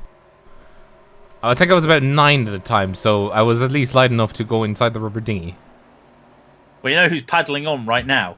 That would be Brad Walsh. Oh no, Boomsman. Sorry. Who are you thinking? I thought you were about to say Walsh again. Oh, they're both going along. Can't believe how bad my jokes are. They're both paddling along. Both going along. I've lost my train of thought here. And look at the gap they've had now on the rest of the field. Swallow Fisher, they're now pulling this gap away, and it's helping them a lot. We're what? 65 laps to go. This is a slow car. Don't come back on the lane if you... Yeah, we're fine. I thought for a moment we were going to have a caution there, but no, Boomsma and Kluge are just vibing at the moment. This is what I expected to see 3 hours ago, and now they finally. The thing is, right? I'm guaranteeing you, right? We've now just cursed ourselves, and we will probably have like the worst kind of caution, which would be like within the last 10 laps, and it's a 2-lap shootout. And there you go. Sounds right. Next pit stop, as I was working it out, will go to the end. They can go to the end now. Well, if they pit now. Well, no, full stop. Next pit stop would be a pit stop to the end.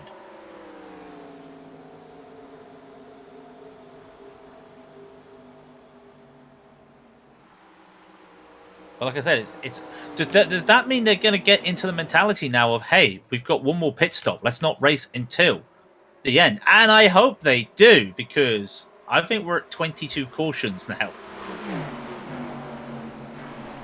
You think? Oh, hang on, what is just... That is Brad Walsh. She is making some moves. He almost went to the back of Dan Fisher. Now it's just a case of not getting homered, because Homer's around the edge. Ooh, Homer's making a move. Can't really make too many moves. Well, no, he can. He can make too many. He just he can just keep twitching the wheel, That's way too many moves. Yeah, you can't make too many moves, because you've got the 13 of Daniel Fisher that would probably hold him up if he tried to make a move around the outside. He's got to try and make a move around the outside, though, and he may have actually made this. Can he just hold it off against Walsh? No, he cannot. I think he is going to make it. He just needs to keep the outside line. See, there he goes. There he goes. But now the middle of 1 and 2. Can he hold on to this? No, he can't. And they're just going to hold side by side here. It's tough. Here he goes. Try number 3. And he wants to get a little bit lower just to push this. And I think he finally got that done. He can't necessarily go any lower because, I mean... No, I know, but he wants to stop Brad doing... a slide job. He wants to stop Brad even attempting to try and, he wants to compromise Brad's line, and he takes the line, the mid line. Do you know what I mean? He doesn't want Brad to go in, dime in the corner, and then come back up. And that was happening. Brad was able to do that right now. You see, look, if he gives him the space, Brad's gonna be able to send it in here. He's gonna have all that room possible. And then look, now you see, look, he cannot come up because Homer's holding that middle line, and that compromises Brad's exit. He has to come off the speed. He has to come off the throttle a little bit. He'll try it again. This time he'll come in again. You can just see that he's just making sure that if he has to take a line, and this is risk reward, because this is going to end up in tears for both of these guys, as you see, as Homer gets into the wall, and all of a sudden everybody else just fans because they're not sure what's going on. Homer loses a position, could lose another one if he's not too careful. 2 spinners. Both keep it together! Wow. That was nice. Yeah, but what happened? I think they just touched. Yeah. There you go.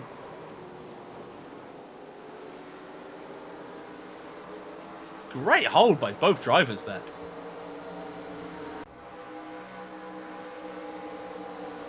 I really liked how they just both drivers held that there.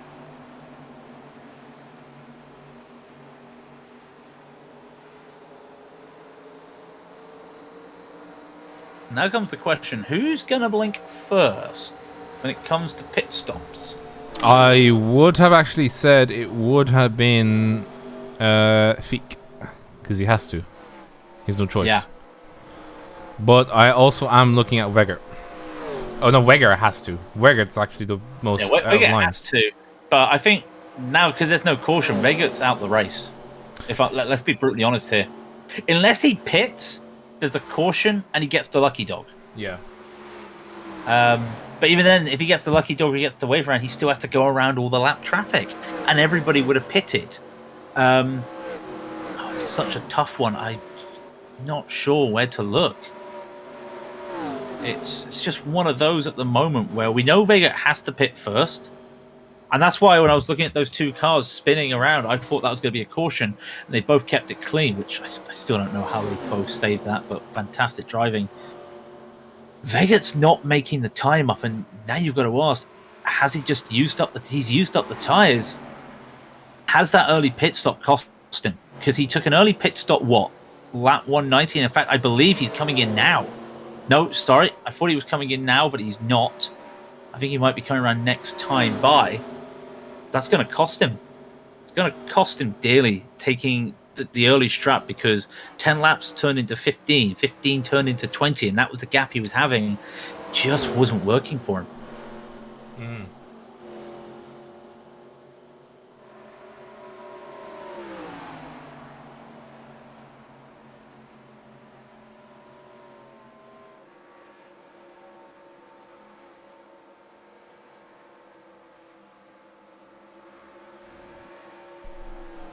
I think if a caution does not happen within the next 5 laps? ish, yeah, because Wegert needs a caution. There is no other option for him. If he does not get a caution and he has to pit, he's done, because he's losing time right now. He's losing about a second a lap now. He did it. Oh no! No! Ah, there it is. That's... What? That just happened.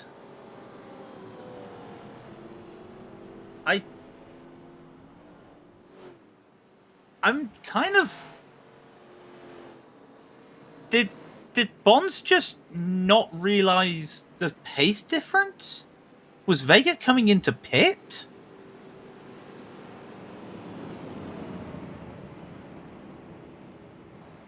No, Vega messed up the corner. Vega messed up the corner, came back up. No idea what happened there, and Bonds just collected him. That's a weird one. Yeah. It might have been because he was facing down and he was stopping on the road.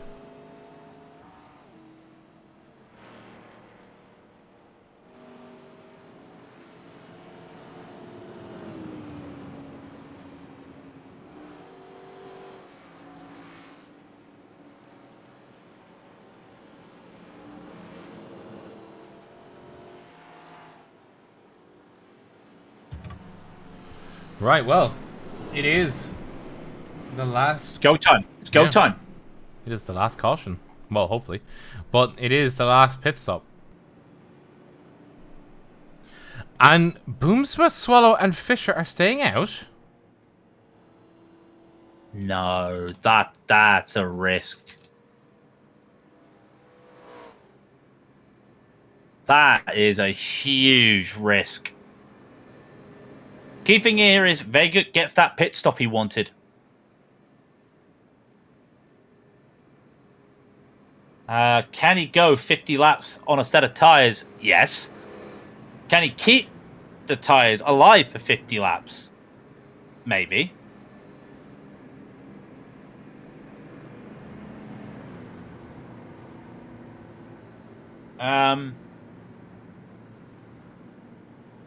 We've never looked at a race and gone, hey, I wonder who's going to win this when you're at like a 10th of the way when it comes to ovals. Yeah.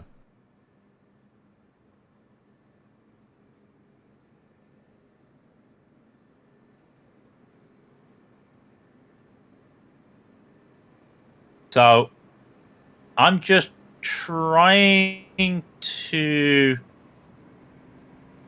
Who's your money on right now?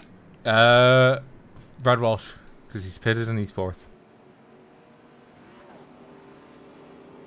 Wow, you're going with Brad Walsh. Okay.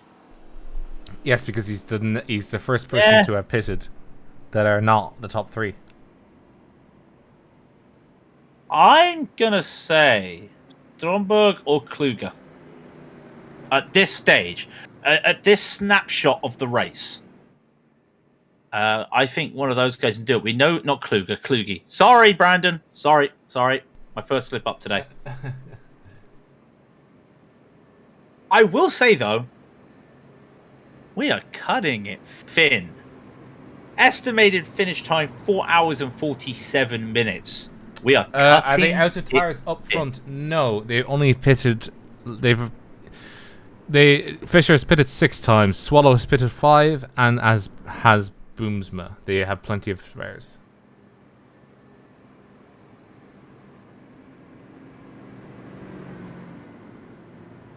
Usually, I like to stall time by saying, "Hey, if you haven't been here all race, where have you been? Here's an update." But 23 cautions, half the field dead.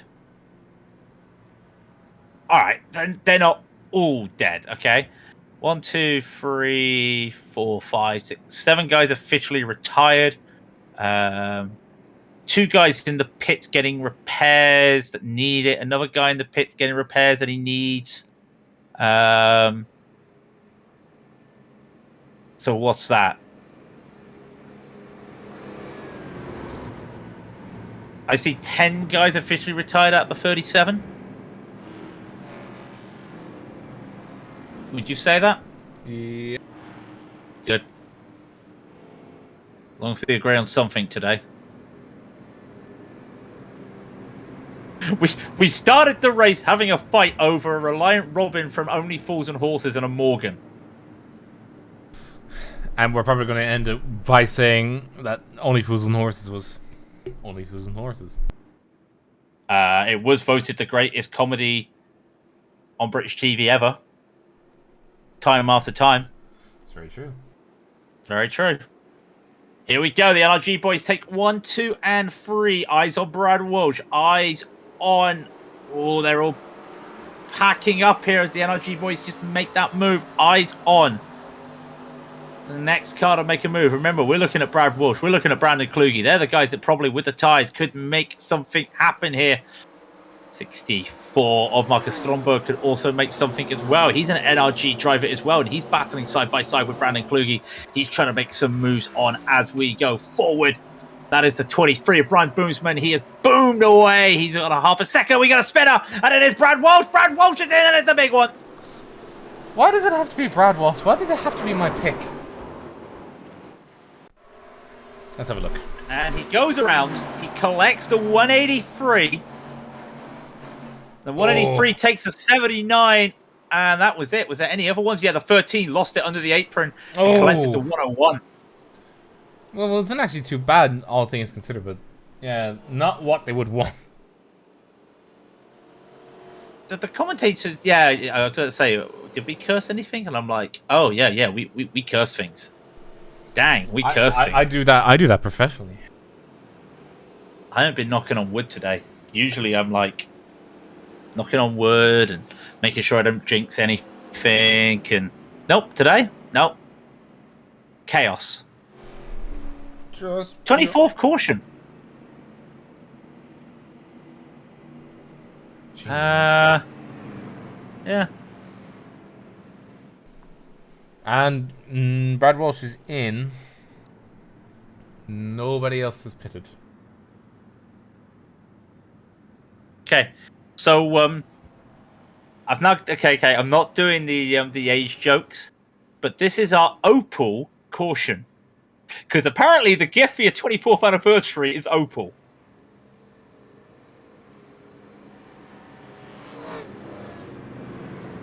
Rob, I can hear you slapping your forehead and face palming from over here.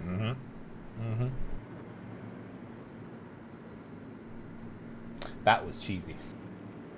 The 24 cautions of the Charlottes. Oh no. If I wanted to do anything 24 and over, I'd look at Mooncar's 24 hours of Martinsville in the Mazdas. Yes, that was a thing. And it was the weirdest thing ever, and I can't believe teams signed up to drive a Mazda around an oval track for 24 hours. Martinsville as well.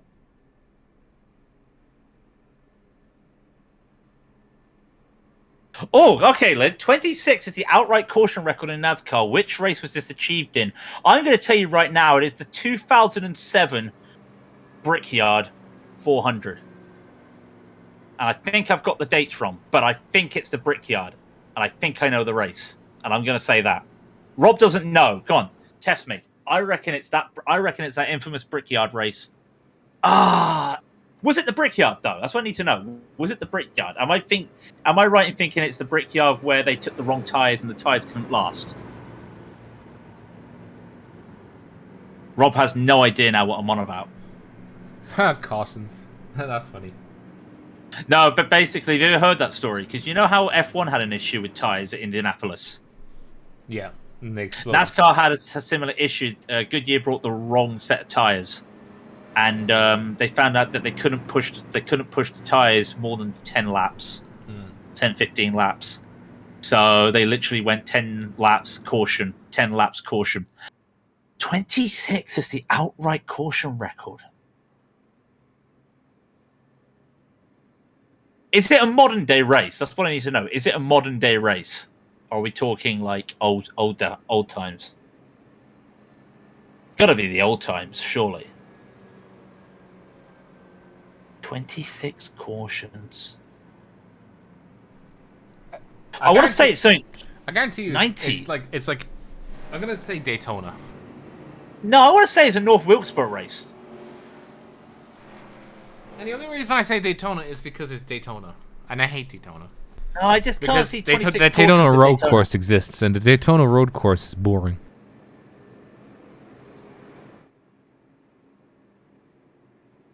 Oh man. See, I can give you a track, but I can't give you a year.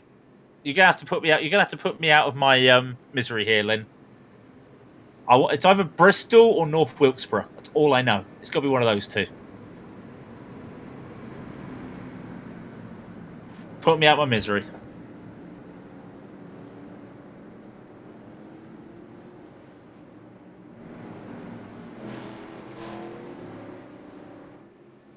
Well, he puts us out of our misery.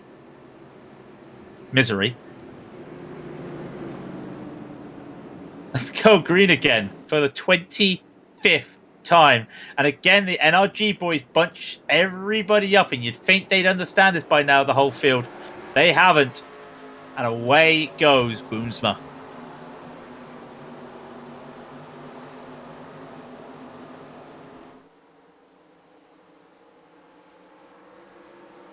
Looking to see if anybody's making any moves here, Rob. And I don't see anything big going on.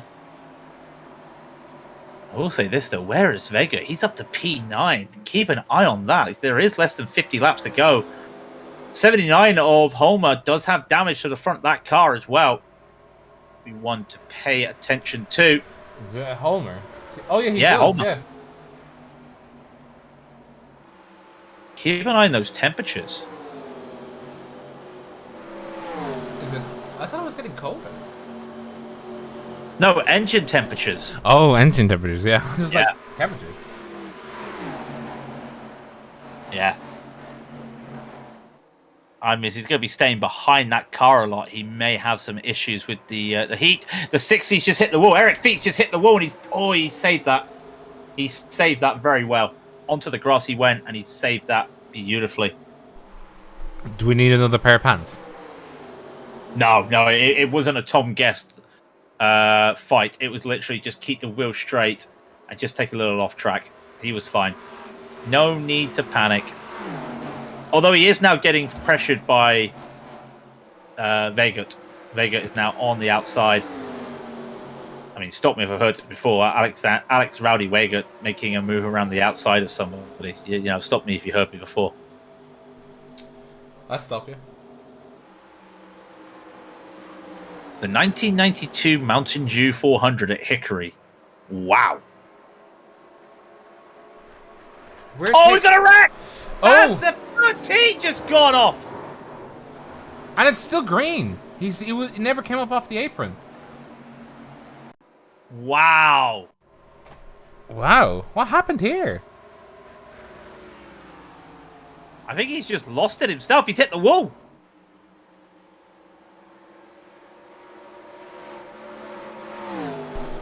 In he goes too hot. There we go. I mean, now we have a caution. Yeah, and it's bad news. Homer. It's bad news. Yeah, it's Homer, and it's that. Who I think it is. It is Brandon Kluge. No, my goodness. They both came together. And the car wobbled. Poor Homer's car wobbled. Look at this. He stuck it in too hard, and the car just bucked. And that's Kluge now out as well, because he's down positions. Yeah. And Sam, you had to say it at the worst time possible. And that, unfortunately, is Brandon Kluge's race done for the day.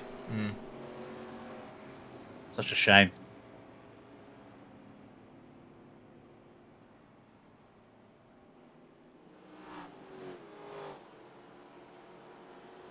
We are now dangerously at laps. I mean, minutes, not laps.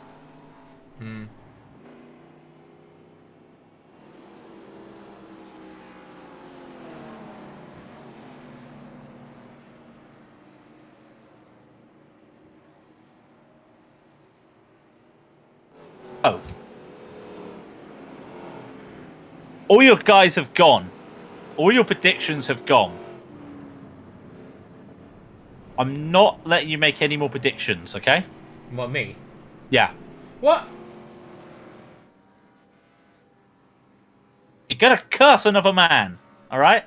I'll curse him if I want. Don't you dare. Tell you what, hang on, I just realised. Boozmer and Swallow still have to pit. Ooh. They can't go to the end. Ooh. Yeah, Boozmer and Swallow have to pit. They're still on that pit stop they took at 3:15.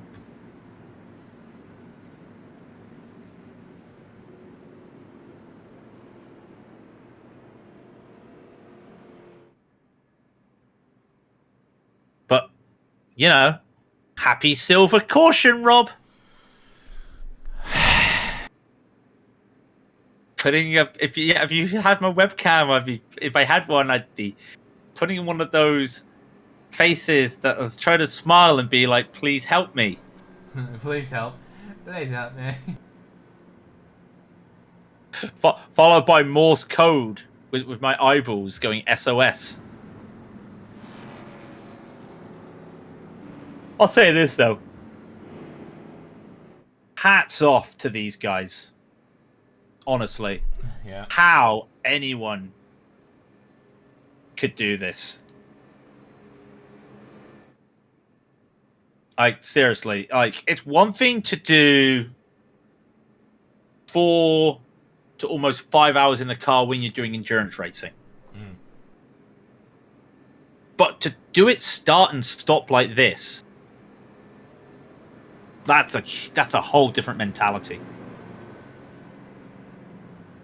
You know, it is now 9:37 British summertime, London time. We start at 5 London time. Some of these guys, yeah, you've got, you know, some of these guys, they are American. Eric Feek is American, so, you know, it's going to be, you know, he started this race at midday, and I don't think he thought it'd go until almost 5 o'clock in the afternoon. But then you look at the guys like Vegas from Europe, that's going to be 11, almost 12 o'clock for him until he goes in on you know, it's a long day for some of these drivers. Oh yeah. And the commentators. And the commentators.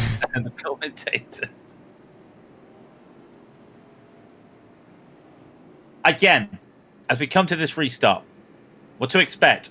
NRG, Boomsma, gonna bunch up the field. Gonna pull away. Stromberg and Wager have the fresher tyres. Feek, the fresher tyres. Everybody that is not called Boomsma and Swallow has the fresher tyres. And in fact, they weren't really fresh. Fisher, Holmer, Kluge, Skoglund, they've got way fresher tyres. But they're at the back of this pack. So look for the likes of, Feek to try and make some moves here.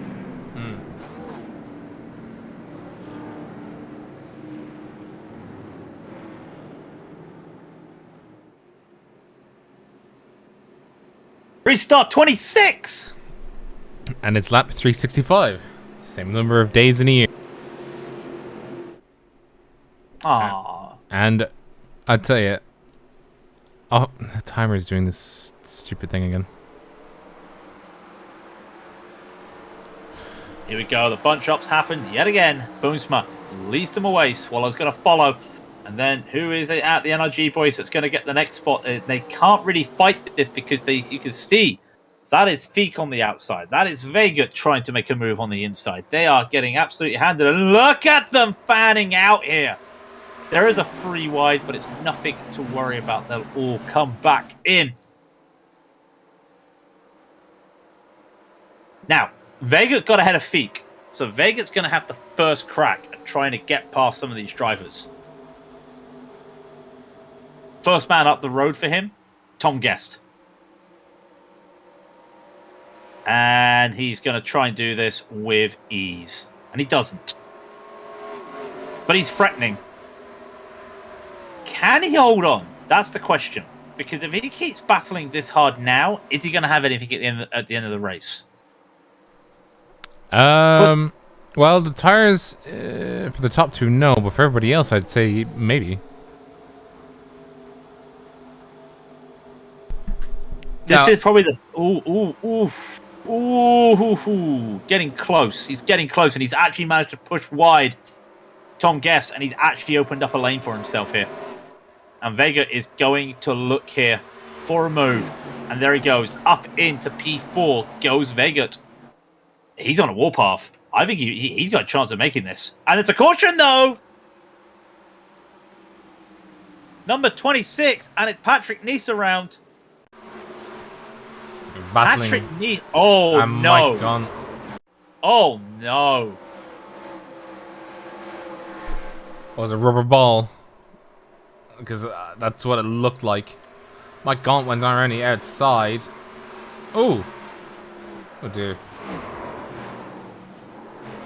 Yeah, that ain't it, Chief. I don't know what happened there, but... Almost looks like they weren't... That no one understood what room was there. Yeah, that's such a weird one.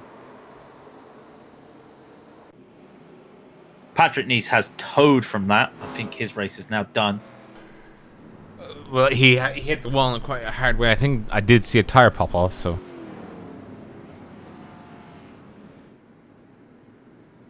Yeah, we'll wait and see. He comes into the pits. Scotland comes into the pit. Bonds comes into the pits. Key thing here is that Swallow and Boomsma do not come into the pits. Yep, Swallow and Boomsma still out there.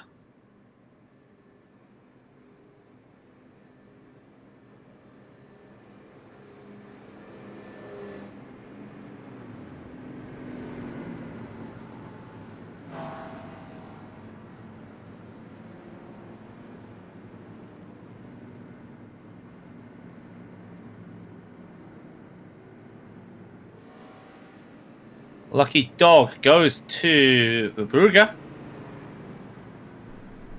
The big birds are basically one position on track, though. That's a thing, yeah. And it's definitely not to go 400 laps. Well, we gotta look. We're currently looking at 4 hours 54. It says there's 21 minutes left on the clock. 21 minutes left to do. Pro's been done for a while. Yeah, Hello, Sean Campbell. Yeah, welcome, Sean. Pro's been done for a while. I hope you had a really... Sean Campbell, ladies and gentlemen. What's the deal so far? We've just had our 26th caution. Hi, everyone. We have had 26 cautions. We had almost 14 of them in the first hour. No, sorry. 9 in the first hour.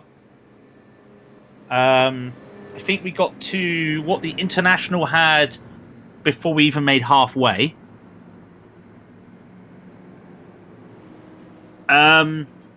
We are actually... Yeah, we are... well, that's the thing. We're very, very close. How do I set... How do I don't know how I set a poll. Oh, did I just do that by accident? No. You do well by accident. No, you should be able to set a poll. I don't know how to set a poll. I got it. Let's have a poll, folks. I don't know why it's also in subscribers mode only, but... I put it into subscribers mode so the bots wouldn't... 40 laps remain.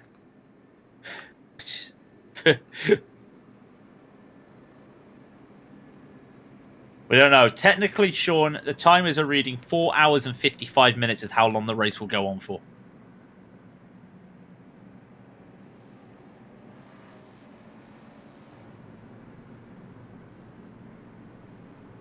There we go. We have a vote up, ladies and gentlemen.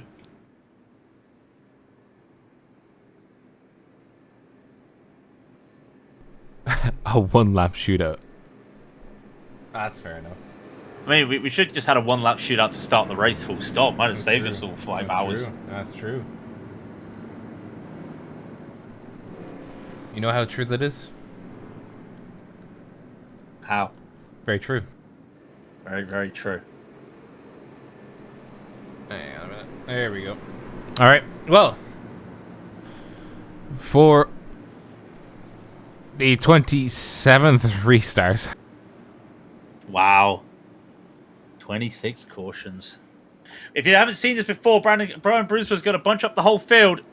Brian Boomsma, South Swallow, on the oldest set of tyres by 30 laps. Laps doesn't mean nothing when you've had 26 cautions. He holds, he waits, he tries to bait them out, and I tell you what, Vegut, I think, got the best launch he could have got there. He's going to lose out on the inside, though, as the 058 of Tom Guest will hold off that inside. Do not be surprised if Vegut makes it through. Yeah, look at that, round the outside. He's made that move. Vegut's got P3 on the restart. They're 3 wide in the backfield. Hold on to your horses, because Rowdy Vegut is on a charge with 26 laps to go at the line.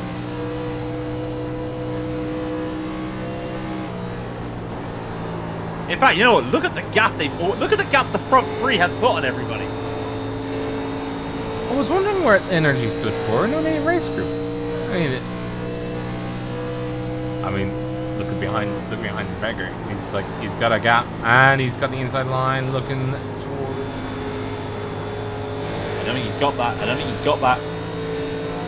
He's trying to take that line. He does have the fresher set of tires, but we know that if he pushes too hard, he's gonna wear those tires down. And he has done that multiple times this race.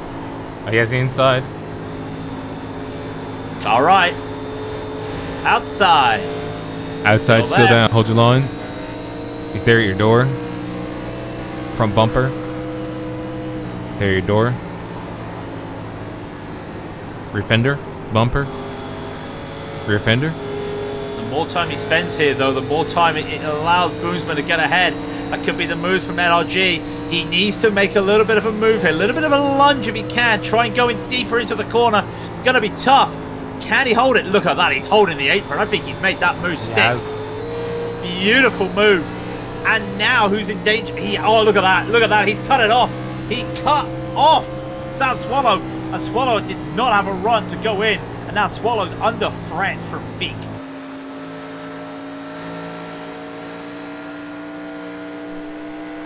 That's not what you want to see at the back.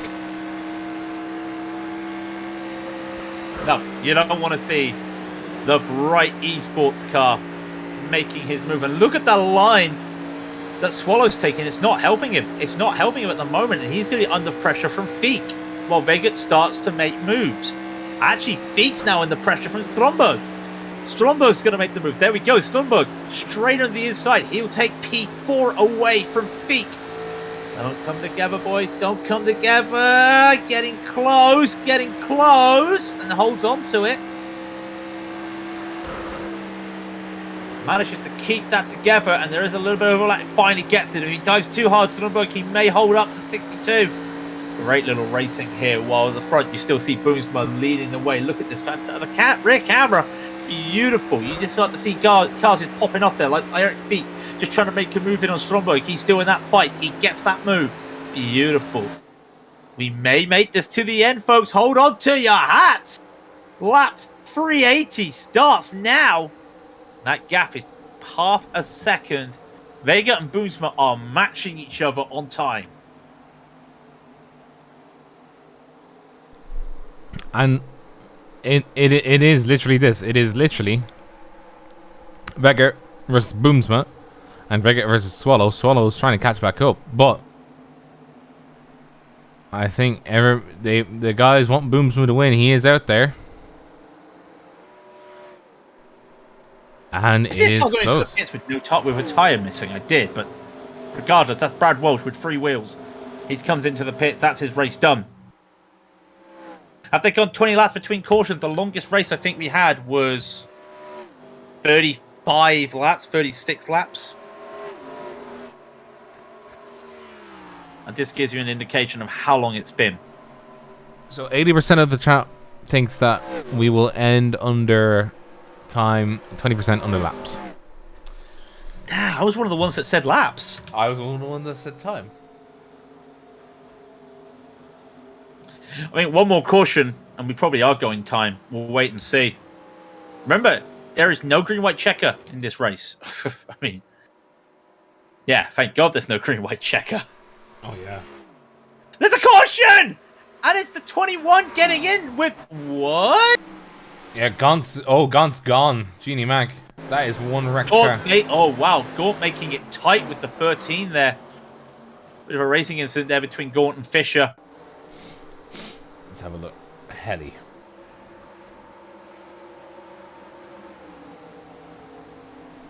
Yeah, went on the inside. Oh. Yeah, just wanted to race, but raced a bit too hard. Oh.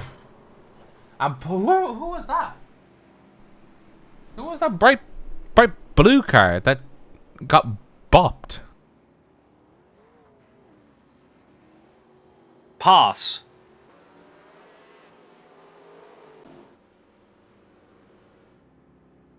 Was it Brad Walsh? No, sorry, no. That's something different. No. The 11. It was Mikael Hagström.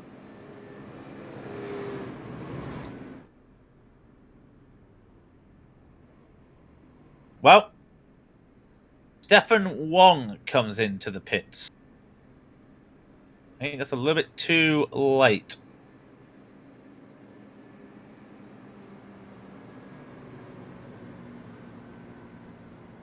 Now, Larry, I haven't spoken to you for a while. Now, what are we hearing on the pit lane? Well, I'll tell you right now, that Ford Thunderbird is really pushing hard right now. And they just got to make sure that they just hold on right here. They know that Chevy, they do have tire problems. They think they can make it to the end on fuel, but the tires are going to be tough. Meanwhile, that Ford, they're looking fantastic right now. They're finding their groove. We hope that they can keep going right here. It's going to be a very tight one to the end, Larry. You're right there, Murray.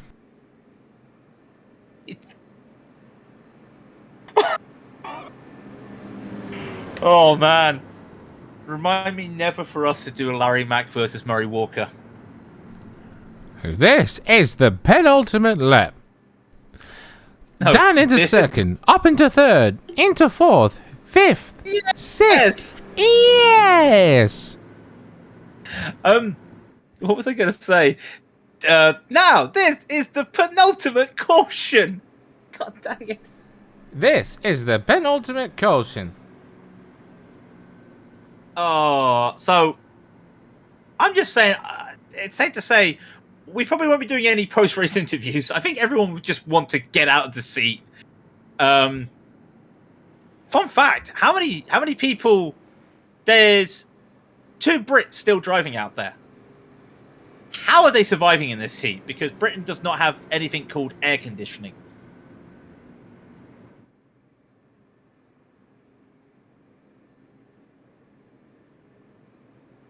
Yeah, I thought so. Yeah. I have no answer for you. Oh. So that was 27 cautions now, by the way. Yeah, so we've now passed the real world record. Apparently, if you have a 27th anniversary, the theme is sculptures. Nice. What?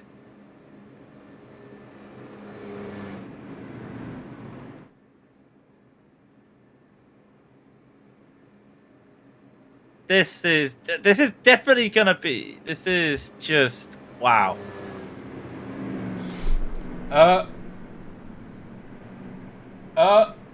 Brian Boomsma is going around with a broken suspension. I think. No, I think that's on your side. Okay, well, yeah, it looked like his front end is like broke. No, it's fine on my end. Oh my. Rob, I think it's time to put the timer on.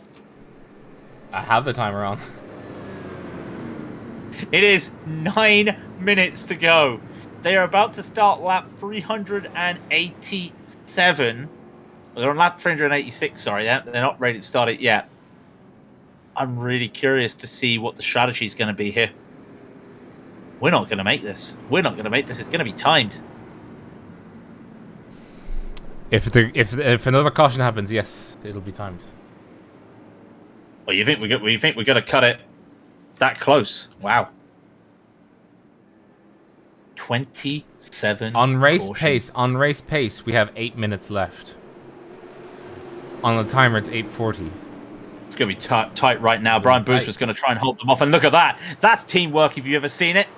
That he worked up with Swallowed there and they just cut off Vega. That is an NRG special. And now Vega's going to have to get past 2 cars if he wants this. Might even be 3 because there goes Eric Feet trying to fight. Manages to hold him off. Oh, it's looking very tight. I see people just coming too wide at the back of the field. Almost a 3 wide in the middle of the field, but they hold on. The NRG boys that have stayed out for 70 laps. 70 laps. And we have a caution. Oh, it's going to timed. And somebody's engine just exploded. Oh, I know. Oh, it's a big one. It's a big one. No, no, no, no, no, no, no, no. All right, all right, all right. Oh. What happened? No. What happened? No, I'm sorry. I'm sorry. I'm doing something I shouldn't do right now.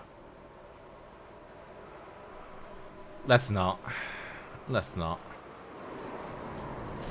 I don't want to do this anymore. 28 cautions. Yeah, I know. Oh. Oh, Genie. See what I mean? This is what I want to say. The I know we're on old cars, guys. The 560 just booked. What the hell? Do you see that? This is what I'm going to say. I know we're on old cars and all this stuff. Some checkups could have been made there. Look how many people drove in here. And I know it's hard with old cars, but...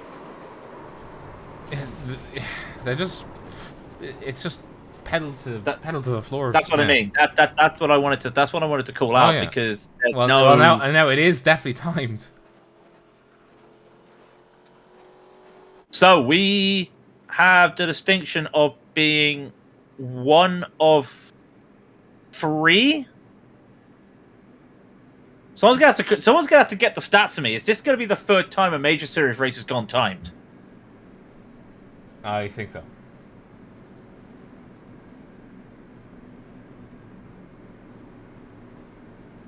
"28 cautions.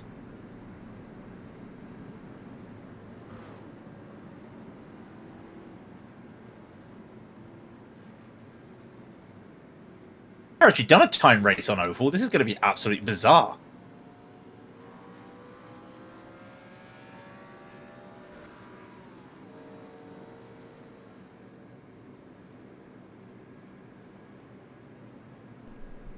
Yeah, I have 2 timers going right now. I have the like the session timer, and the session timer has now actually started. Like, it has actually realized that what's just happened, and I think it's going to be like, oh, yeah.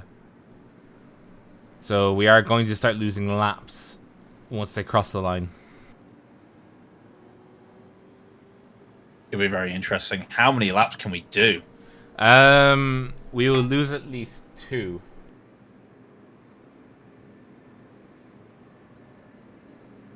You see, I'm the cricket man here, and when there's a rain delay, we lose overs. I should be on this right now, but I'm not. I should be right here. We lose 2 overs. We lose 2 laps. I don't know anymore.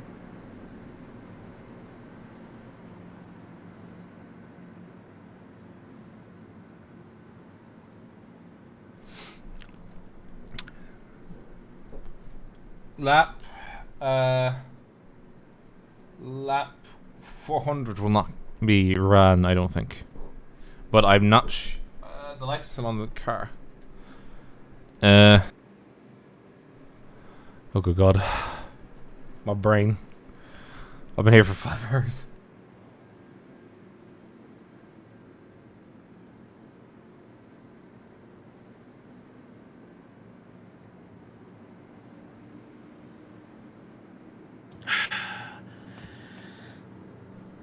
Alrighty. Let's breathe. We'll get through this together. We'll figure things out. 10 drivers on the lead lap. 9 drivers on the lead lap. 10 drivers. Whatever. I don't even know anymore. Oh, I've had my say. my head. I've had my say. I've had my rants. I just... how many Chevys are left? I'll do a quick count. 1, 2, 3, 4, 5, 6, 7, everything, 8, 9. basically. Everyone's a Chevy. A lot of them are Chevys, yeah, but a lot of them have retired as well. We had 2 Buicks. No, one of the Buick LeSabres retired. No. Yeah.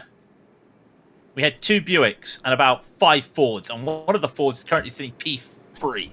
Yeah, it's literally a Ford in the sea of Chevys. There is a car coming out the pits that's going really fast. I hope they realise they check up in time coming around NASCAR 2. I do not want to see more. Yeah, we are officially going 398 laps. My calculator is now doing that. Yeah, so I would have. That I was wagering it was going to be 2 laps, but I wasn't sure. But yeah, but anyways, I've never seen this before. I've never actually seen a race like that get timed like this. This is so cool. Like, in the worst possible way, this is so cool. I don't want to experience this again. No. But for the final time, myself and Craig will lead you hopefully through as lap 392 is done. 393 starts, and with 2 minutes left on the clock, it is out of time for Alexander Weger, because he will need to put every ounce, fiber of his being into chasing down, overtaking, and then holding a position of 77 stint lap cars. And those are the cars of Sam Swallow and Brian Boomsma. And if a caution happens now, there is no green-white checkered. If it so happens that we get a caution right at this moment, the order that you see will be the order the race ends. So we got to see what can Vega do. This is going to be tough. We know if Boomsma stays in this position, he's going to take the championship lead. Garen Batten taking a time off. He is on holiday. Can Vega make some moves here? It's all down to Vega. He needs to make the move now if he wants to go anywhere. With 1 minute 26 seconds left in the race, he's got to try pushing for something right now. And he's not getting it. He's not getting it. And this is holding off. And I think really now you've got to start looking at the idea that Brian Boomsma is going to win yet another race here. That's not a bad thing. It's just the way it is. You hype it up. Who can stop Boomsma? It's only his team. Vega is the only man here, I think, that's got a chance. Yeah, Sam Swallow's going to hold as best he can. Obviously, he would want to win himself, but, you know, needs must in that case. And Boomsma is going for the championship. And I think with this, Boomsma will be leading again. Yeah, he would be. He would be. Remember, like I said, Garen Batten, not here this week. He's on holiday. To be fair, I think he would be happy he wasn't in this race, because I wouldn't want to wake up that early in the morning in Australia to do 5 hours in a sim. Nevertheless, we are 2 laps to go. Officially 2 laps to go. I cannot see this happening, changing positions right here. They're all just going to the end. Can Vega make a move? It would have to be a lunge, and even then it would just be a P2. Come around. They come around NASCAR 3 into NASCAR 4 for the penultimate time. Barney will be confused, but he's waving that white flag right now. He's got no chance. 10 seconds left on the clock. Here comes the white flag. White flag has just been woven. And, yeah, woven. I don't know, waved, sorry. And it is looking like Vegert, unfortunately, could not hold it. Doesn't matter what happens now. This order will remain. It is the final lap. There is no caution flag that can be flown. There is nothing that can be done. Absolutely nothing. And now, well done to Brian Boomsma, the literal champion of champions, for getting by. Oh, finally, they've made it home. The boys have made it home. The boys have made it home. I can't believe it. I'll tell you what. I just turned on the radio, and the respect from Vega was simple. I have no idea how you effing kept those tires going. Look, from on my perspective, right, it looks like that car is sagging. Well, they're all the mutual respect there being shown by everybody. I mean, there's only one thing left to do. There's the NRG guys taking a little possession.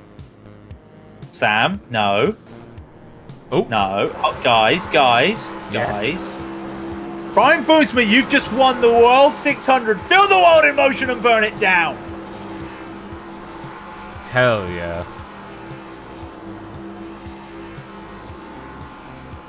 My result. Oh, they work. We'll let the results scroll through, but I think